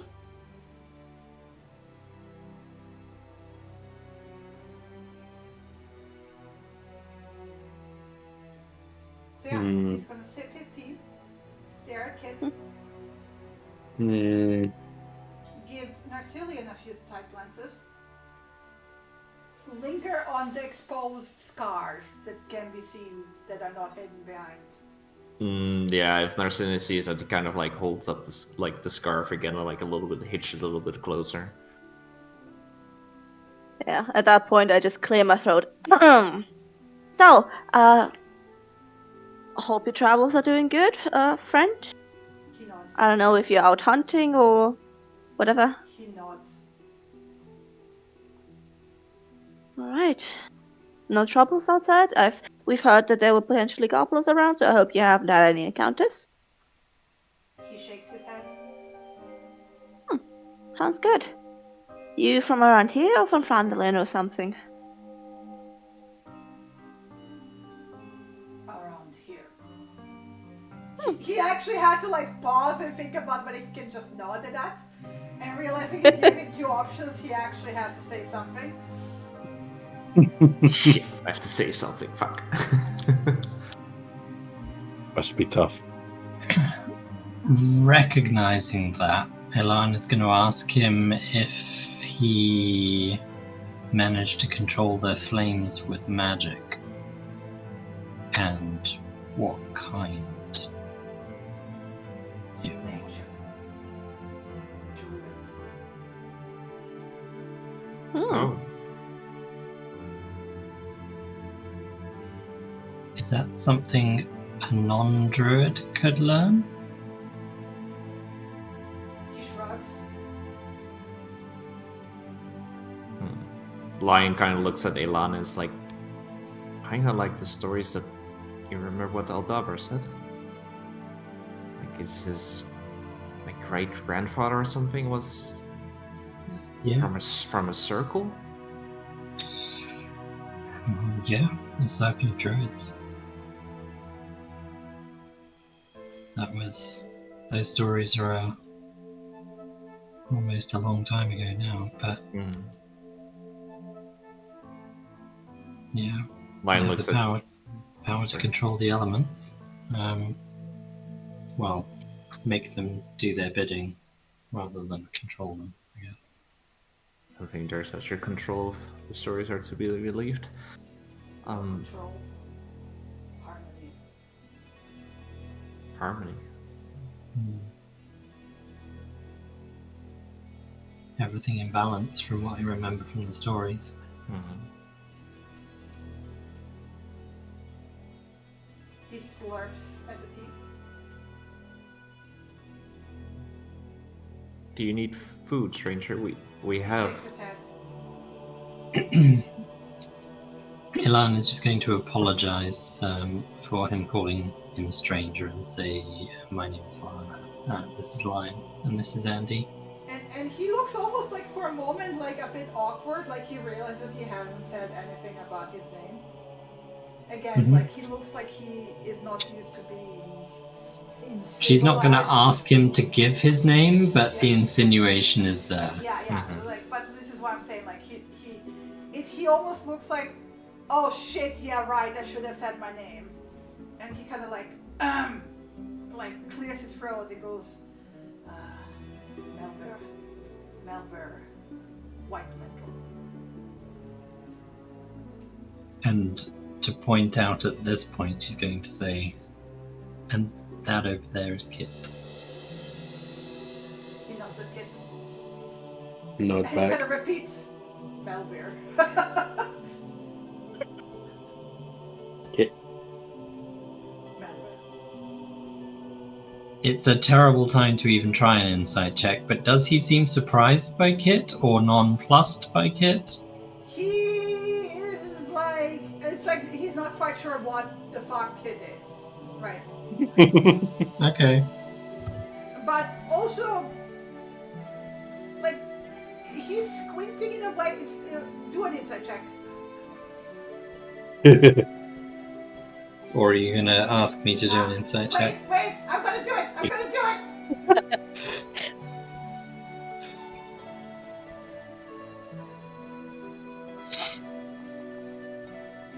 Yeah, I didn't think so.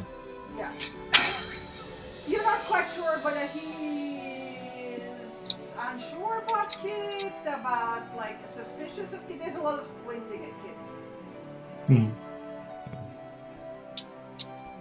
Which to Kit looks like he's perfectly happy with Kit, by the way. Aww. Oh yeah. Yeah. Okay.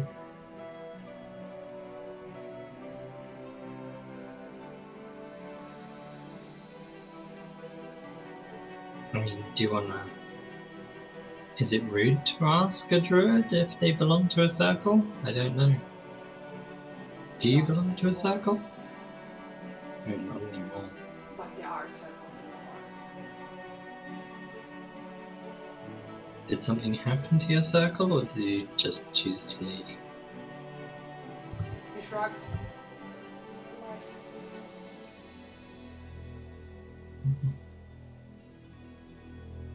It's better What? than to pry. What else is there in the forest? Creatures. Have there been many goblins as of late? He nods.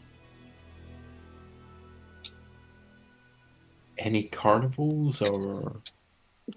Kind of like Narrowed eyes. Lion just directly like at raises Kit. an eyebrow. Sorry, any what?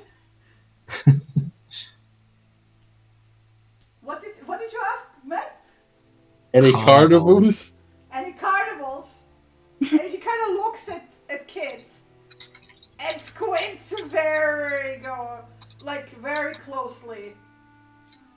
So he's really happy now. So yeah, only one. Carnival. Like Lion is also just looking at Kit like with the raised eyebrows, like That picture of the cat and the pumpkin I posted suddenly feels a lot more relevant. There's been a What? carnival here? You said there's been one? Like, Will be oh, that's tonight. strange. So what did you say? I didn't hear you. Will At be night. tonight. New moon. tonight. Isn't that tomorrow night? No, it's tonight. Do you know where this carnival will be? He shrugs. Nobody knows. Yes. Nobody knows.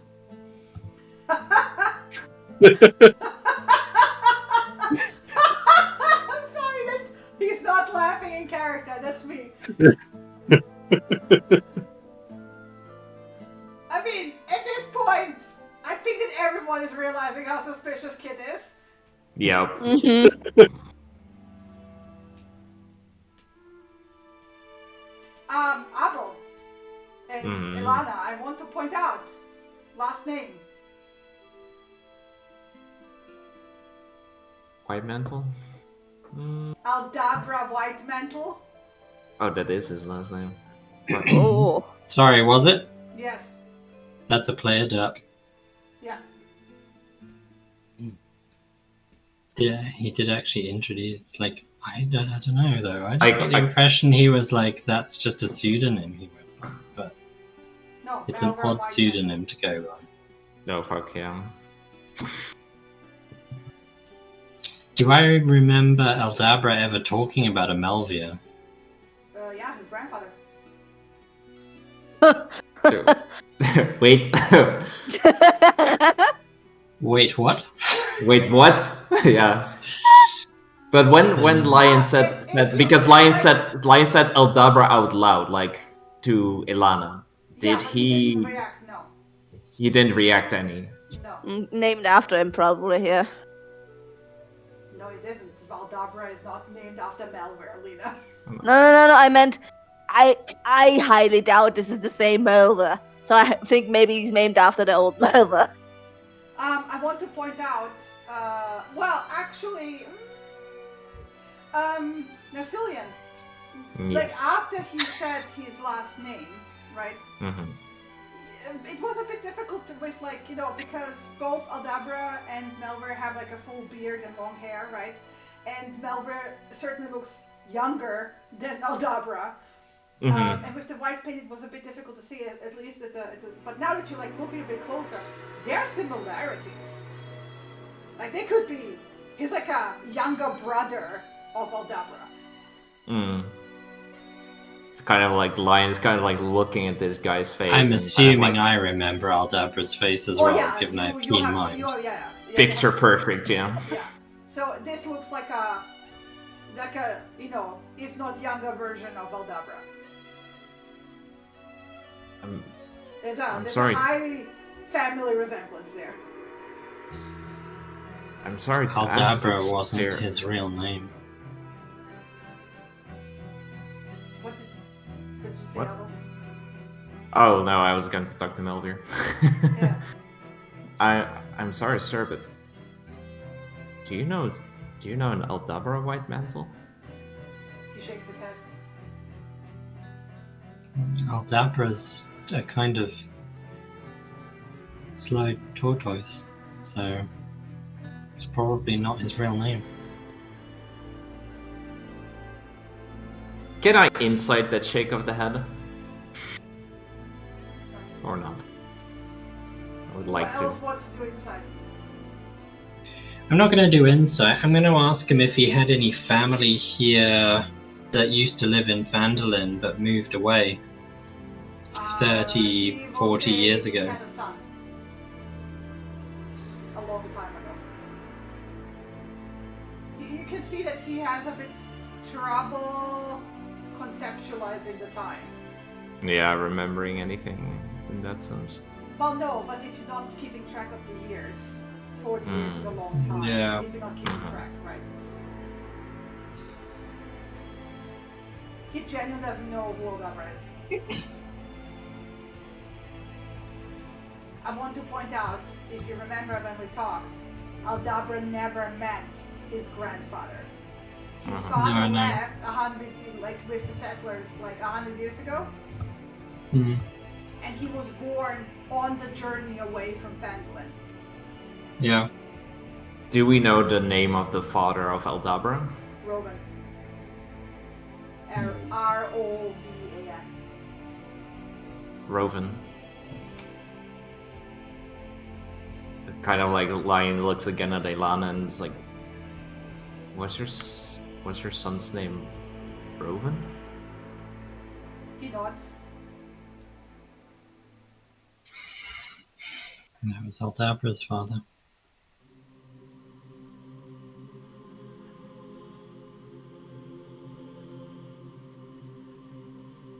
He finishes the tea. Gives you back the cup, Narcillion, as he gets up. Okay, I think you should know, but I think we met your grandson, but I also hate to be the bearer of bad news, but he's passed away a couple of weeks ago. He kind of pauses at that, but you know how, like, the death of somebody you never met doesn't really rattle you? Mm-hmm.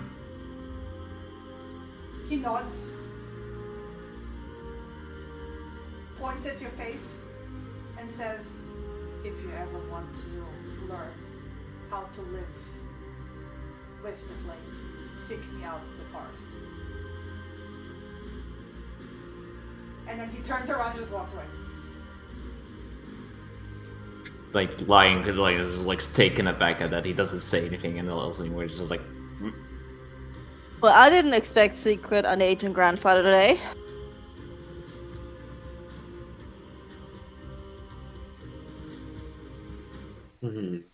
that.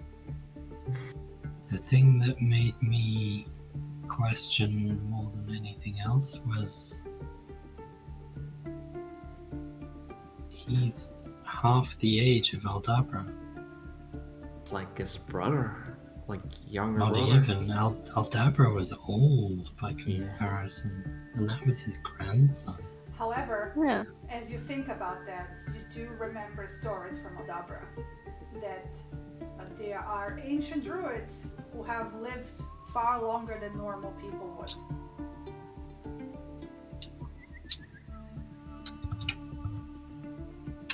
That's not something she'll bring up. Yeah, I think Narcillion would remember that as well, seeing this and kind of like putting everything together. It's not that dumb.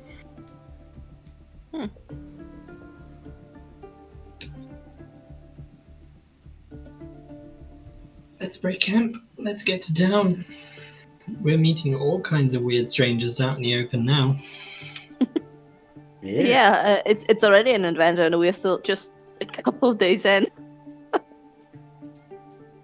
And we want to get to somewhere that isn't the middle of the wilderness where a carnival is about to happen, apparently. Yeah, what is that about? Probably not worth knowing just yet, maybe. I mean, Seems a rather strange place to be holding a carnival. yeah. Yeah, real strange. Might just be that strange carnival from a ticket, huh? Who knows? Oh, the one I found.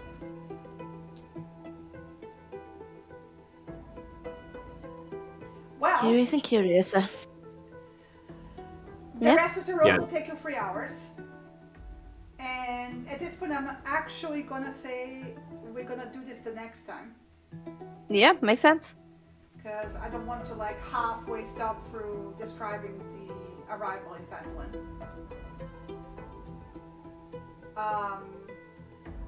But yeah. Yeah. There we go. Nice. Oh, okay. We managed to get there in one session. Yeah. You do still have 3 more hours of travel if you want to talk about things to each other. Uh-huh. Any carnivals that I've been to recently? Yeah, The I think history of Kid disappearing for 3 hours and now talking about the carnivals. Yeah, the only carnival I've been to is waking up and finding the campfire was out. That was a right carnival. It's a wild ride, yeah. No, I think You got the fire back again. It's fine. Yeah, eventually, after sitting in the freezing rain for half an hour. Then also didn't get mauled by a bear, so thanks. Yeah, that too. Thankfully. Yeah, I think Narcissian for the rest of the trip, he's normally is not that extremely talked. With you guys, he is talkative, but he keeps very quiet for the rest of the road. He kind of just seems to be thinking and looking in the forests more than he would otherwise.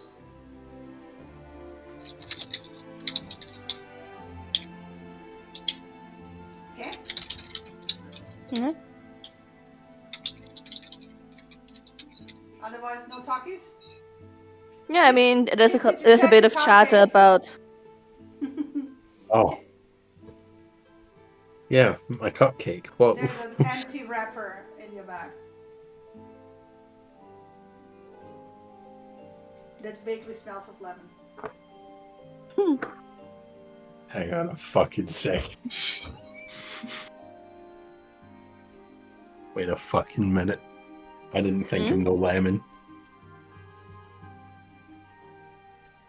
I'm 100% gonna be sniffing that wrapper.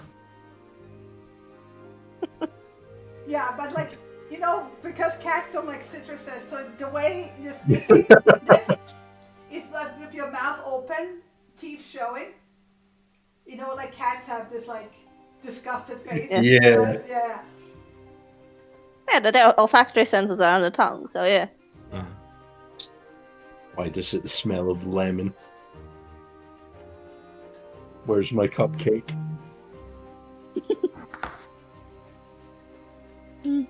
What cupcake? What carnival? No, just innocently whistling over here.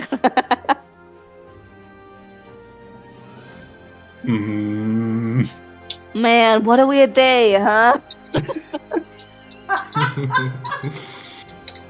Oh, the passive aggressiveness here. Made an enemy for life. I assumed the first time I accidentally I had to give you a bath, I made her an enemy already for life, so, It's for life still, can't get rid of each other. And then dissuaded by giving a treat at the end of it. It's very easy to get out of the enemy for life category. Yes. It's Good also to know, very yeah. easy to get into it, yes. Yeah. Good thing cats don't really hold grudges Exactly. too long. Good thing no one's playing a dwarf. Oh god. Enemy for life category never ends. Never. Yeah. But yeah. That's so going in my fucking you're boot. passive aggressively hiding things from each other. That's great. Already. The What first all- session. All good Has friendships been are fun. established of passive-aggressive hiding. But at least the prospect of maybe soon being in a warm environment in a house is probably helping your mood a tiny bit. Possibly. Possibly in a house, if we can afford it. Well, then We get paid at the end, so, Well, everyone gets 50 XP. Boom! As a level 0, what does that mean? You still level 0. Okay, but we need 300 to get to level 1? No, you will get level 1 when you arrive in Phandelver. And then Okay. you get Oh. downtime. Okay. I want So you what does the guys- 50 XP mean? You just have 50 towards the 300 towards the second level. Okay. Oh. But you did Nice. a lot of stuff, and I wanted to reward that. So you all get 50 XP today. Good job on surviving the cold and the shitty weather. I love the random generator. It really, really made my life happy with all the freezing rain and stuff. Yep.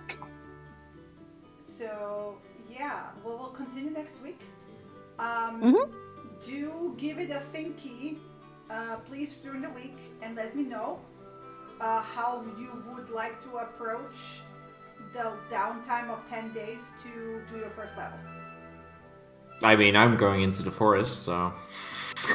Yeah, okay. I mean, like, give it a bit more thinky so I know which Yes. direction to take. Yes.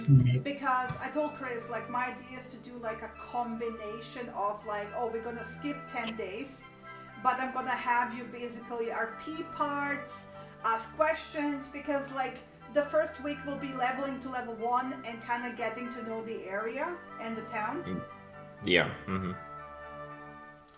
So basically, we will not do anything in forward momentum besides you getting level 1 next session. So you will have your full level 1 at the end of next session, and the session after we're properly kicking off. Mm-hmm. Sounds good. So it's gonna be a lot of downtime roleplay. Don't get used to that, because I don't plan on RPing out every single downtime, like last time. But yeah, But I you, will call you the don't session want a here. day-by-day account of what we're doing. No. I will call the session here, however, you guys, give me your highs and lows. Least favorite moment, favorite moment. My cupcake got fucking stolen. I think it is Stealing the least cupcake. favorite moment. And then my favourite moment. My favourite moment was definitely watching the orb lure the cat into the woods. Oh yeah, like the first Because that- reveal of the orb, yeah. Mhm. Yeah, that's 100% something the cat would definitely do. It doesn't matter how dangerous it is, doesn't matter how cold it is, doesn't matter how much it's raining, the cat would be too curious. And I was fine.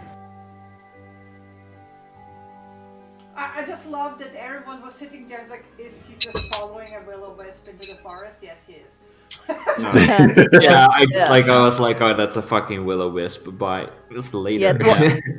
While I enjoyed the Carlo thing at Hull, I really enjoyed like when he did the overlay of like the carnival. Like that was really pretty. Yeah. Mm-hmm. Yeah, I'm so happy you enjoyed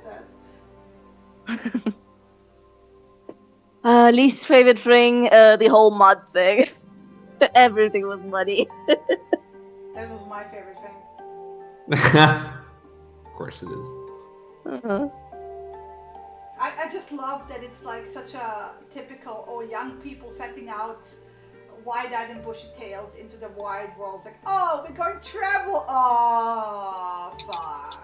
It fucking sucks, yeah. We're going traveling. Oh, we're going traveling. Yeah. Mhm. Yeah. Now we all know what that means, yeah. Yeah. You set out like super, like, woo, and then like immediately within 8 hours, you were immediately disillusioned. It's like, yeah, actually, Yeah. even our poor village was actually way more comfortable than this shit. Yeah. Mhm. At least you had somewhere dry and warm to rest in when it was torrentially raining, so... Yeah. True. So it makes you all like appreciate home, having a home. Yeah. So yeah, that was my favorite. The rest of you guys? Least favourite was waking up to find out the campfire had gone out, knowing full well that meant I was going to have bone-aching cold fingers whilst trying to get a fire lit again. And then sitting there and shivering probably for the rest of the day. Yeah. So I'm probably going to enforce a constitution check on myself the following morning to see if I am well or not. Uh-oh. Nice. Because Love that.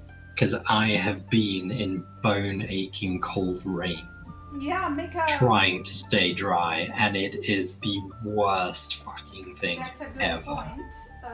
Thank you for reminding me. Yeah. Give me a second. Just clicking on Kit as well. Oh. Yeah.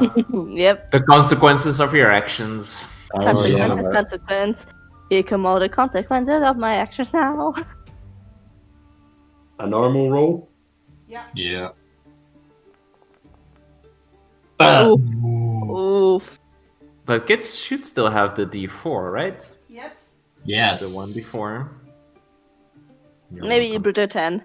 Maybe it's a low DC. Yeah, 11. Yeah. Yeah, Yeah. the C was 10.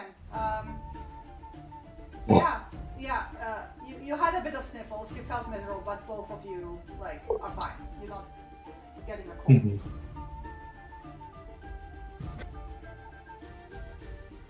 That's good. Ilana especially is super fine. Like, no problem. Yeah. Probably managed to shake the chill off by forcing herself to walk the whole day, and that would have kept her warmer. Yeah, but also like the activity of lighting the fire, then tending to the fire, like it did help. Yeah. So yeah, Abo. Favorite moments is like all over like the how the characters interacted with each other, like not really specifically. I do like playing awkward people. It's a very nice change from playing Cassius also. So that was nice. Least favorite moment? I don't know. That I want to talk, but that I have to think, okay, wait, but he's not, there's like someone new here. He's not the type of person to go up to them. It's like, hey, hello, drow, like that. So I was like, I had to shut my mouth. I didn't have a least favorite moment, but I wanted to strangle whoever called Matt at the least opportune moment. Yeah. Also the 30-minute phone call before. Yeah, the that 30 was- minutes awkward silence. That was like, oh, I don't know what to do. Like I cannot tell you anything because Matt will miss out on it. It's like, ah. Yeah. But sometimes but we life got there. happens. Yeah, Yeah, basically. happens to all of us. So I'm just happy we could play. So Mm-hmm. then the phone call's not so bad. Well, good session, everybody. Yeah. And somebody's got to do the recap next week. Nope. Yes. Well, we got a roll next week. Yep. But yeah, congratulations on session 1, and thus it begins again. We survived. We didn't get murdered by goblins yet, so Yet. Being the If operative word. If you Mhm. would have finished half an hour sooner, I would have thrown a random encounter at you. ooh, Yeah, Oh. yeah, just to see like if you survive it. as level 0 is okay. Yeah, but Huh. because it was only Huh. half an hour, I was like, I'm not gonna win. All good. Yeah, no, Plenty this of would have time gone for us bad. plenty of time for us to discuss highs and lows instead. Mm-hmm. Yes. Do you like the pictures and stuff? Yes, yes. Very fair. pretty, yes. Yeah, Pictures are cool. I still don't have my entire sound library set up. It's gonna take a little while. I can until it's like because money. But All good. yeah, eventually I will get back to the nice height of like where I have like ambient sounds and stuff like that. Yep. Very good, It was very a good. good test for the music. I will need to go through the entire list and like sort it a bit into like calm music, high energy music. Sad music. Yeah, Night dramatic music. Yeah. Because there were some who they were like, okay, yeah, that's a bit too intense for this scene. Just talking and all these like trumpets are playing. Okay, all right. Yeah, it's like, The dramatics of getting out of a tent. Yeah. Mm-hmm. or into a tent, yeah. I mean, it's pretty fucking awkward, but It Oh, is when yeah. it's muddy and raining. That's like the worst thing trying to do. You're trying to not wake the other person up. You're trying to not drag your muddy shoes inside the tent. You're trying to not like soak the other person by opening the tent too much. exactly trying not to get mud on your socks even because And you're like Yeah. have to for the put on your record, boots there was outside. no dead horse on any of that part. Yeah, that was my favorite moment. Seeing I the don't dead know horse. what the fuck you're talking about, Abel. Yeah, the dead horse looking sticks. They were branches, okay? Sticks. Yeah. Yeah. Conveniently looking like a dead horse. No, with but really, sticks. like when the dead horse like got up again and started talking to us, that was wild. Like that was fucking wild. Yeah. Yeah. Nice. Yeah. It's like, because some of us actually know the beginning of the Lost Mines of Phandelver, and some of us kind of expected certain things on that path. Of the I saw that horse with arrows. I was like, uh-oh. Oh. Here comes trouble. Here comes No, Gobos. I literally didn't see that horse in the drawing. I swear. I would have photoshopped it out. I would have photoshopped it out, and I didn't, because I didn't see it. Just put the sign in front of it. Ignore the dead horse. Yeah, but then it was like, you said dead horse, and I was like, what, where? I was like, oh, fuck. Ignore the man behind the curtain. Yeah, absolutely. Yeah, Ignore the dead horse in the middle of the road. Yeah, it was absolutely not supposed to be there. Because no, I like would do that to you at level 0. Are you kidding me? Yeah, that's a fucking deadly encounter even for level 1s. Like, Yeah. What, a dead horse? no. Yes. Yeah, when a dead horse comes to Well- up and talking to you. Yeah, it's fucking crazy. And then it wants dead carrots, and if you don't have any. No, what I did, and this is also why some things will be familiar to you, Abel, and some won't. I merged 3 different modules. Ah, cool. So it's the Icefire Peaks, it's Lost Mines of Phandelver, and it's The Way Beyond the Witchlight. Makes sense. Mm-hmm. You can blame Matt for that because he took the background. And then I read the module and I was like, oh! This makes sense. Oh! I did what now? Well, You took the certain background. things from a certain module, Yeah. Oh. which is what I was gonna take originally. Then you could have blamed Chris. Now you can blame Matt. Yeah. I always blame Chris anyway, so that's okay. Yeah. Like I said, you can say favoritism. I can say preferred target. Yeah. So yeah, you don't know what's gonna happen. Maybe partially. Nope. So yeah. I have no idea. Me neither. I'm sure we'll find out next Sunday. And the whole reason why I think there's like a whole bunch of people who continuously play modules is I do think even if you play like this Lost Mine Phandelver or like as it is from beginning to end, it's still different characters who react differently to the same things. Yeah. And who do talk- different yeah, things. So. Who do different things, who might join different factions, and stuff like that. So, like, I'm actually wondering, like, right now, what an evil party would do in Lost Mines of Phandelver. Oh my Raise God. the town. Move on. So yeah, it would be profoundly different, I think, as an outcome. Couple of nice factions you could join as an evil character, evil party. Anyway, I think I can stop recording at this point.